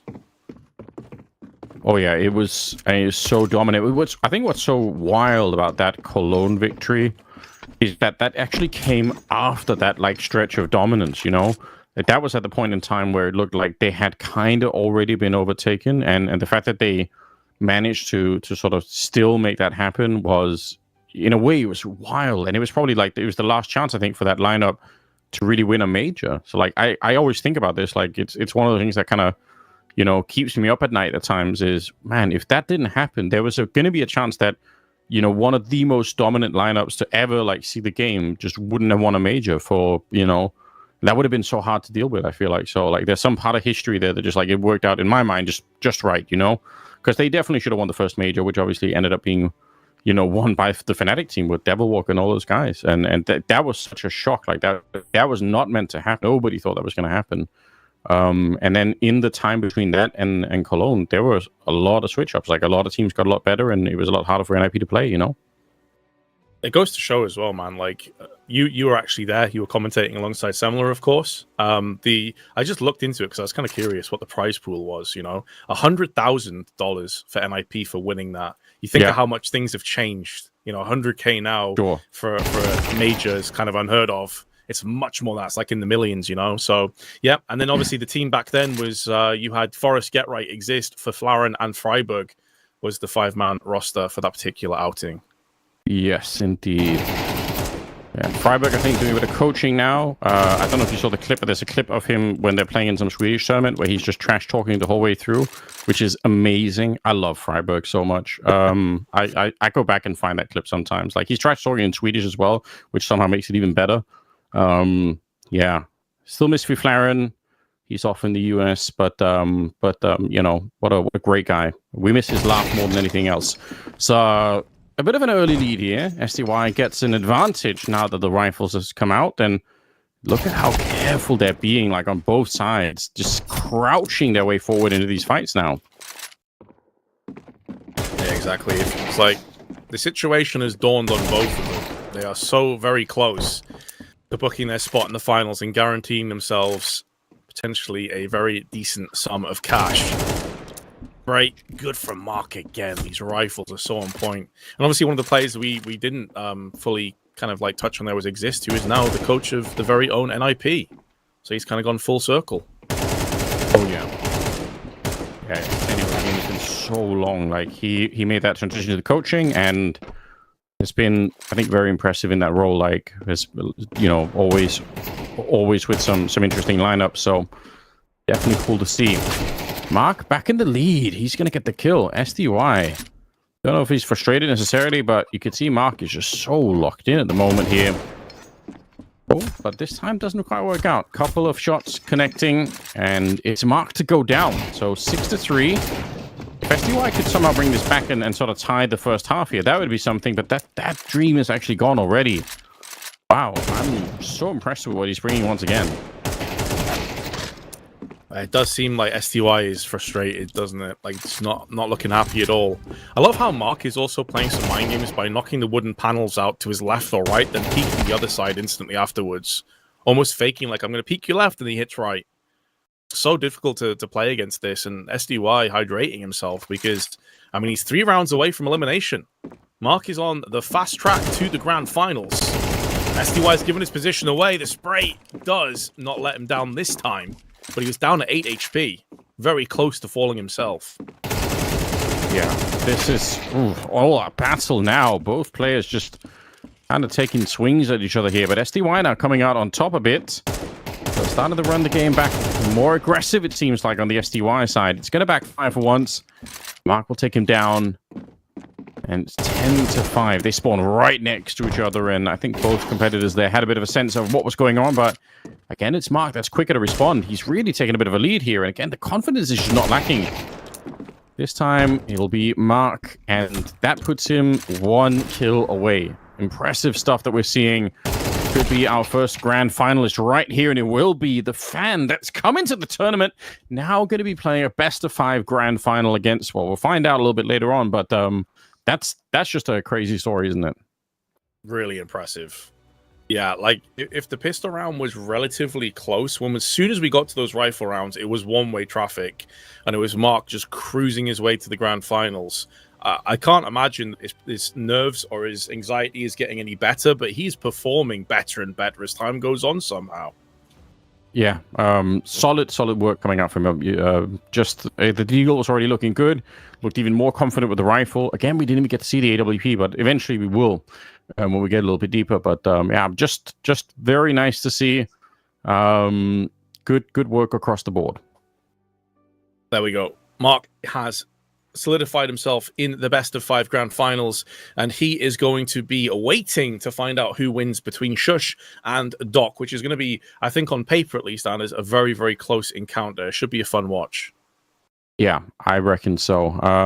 Yeah, so we've got quite a bit lined up for us here. Shush and Doc coming up, and then one of those two is going to be playing Mark, like you said. So it will be very interesting. We do have a break before we get there, so the next semifinal is coming up, but it'll be after a quick break, so stay tuned. 1, 2, 3 a day. I'm on my way, on my way. I'ma have you on tiptoes, watching my diamond afterglow. I know you wanna take me home. I'm on my way, on my way. I don't need your money, you can pay me in respect. Cause once I do it big, what's to follow is a check. I need 100 bags, nothing more, nothing less. And the ops feel away, cause I'm next, I'm a threat.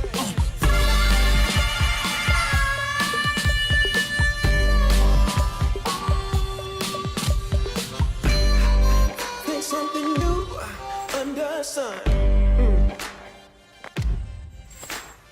You can't take back them things you already done. No. You blame things that you do on somebody else. No. But they all see is you need help. You waste all of your time covering up your tracks. You try so hard, hoping that one day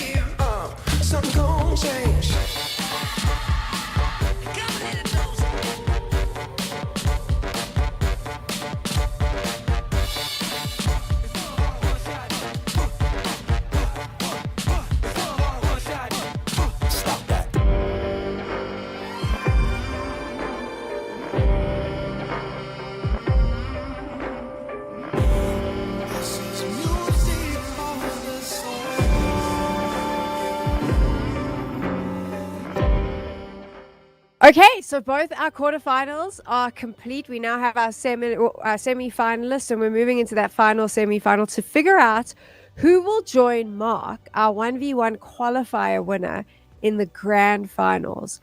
Absolutely mental that this fan signed up, did these qualifiers, and has now found himself in the grand finals, and is like, that's what dreams are made of, right? Yeah, really, I think a really great experience. Like we said, a significant amount of money on the line too. He's shown like he's kind of ice cold, doesn't really care who he's playing up against. Even if he said like he was a bit nervous, he's not showing it in the server. So yeah, all eyes on Mark at the moment to see if he can run it the whole way through and actually win the whole thing. I think it's a really cool story. Well, here at this 1v1 Showdown presented by Rainbet on the NIP channels, we obviously need to figure out who is going to be meeting Mark in those finals, and it is going to come down to Shush or Doc. So Vince, where are you sitting with these two players? Who do you think it's going to be? That's really tough. Honestly, they've both played really well, so for me, it's a coin flip at this stage. Let's chat to them and we'll see how they're feeling coming into this. Shush and Doc are with us now. Doc, for you, I mean, when you know who you're going up against, Shush on the other side of this, what do you think your chances are like? I'm confident. I still think it's gonna be tough, but we will see. Yeah, I mean, Fair I think Doc is an amazing aimer, so it's gonna be rough. Also, I had a little break now with some Faceit and not much relaxing, so I'm warmed up as well. Have you been watching the other games, Shush? Did you watch the other semi-final? No. I mean, I saw a little bit of Mark. He looks insane. He does look insane. Doc, I mean, you've obviously already said you know that Mark qualified for this event, but are you impressed with how he's been performing? Yeah, I already played against him one time, lost. So, yeah, I'm impressed. A question for both of you guys, but I'll start with Doc. We've already seen, obviously, you play previously, like very impressive on your rifle. What do you think is your strength and weakness in these 3 rounds? Because we have the AWP, the pistol, and the AKs. Do you have a weakness, and where do you think you're going to be strongest? I think the strongest I'm with the Deagle. The weakness probably the AWP. If we go to the AWP. Okay, and same for you, Shush. Do you have a weakness? I mean, it's probably the AWP, like moving around and stuff. But I think rifle is probably the strongest for me. Deagle is like a 50-50. I think Doc maybe hit some insane shot with Deagles. Gents, thank you so much for speaking to us. We are looking forward to the show you're about to put on. So we're going to leave you to get into the server, and good luck to both of you. Thank you. Thank you. I like how they're both scared of the AWP, Anders. That's not something either of them want to play with. Yeah, but I guess maybe it evens out in that sense. You know, if they're both going to be a little bit, inexperienced with it, and it's the final one, maybe it'll be funny to see them kind of miss shots against each other. That's something to look forward to. I mean, Vince, is that what you would be looking forward to, the missed shots?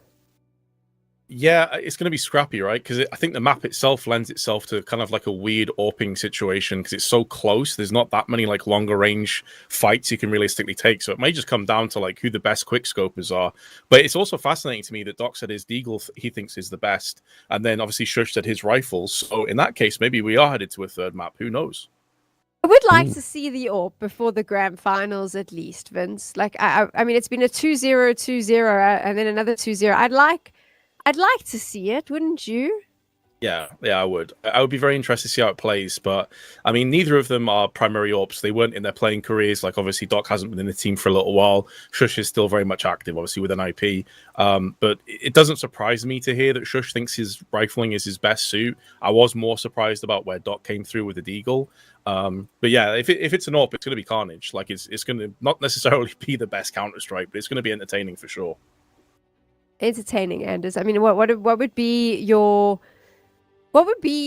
suggestion or your advice to someone going into a 1v1 specifically with the AWP? Ooh, that's a good question. I feel like the thing that's probably going to be more scary is if you're standing still somewhere with it quite a bit. Like I think I would rather find out where the enemy is and then try to hunt them down like that. I think playing passively in these kind of aim maps, there's such a good chance that all you're going to accomplish is getting scoped as someone's like walking around the corner. So I would say get the information and then try and get the job done. You know, and if you want, if you're going to get the fans on your side, like try for a no scope. We already had a knife, so you know maybe someone's going to be enjoying that. Like, just be more aggressive, try to control the pace of the game rather than waiting for someone to pick you off, Vince. Yeah, I think that's probably the best way. I'm also kind of curious if they're going to try and scumbag this, because you do have pistols as well. We've already seen Ken using the pistol in rifle rounds. So is someone going to just be running with the USP instead? I'm not sure if that's even against the rules. Maybe they have to play with the AWP, you know, as a primary. Let's jump into it now. Our second semi-final is about to go down. All right, let's get into it. No time wasted. There we go. Doc taking down Shush at the beginning. One of these two is going to be facing up against our fan player Mark, who's in the final waiting for either one of them. And Shush answer back immediately here.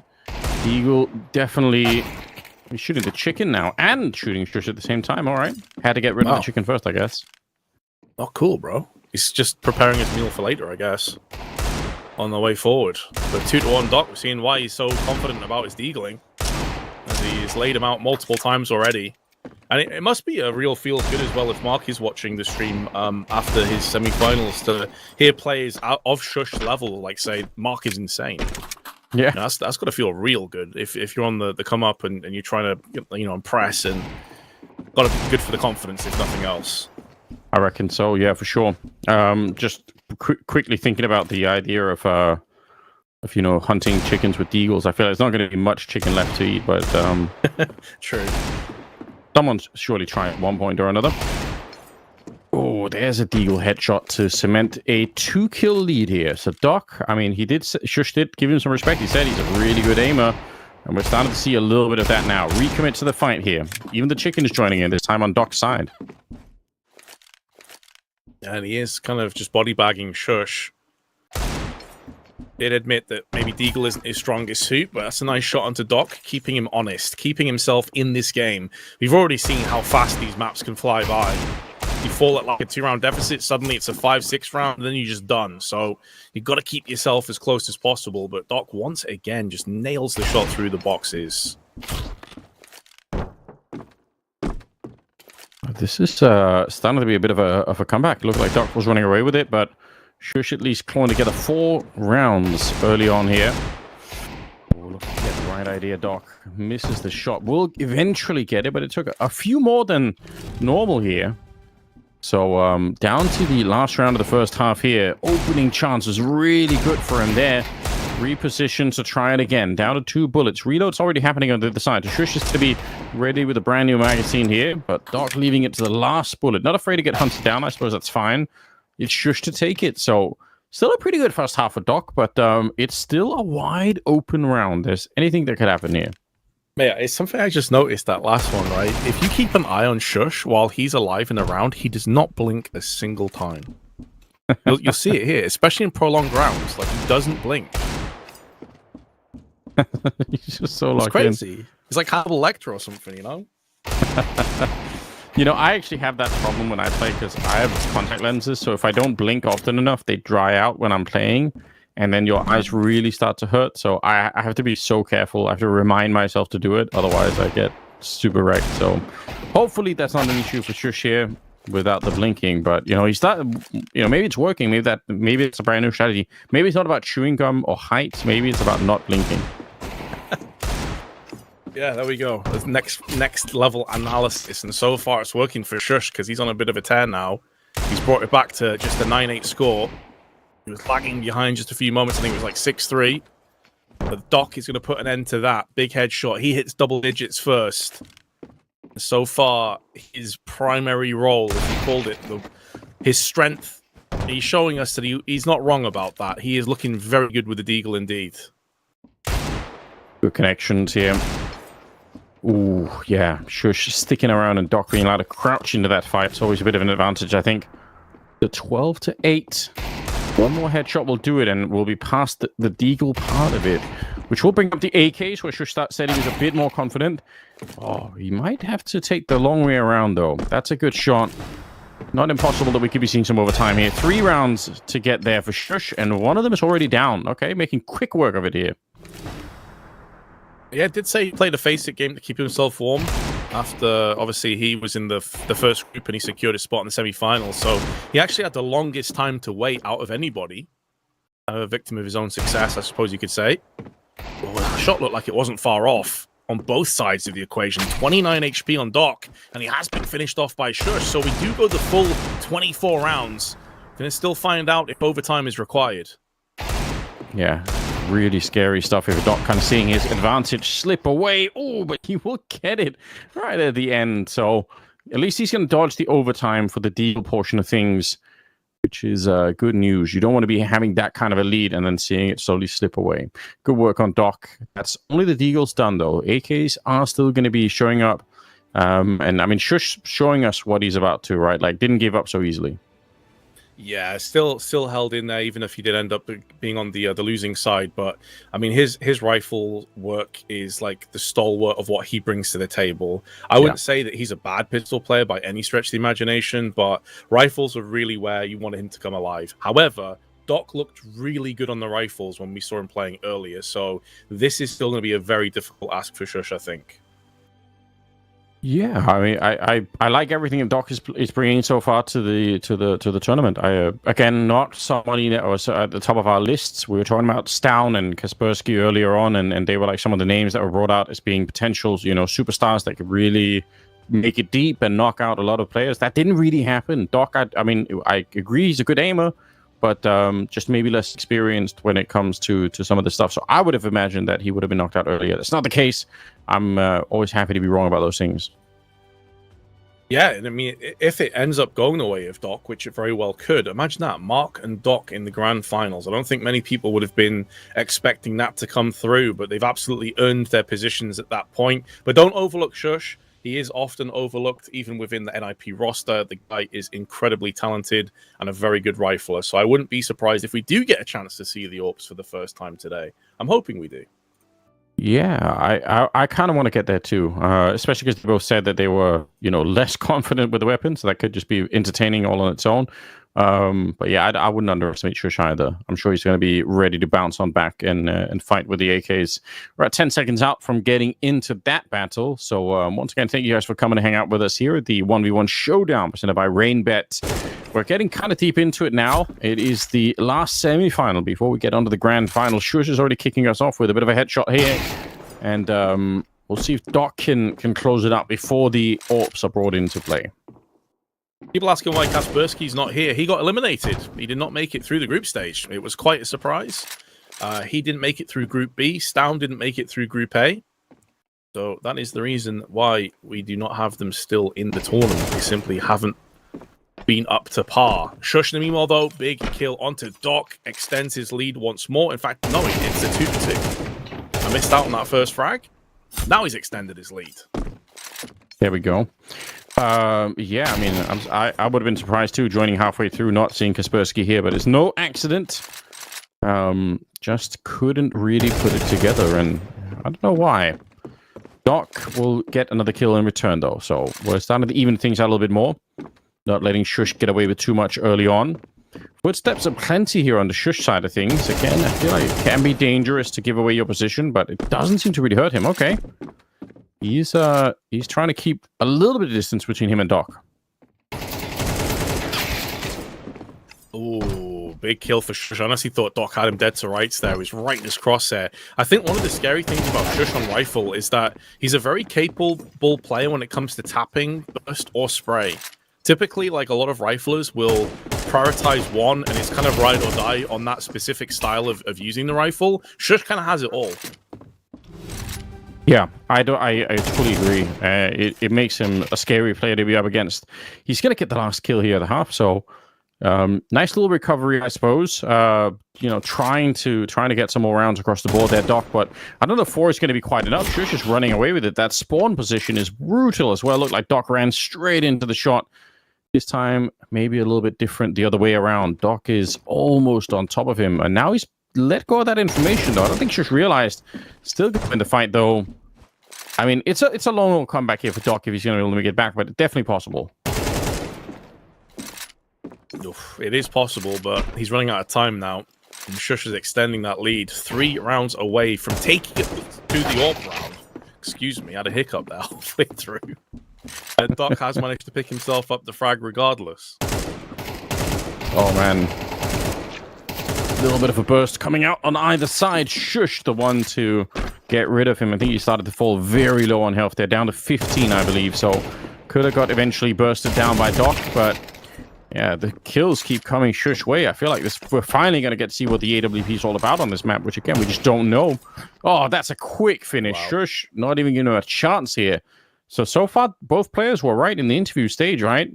Doc said he was probably better with the deagle, Shush said with the rifle, and here we are. Yeah, and that gives me a little bit more excitement for potential grand finals if Shush makes it, because he was the only player I've seen so far that can maybe best mark when it comes to those rifles. Like, the way he was playing there was honestly flawless. Doc is not a bad rifler by any stretch, and yet he kind of got bullied 13-5. So that does give me a bit of faith. However, I have no idea what's going to happen in this top round. I'm actually looking forward to it. Yeah, it could be all out chaos. I guess we'll find out coming back into it. We'll go for a quick break, and then we'll be back with the AWPs in a couple of seconds. So salty. I'll stick to the bite. In order to get me right. We're gonna win for the night. Love is so salty. I'll stick to the bite. In order to get me right. We're gonna win for the night. Love is so salty. I'll stick to the bite. In order to get me right. We're gonna win for the night. Love is so salty. I'll stick to the bite.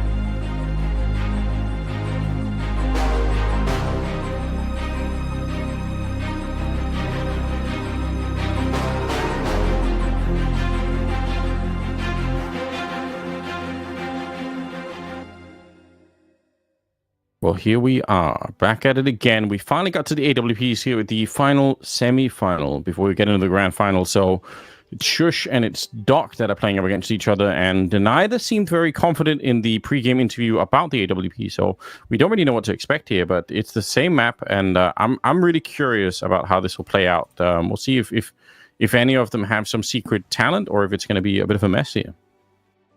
Yes, because it's the kind of setup with the AWPs that I don't think is necessarily going to favor like those longer range incursions. So you're expecting maybe a bit more passivity, but we also discussed in like with Sam, like that's not necessarily the way you want to be doing things anyway. Looks like it's a bit of a warm up here, I think. I kind of wished it wasn't. Like I want to see Doc like surf his way to the other side and just like start firing with the AWP. That would be so funny if that is actually how it played out.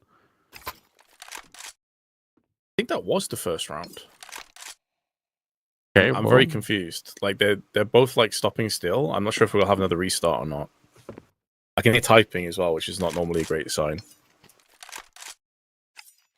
Oh, let's find out. I mean, if that's how they're going to be playing, it certainly could be fun. Nice shot. There was a bit of typing going back and forth, but I feel like Doc is so far connecting, and this is the problem like, with AWPing, right? Like if you're backing off into somebody's scope like that, and if you don't know where the other guy spawns, it could be really rough. Okay, the flicks are dead on at the moment. He's playing better than advertised, I would say. Yeah, he might have slowballed this one a little bit, like lulled Shush into a false sense of security, because Doc does seem like he's very capable with the AWP. Some nice shooting so far, 5-0. Shush hasn't really had a look in so far, both missing out on the first shot, but there Shush goes for the wall bang. That's more like it. There's such a long standoff there, like they both knew where each other were, but nobody really wanted to take the shot, so that is kind of funny. Missed shot. Couple of ring out on the other side. He's really thinking about it. The double scope coming out just to try and see if he could get the timing there. He's actually wallbanged all the way down to 10 health, and then the follow-up shot gets him. That's frustrating. At times like this where I kind of wish that Stown had made it through just to see how he'd AWP on this map. Yeah. But that was kind of taken away from us because, well, unfortunately, those were best of one rifle rounds. True. Yeah, that would have been a good reason to pick Stown, which I think was the logic you were using there, but unfortunately, he couldn't make it deep enough. This is a lot slower. Like you can tell that the mobility of the rifle comes into or the AWP comes into play here. So a bit of a different feel for both sides. A little bit more tentative. You don't want to be making any mistakes. Like you just straight die like that. So very interesting how this is playing out. And again, we'll definitely see Mark also get a chance to play with the AWP. So we'll learn something about him and that rifle when we get to the grand final. Doc is trying to get there to play Mark at the moment. Yeah, he's not far off, is he? Some nice shooting once again. 7-3 in the lead. Shush had a bit of a resurgence. He picked up 3 rounds in a row. It was 5-0 at one stage. Oh, the timing. He hasn't been punished for it, though. Now he knows exactly where Doc is. Looking for that wall bang. Throw out some of those shots, but Shush is unrelenting. Just holds fire, holds position, and we'll get the reward. Shush knows where he is, sees the gun barrel back there, but Doc is still going to be quick enough. Okay. Seemed like Shush should have had the advantage here. It looks like a bit more of a one-sided opening half with the AWPs, and Shush will really have to change his style coming into the second half. Otherwise, it's going to be Doc all the way. But then again, the flicks from Doc are just very accurate. So great work. He's continuing on. He's got a 5-kill lead at the moment. Shush answering back finally. Better late than never, but has he got enough wiggle room at this stage? Still trailing by 4 out in the open is Shush, and will get punished, Doc. I honestly thought once Shush took that first shot, you'd get replied on pretty fast. Obviously, you have to rechamber the bullet. That's not the case. He's been splattered down to 9 HP as well. He takes a lot of damage through that wall. Finished off. Shush is making a real go of this all of a sudden. Yeah, the dynamic has changed quite a bit. It's a 5-round lead now, down to 2. That's a nice comeback for Shush already. Doc, can you find the groove once again? This may be the other problem. If it's not your primary or most comfortable weapon, can you sort of rediscover what was working earlier? Maybe not. Shush continuing on. Oh, the lead is evaporated here for Doc. He's going to miss the chance there. Can he repeat Shush on the other side, though? Shush ready for it. Neither player connecting with each other at the moment. Doesn't get the wall bang there. Ooh, and Shush keeps going. He's now all the way back to tied game. Yeah, this is a really impressive comeback, I've got to say. It's where maybe the situation starts to get in Doc's mind a little bit. Shush is just so much more of a tenured play that's dealt with pressure. Missing a shot he'll be disappointed with, though. It's a bit of a sitter, but does follow it up. Doesn't get punished for it. Takes the lead for the first time in the AWP round. He was down at 5-0 deficit. Now he's up to an 11-9. He's only 2 rounds away from the grand finals. What a crazy comeback for Shush. I was ready to count him out. He looked like Doc had his number every time with those little flicks. Shush keeps it going. My God, what a recovery. individually. And like you said, you wanted to see Shush Orb up against, or Rifle up against Mark. There we go. Shush has made it all the way back, completely stopping Doc in his tracks after it looked like Doc had done enough work to make it an easy second half there. Impressive, man. Well done, Shush.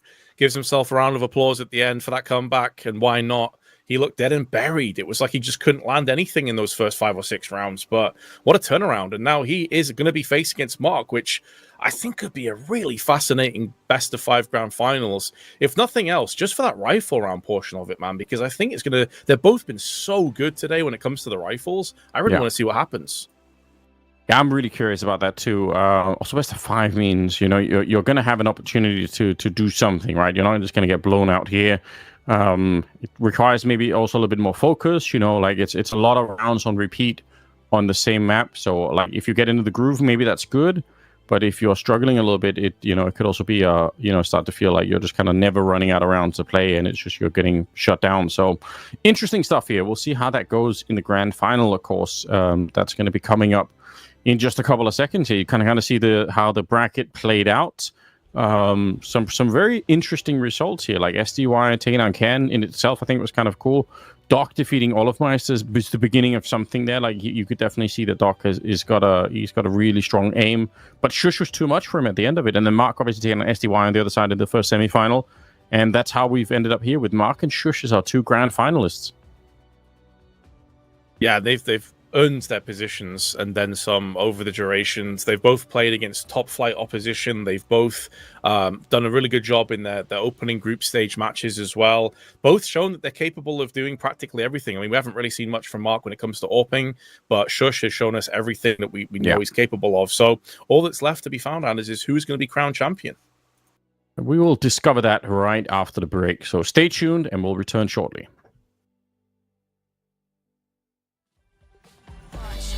Walk away, putting myself on display. 1, 2, 3 a day. I'm on my way, on my way. I'ma have you on tiptoes, watching my diamond afterglow. I know you wanna take me home. I'm on my way, on my way.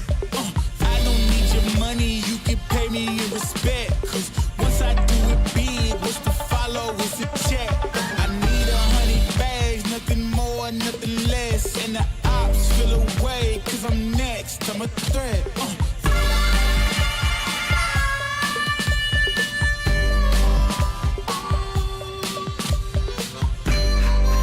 Something new under the sun.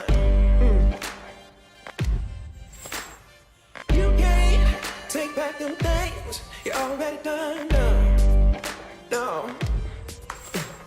You blame things that you do on somebody else. No. But they all see that you need help. You waste all of your time covering up your tracks. You try so hard, hoping that one day something gon' change.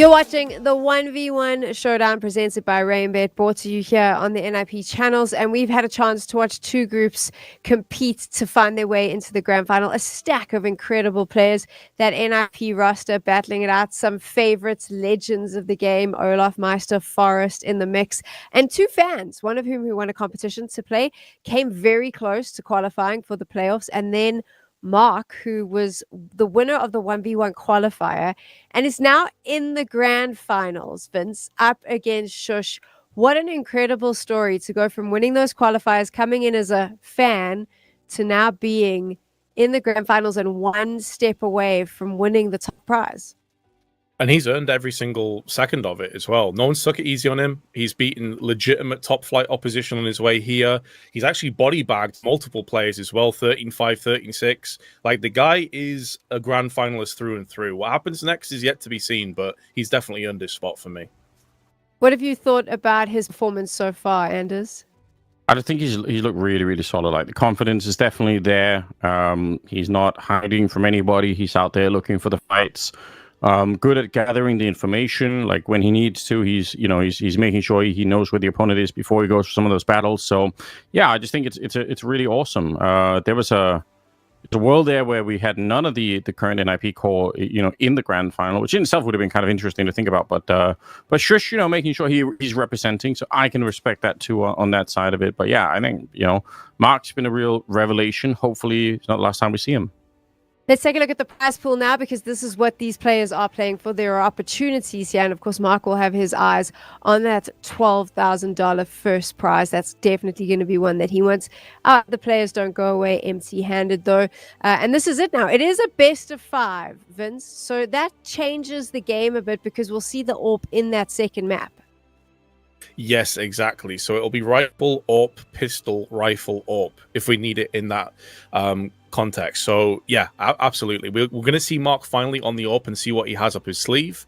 I have no idea what to expect from him. Obviously, maybe we can ask him that later on. But in terms of starting off a rifle, that is a really interesting opener, I've got to say, because I think these two have looked like the strongest riflers over the duration of the tournament. So going head to head is going to be fascinating. For sure. Now let's find out. We're waiting to find out if we can chat to both of our grand finalists, because I would love to hear how Mark is feeling. I know it's a question they say you should never ask, but I think in this context we can ask him how he's feeling making the grand finals. We're going to chat to them right now. Mark and Shush with us, our two grand finalists for this 1v1 showdown. Mark, what does it feel like to be in the grand finals of this competition? I feel really good and excited to be in final. Shush, for you, the comeback on the AWP in the semis, you want to walk us through that? I mean, that was full crazy. I thought I was getting full clapped by Doc. But somehow I got some few rounds in a row, and then I just kept going, It's really cool to see. Glad we finally got to see the AWP. We were kind of denied in some of the other semifinals, so that was nice to see. Mark, how are you feeling with the AWP? Is that we haven't seen you with that weapon yet? Is that a good weapon for you? No, it's for me the worst gun. So we'll see. Very interesting. Okay, well, that. We look forward to it. Luckily, there are some good rifles out there. We know you guys have been very, very good with the AKs as well. Yeah. What about you, Shush? 12,000, I believe it is for the first place. What does that mean to you? Is that something we're fighting for? I mean, definitely. I also don't want to lose. So I think that's the biggest thing for me. That makes sense. I completely get that. There's some pride on the line as well. Gents, we're going to let you go get ready for these grand finals. Thank you so much for speaking to us, and good luck to both of you. Thank you. Thank you. Okay, there we heard it from him, Vince. Mark says the AWP is the worst for him. So that might shake things up a little bit here. It might do. I also feel like he's a guy that's quite understated and kind of like a little bit nervous. So maybe he's also playing it cool. Like if he comes out and says, "Oh, the AWP's great for me," and then he gets wrecked, it's a little bit awkward. So I wonder if that also like plays into it a little bit, because like Shush also said he's garbage with the AWP, and we saw what he did. So who knows? Maybe Mark's got that up his sleeve as well. Fair points. Fair points. Keeping his cards close to his chest. Anders, he hasn't dropped a game yet. He hasn't dropped a map. He has 1-0'd, 1-0'd the whole way through, 2-0'd in the semi-finals, so hasn't yet gone down. Yeah, I mean, just a really great run. Very few times where he's looked halfway nervous or looked like there was something that wasn't working out for him. So, yeah, it's kind of a rare thing. No one's really been able to, I think, to make him look weak at all. So I expect it's going to be more of the same. Like I imagine this could be all the rounds in theory in the best of 5 here, just based on how he's been playing so far. Shush, obviously a fierce opponent. So either way, I think it's going to be. It should hopefully be a really close grand final here. If you were to make some predictions, boys, I mean, we can start with you, Anders. Where are you leaning for who takes the 1v1 showdown? Ooh, I don't know. Like this, I mean, I like the fact that Shush is saying that he just doesn't want to lose either. Because my feeling was maybe Shush would care a little bit less than Mark, and maybe that put him over the line. But yeah, I don't know. I'm gonna have to go with Shush just based off of it. But I mean, it's very close to a coin flip for me. I've got to be honest. Like I felt the way the Mark's been playing, very respectable. So, but if I had to pick one, I guess Shush is it. Okay, so Anders is leaning towards Shush. Vince, where are you sitting? I said Shush was my dark horse pick at the start of this tournament. But I'm gonna say Mark. I mean, I think it's a pretty impressive statistic that you just mentioned there, Sam, not dropping a single map on his way through here. I also think from the eye test, he looked a little bit better with the Deagles in his semi-final as opposed to Shush. I think Shush probably wins the rifle rounds, but maybe Mark wins the rest, and he'll end up going 3-2 and taking this. So I'll go slightly in favor of Mark. I like how Vince has even got a scoreline there, 3-2. So you think we're going to all 5 maps, Vince? I think so, yeah. I think Shush for me is the favorite in the rifles. He may even lose the rifles because, like, it's not as if Mark's a scrub. Like, he's been really good in the rifle rounds. But for me, I think it is going to be like all the rounds as Anders just touched on there. I think it's going to be a really close game. What do you think the game plan is, Anders? Do you think Mark will come out quite aggressive, or do you think he'll be a little bit more passive to try to get a feel for what Shush is going to do? I think Imagine it's going to be much the same. Like I think he's gonna listen for Shush, any footsteps that's given away, anything like that, and he's going to be hunting. That seems to be his personality that's shining through there. So I think we'll see more of that. I can't imagine him giving it up at all. Let's get into it. It is your grand finals now. Mark up against Shush. A nice opener as well, isn't it? Fast, lightning, quick headshot from Mark. That's going to dust off some of the nerves, perhaps. He's gone in for a second. Shush is getting wrecked twice in a row. Didn't even have a chance to react. Yeah, welcome to the grand final here, Shush. He's just running away with it early on. I do love that kind of a pace at the start of it here. Shush feels like he's hardly getting a chance to kind of, feel out the game before it's already too late here. But Shush will get that first kill across the line, and sometimes that's all it takes. Just one kill to start to open it up. Although Mark once again proving that he could do it. Good little burster down at range, and yeah, again now he knows where Shush is. That seems to be where he does his best work, although actually he's outdone anyway. Good shot from Shush. Bit of surf to finish off as well. Repositions. It does seem like Mark may have altered his stance a little bit against Shush. I don't know if it's because he feels less confident in the style he was playing before, but he seemed a little bit more like fully engaged and fully sending it when he's made a decision, rather than going back and forth, as you said, like tiptoeing around, listening for footsteps. It has paid out for him so far. Shush, though, a couple of kills in a row is going to keep this one relatively even. We saw the tenacity that he showed against Doc as well, even when multiple rounds behind, still had the ability to string together 4 or 5 rounds. So Mark can't assume anything is taken for granted here. Has to fight for every single kill. Yeah, not going to let go of it that easily. Shush starting to wake up a little bit after getting rocked in the beginning. It's still not a bad first half, is it? 7-5 in favor of Mark. That's what we like to see. Our fan-qualified player stepping up in the grand final early on with a 2-round lead. Second half here, and it's actually Shush to answer back. He's already proven he could get some good comeback mechanics going when he had the AWP against Doc, and now he wants to do the same thing with the rifle here, although, again, Mark is very quick. This is more or less what we forecasted, like a close game. Both competitors here very, very sharp with the rifles. It's going to be Mark hitting another headshot, getting it a step closer to winning this opening round. A nice shot from Shush there. keeping himself just within touching distance of Mark. But for any of you just tuning in, like, how has a fan got through to the grand finals? Like, he is that good, guys. He is genuinely really, really solid. He is laser focused, so precise in these 1v1 rifle rounds in particular. And he's only 2 rounds away now from getting at least one map in this best of 5 grand finals. 11-7 in his favor. Make that 12-7. Wow. He is just... Some of these kills are coming through so lightning fast. You hardly have a chance to even react to them. Shush is going to go down. Mark just rifling his way through the opening here. A bit of a laugh, a bit of a smile underneath the cap there. Very impressive. 13-7. And this is Shush on the AK, right? This is where we've seen him do some of the best work in the tournament so far. I must say, very, very fine work coming out from our fan.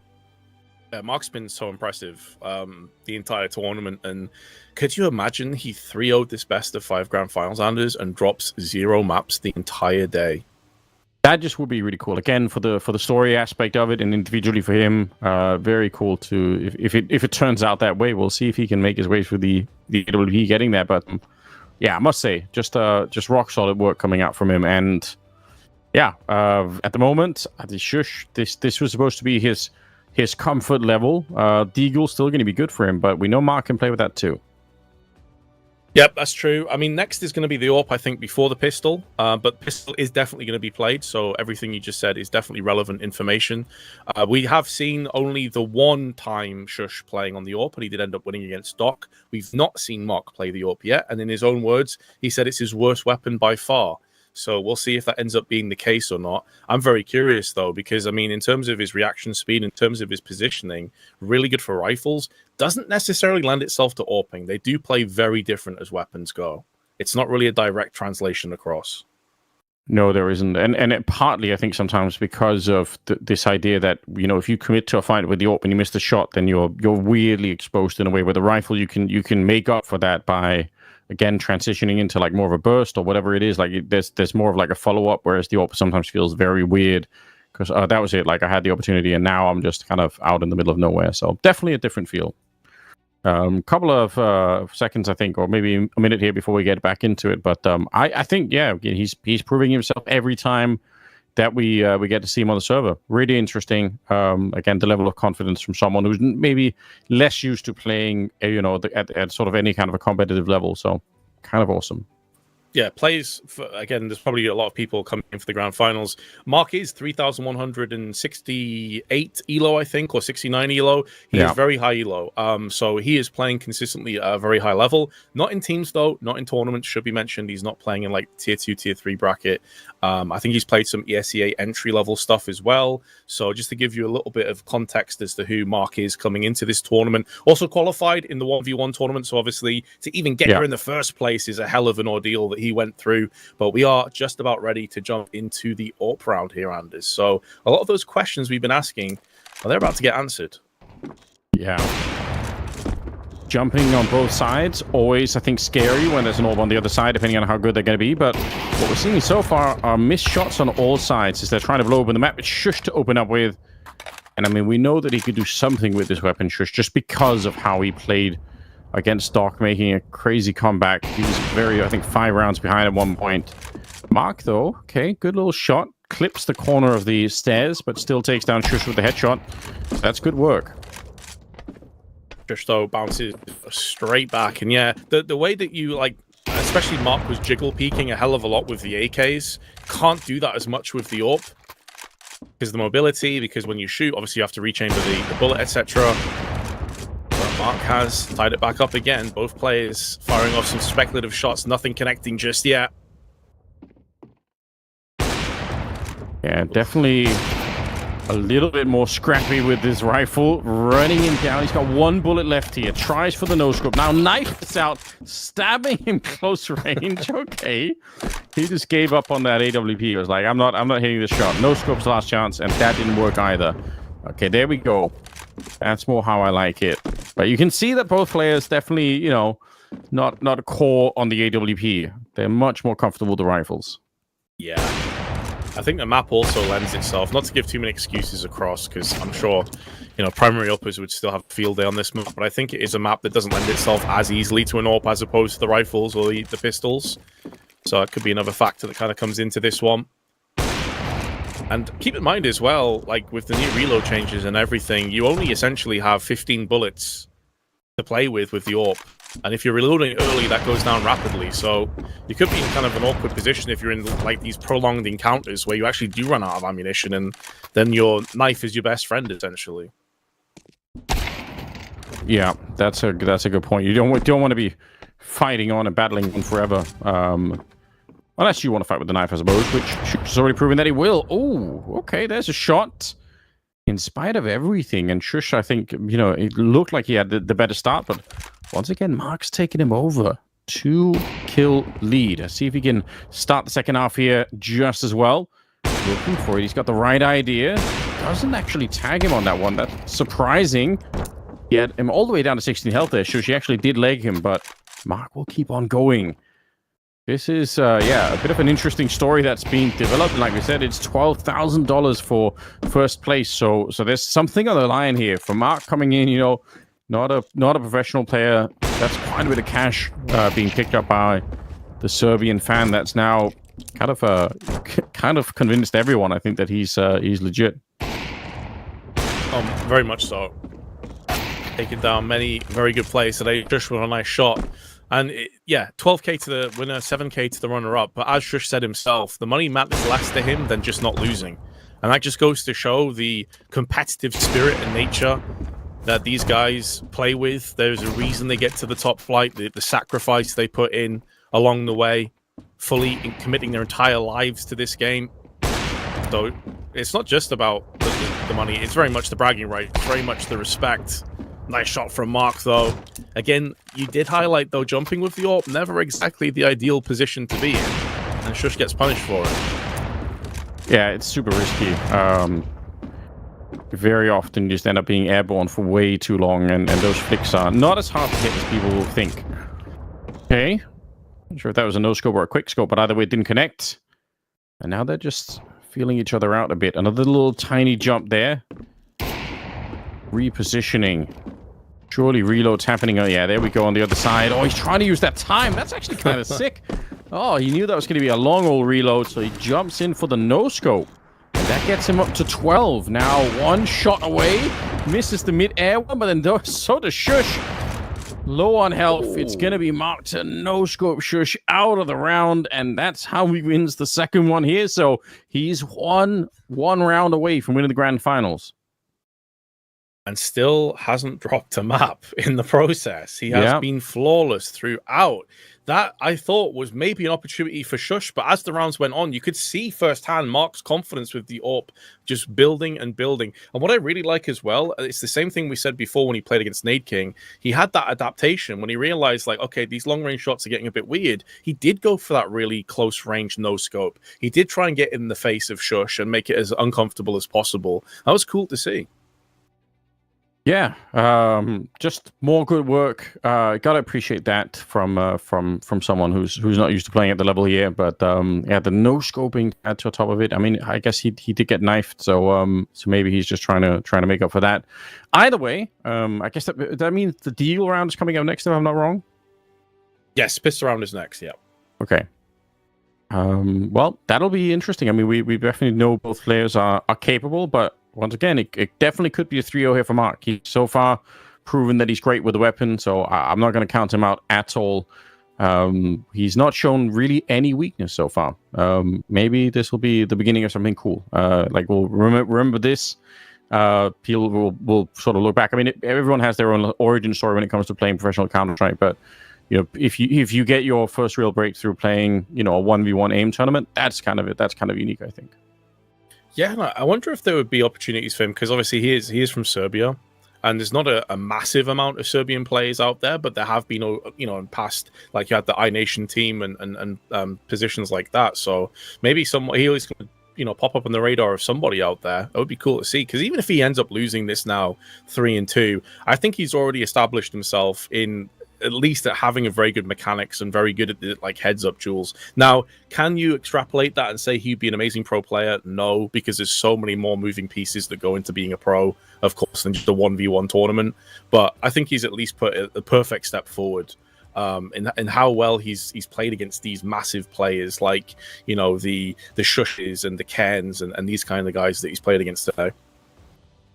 Yeah, I mean, and like I said, I think that the sort of the Balkan region, if you just kind of like broaden it out a little bit as a whole, is seeing a lot more activity when it comes to esports. Like, there's a lot more local stuff happening, and hopefully that just means there will be more opportunities for players in that space, especially if they're willing to cross on over and sort of play, you know, across the borders a bit. That would be really, really awesome. I know, like, you know, Bulgaria and Romania are other sort of, you know, close by countries that are starting to look more alive when it comes to some of this stuff. So I think there's opportunities in the future if you're going to be committed to the game. Here we go, though. We've got the third round of the grand final here. It's the 1v1 Showdown presented by Rainbet. And so far, it is a 2-0 lead, as you can tell on the scoreboard, for Mark. It's up to Shush to try and stop him here. See if he can finally take a map off of him. And it will be Shush to start with the Deagle. Yes, I think the eye test from what we saw earlier, Mark did look a little bit better on the Deagles. I don't think the longer range encounters are going to fare very well for him. I feel like when he's up closer, that's where he's typically going to be in his strongest position. So let's see if that continues to be the case here. Shush finally gets his man on 5 HP. Just about surviving. Yeah, not the cleanest fight, but it'll get the job done nonetheless here. And so far, Mark hasn't quite made the Deagle work. Kind of looking to see if he could find a way to get it done, but we're not seeing those very clean headshots. Both players are very mobile when it comes to Deagle, so they're running around quite a bit more. And maybe especially running up and down the stairs. The movement speed there is going to be kind of wild. There we go again. Kind of a long fight on both sides. It's Mark to come out on top this time.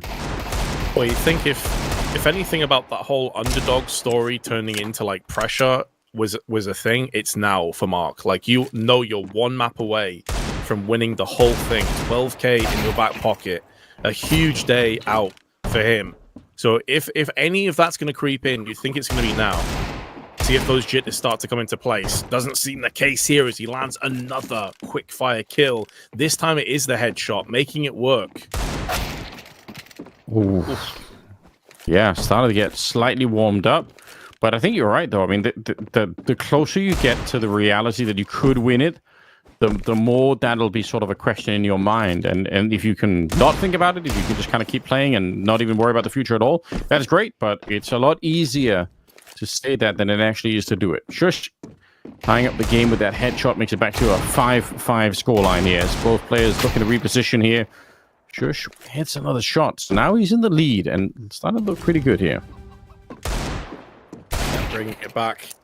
Mark, though, will tie us up going into the second half. Both players unrelenting, refusing to go down without a fight. As you can see at the top of the scoreboard, 2-0 in favor of the young Serbian, who does take the lead again and is now only 6 rounds away from securing himself as the champion of this 1v1 tournament. Just imagine if he actually makes it through. He's looking very good, making a great case for himself. 2-round lead. Oh, and it's another good headshot. That's the kind of fight I feel like Mark is going to be happy to take at the moment. Like, some of this stuff where they're running around a bit more, maybe less so. Oh, Shush, though. Still very capable. I do like that shot from him. 9-7. And Mark, can he find the early advantage? Not this time. Shush doesn't even give him a chance to fire the Deagle there. That's lightning fast. Gonna feel like running through quicksand playing against Shush, because just when you feel like you've made enough of a move away from him, he just drags you back down again. Like, you just can't get away from him. He's starting to take a lead. He picks up 2 really quick kills. However, Mark, though, is going to hit double digits first. He's 10-8 in the lead for the time being. 3 rounds away now as he spots just a small pixel around the corner. Shush, though, in hot pursuit. Can hear the pitter-patter of footsteps up by the barrels. Does miss out on his shot. Not punished just yet. Both players have had a couple of opportunities here, but neither of them has been able to fully bite down and take this kill. Oof. It's another really long fight, that one. But Mark's the one to go down. So a round between the Shush. That is so quick. Some of these spawns just allow for an almost immediate fight. So now we're tied up at 10-10. Both players 3 rounds away here from either extending the grand final or potentially winning it if it's Mark to pick it up. But right now, Shush seems to be back in that comeback zone. I feel like he's won quite a few rounds in a row here. And just looking for another headshot as he repositions. Oh, they're straight in the open. Shush again gets himself closer. Up to 12 now. He just needs one more Deagle headshot. See if Mark can answer back. And still able to do it. Okay, I was going to say, this is where, again, some of the nerves might start to really set in. Oh, yeah. You knew you had a lead. You knew that you were kind of in cruise control. And potentially losing out on this map. Would be curious to see if he kind of gets in his own head a little bit too much, and that is what's going to happen. He loses the map. Was he going up for a punch with the desk there, or just readjusting his hat? I'm not sure. He didn't seem happy, though. And this is where you think that experience, that veterancy of Shush, who's played so many games, lost so many games, came back from massive deficits multiple times over, is going to probably favor him. Now it's up to Mark. He's tasted defeat for the first time in the event. How does he react to that? Yeah, that's an interesting question here. Again, especially because he did have a bit of a lead even on the third go-around, where maybe he could have done some more impact. But just the feeling that, oh man, I nearly had it if I just hadn't missed those shots. Again, that's the kind of thinking that can derail you. But maybe he's not going to be susceptible to that at all. I want to see him, just kind of bounce back again. What is the next round, Vince? Do we know that? Which weapon are we playing with this time around? Rifle, then AWP. If we need it. Back to rifle and then potentially the AWB. Okay, well that'll be very interesting. Both players, of course, very strong with the rifle. So yeah, who knows how this is going to impact everything. Again, it's also where I think like the sort of the routine of playing the map. Hopefully both are still in the zone, but you play the same map long enough, it can also work the opposite. I think sometimes you just you fall into a bad rhythm suddenly and you don't even know why. So yeah, we'll see if they can continue to rock up here. But yeah, Mark finally losing a round. That's more a map, I guess. That's the first time that's happened. It is, and that's another one of those marks of being a professional player. It's like your resolve. How do you deal with loss? How do you deal with being behind? How do you deal with disappointment? How do you deal with choking? I'm not saying you necessarily choked that map, but you get my point, right? Like these are all things that factor into the mentality that Dan was discussing before when she was joining us about sports psychologists and all those kind of things that go into it. Not to overthink this too much, but how often has Mark been in a position like this, where there has been pressure applied, where there is legitimate, very solid amounts of money on the line should you win this tournament? Is this where he gets in his own head? I hope not, because it would suck to see it. But the fact of the matter is, you're against a player in Shush that he is not going to lay over and give you this for free. Yeah, he's already pretty much proven that. He's ready to fight, and I respect that. Shush, speaking of which, he will start us off here in the 4th round, taking down Mark. AKs are back online. They are, and Shush has kicked it off with the first kill. Good news for Mark, though, is he's able to even the odds very quickly. So he's not going to let this one get too far ahead of him. Shush with a spray. Had the perfect spawn for that one, and will punish Mark to regain the lead. Ooh, wow. Again, a very, very fast opening that round. Some of the spawns just will allow for almost instantaneous kills if you know what you're doing. And look at this, Mark again. Very quickly collecting some of these rounds. 3-2 all of a sudden here, and once again he has an idea. He's got a bit of a read here. Repositions for the spray down. I think Mark probably feels like he should have had that one. Looked like he had the slight advantage in knowing where Shush was before. It's the other way around. Good work. He's right back in it. Doesn't seem that affected by losing the Deagle round. Just he's straight back in here. Yep. After that kind of rough spray, I do agree. It looked like he really should have had that kill. Could have been understandable if he got frustrated, got in his own head, got to lash out a little bit. But Shush is continuing to apply that pressure. It feels like he's the kind of player, we've seen a lot of different styles, a lot of different ways and approaches of coming into this map. Shush is just choking you out. He just feels like the most claustrophobic person to play against, because at no time do you feel comfortable. At no time do you have any kind of reprieve against this guy. Yeah, I think that's a good way to put it. Always out there looking, always trying to reposition. But, I mean, Mark's answering back in a very nice way. And at least he's managed to tie the first half. Maybe more if he can land this shot. It's going to be Shush to take him down instead. Yeah. Both players really showing up for this one. Game is tied now 6-6.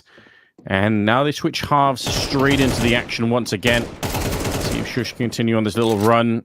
Again, he's very active. He's not afraid to, like, reveal his position here, Shush. He's just confident that he's going to be able to win it no matter what. So I do respect that as well. But again, the accuracy here, the crosshair placement of Mark is perfect. Yeah, you also see when Shush kills or gets killed, there's such little reaction most of the time. It just doesn't really affect him that much. He's just locked in. That's also cool to see. It goes to show the differences in personalities between him and a player like Ken, for example, where every single kill or death, you're seeing some kind of reaction, some kind of response, one side of the spectrum. Yeah, again, like both things, you could see how it could be an advantage or a disadvantage, depending on how things go. But I think the sort of the cool, collected look on Shush's face, definitely hard to be up against someone who's that hard to rattle at the moment. Mark's making a good case for himself once again. He's now in a 2-round lead. Oh, make that 3. He can see the finish here. I mean, what a victory it would be for him individually. He said $12,000 for the first place here. He just needs another couple of kills, and he's there. So again, can you close it out now? Can you put all of that in the back of your mind and just focus on the task ahead, which is getting these headshots against Shush? Reposition slightly, and so does Shush on the other side here. Trying to take the high ground advantage, and he will shut him down. Very good work. Especially impressive as well, because, I mean, he beat Shush twice in rifles. Shush, by his own words, is a rifle specialist. So, really impressive. Mark, 1 kill away from winning the grand finals, and he's gone and done it. He takes it 3-1. That is just really impressive work. Well done, Mark, at the end of it. He's our champion here, taking on so many hard-hitting players. You've got the core of NIP here, and we had a lot of special guests as well with Olofmeister and Forrest in there, and somehow it is Mark, our fan favorite, that's come out on top. That's wild. Absolutely wild. He goes through a 1v1 qualifier to make it here. The opportunity to play, and like you said, with the NIP team, obviously some well-known faces as well, well-known streamers. And then he goes all the way to the grand finals, and he takes it. What an incredible story he'll get to tell, Vince. It's amazing. It's amazing. I'm sure we'll hear from him fairly soon. We've got to kind of pick his brains on what his thoughts and what his initial reaction is. But what a storyline! And Sam, you've nailed it. You went for him. You went big, and you got the W. And you know, I just wanted to be different because I had seen Anders and Vince's predictions, and I thought, how boring. I'm going to go completely left field and say Mark wins it all. And then look at that. He did just that. That will be my claim to fame forever, that I am the prediction queen, Anders.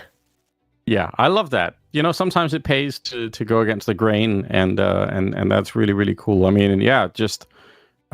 Mark, he's got something going on there with the aim and the mechanics of it. So very cool. He got tested this time by Shush. There's no question about it, and still he managed to prevail. So I love everything about that. Fun little underdog story. Obviously, Shush did try, was able to get a map off of him, which is something he hadn't dropped the whole way through this showdown, but just wasn't quite enough to get it across the line. We're waiting now because we will get a chance to chat to Mark, our winner. But overall, I mean, this has been a really fun evening, Vince. I think that it's just a good celebration for NIP fans, for fans of Counter-Strike, a cool way to spend your evening.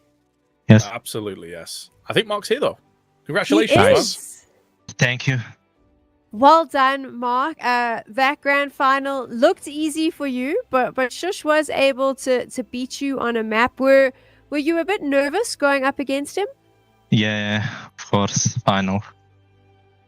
That's fair enough. And what did you think of the grand final overall? It was very good. And a very good experience also. Really cool. Yeah, it's good fun to watch you play. Appreciate some of the mechanics there. What do you think in the future? Is there a chance that we're going to be seeing you in a team, a Serbian team, or maybe just from the region? Do you have any dreams of playing more competitive stuff? Yeah, I would like. Maybe I will in future. I'm still young. Yeah, man. Like you say, you're what, 19 years old? Is that correct? Yes. Yeah, that's amazing, man. I think you got a very bright future ahead of you. In terms of that game that you just played, after you lost the Deagle round, the pistol round, did you start to doubt yourself at all? Because you had a lead. I think you were 10-7. Shush came back, took you to that fourth map. Was there any doubts in your mind at that point? Yeah, I was a little bit tilted also with how I lose, but after I won.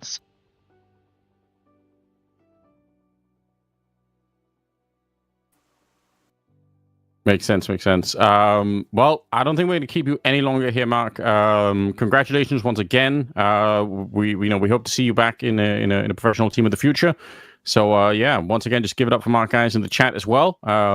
Yeah, we'll be seeing you, I'm sure. Thank you so much.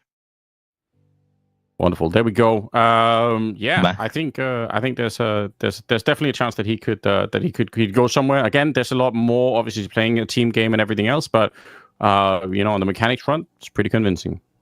Pretty convincing, and I think he's impressed a lot of fans. We've seen a lot of people in the chat getting excited about Mark, so someone to keep an eye on out for as the season progresses, and maybe we do see him on a team soon, Vince. I hope so. I hope that some Serbian team, or as Anders said, just from the region, or perhaps I know he said his English isn't very good and he's not very comfortable with his English, but he seemed like he was fine to me. He can definitely learn more. There's no reason he couldn't fit into a team from anywhere, realistically. And if nothing else, we don't know what he's like as a teammate. We talked about this before. There's a lot of different aspects to being a professional player, but if it comes to just raw aim, guy's definitely got it for sure.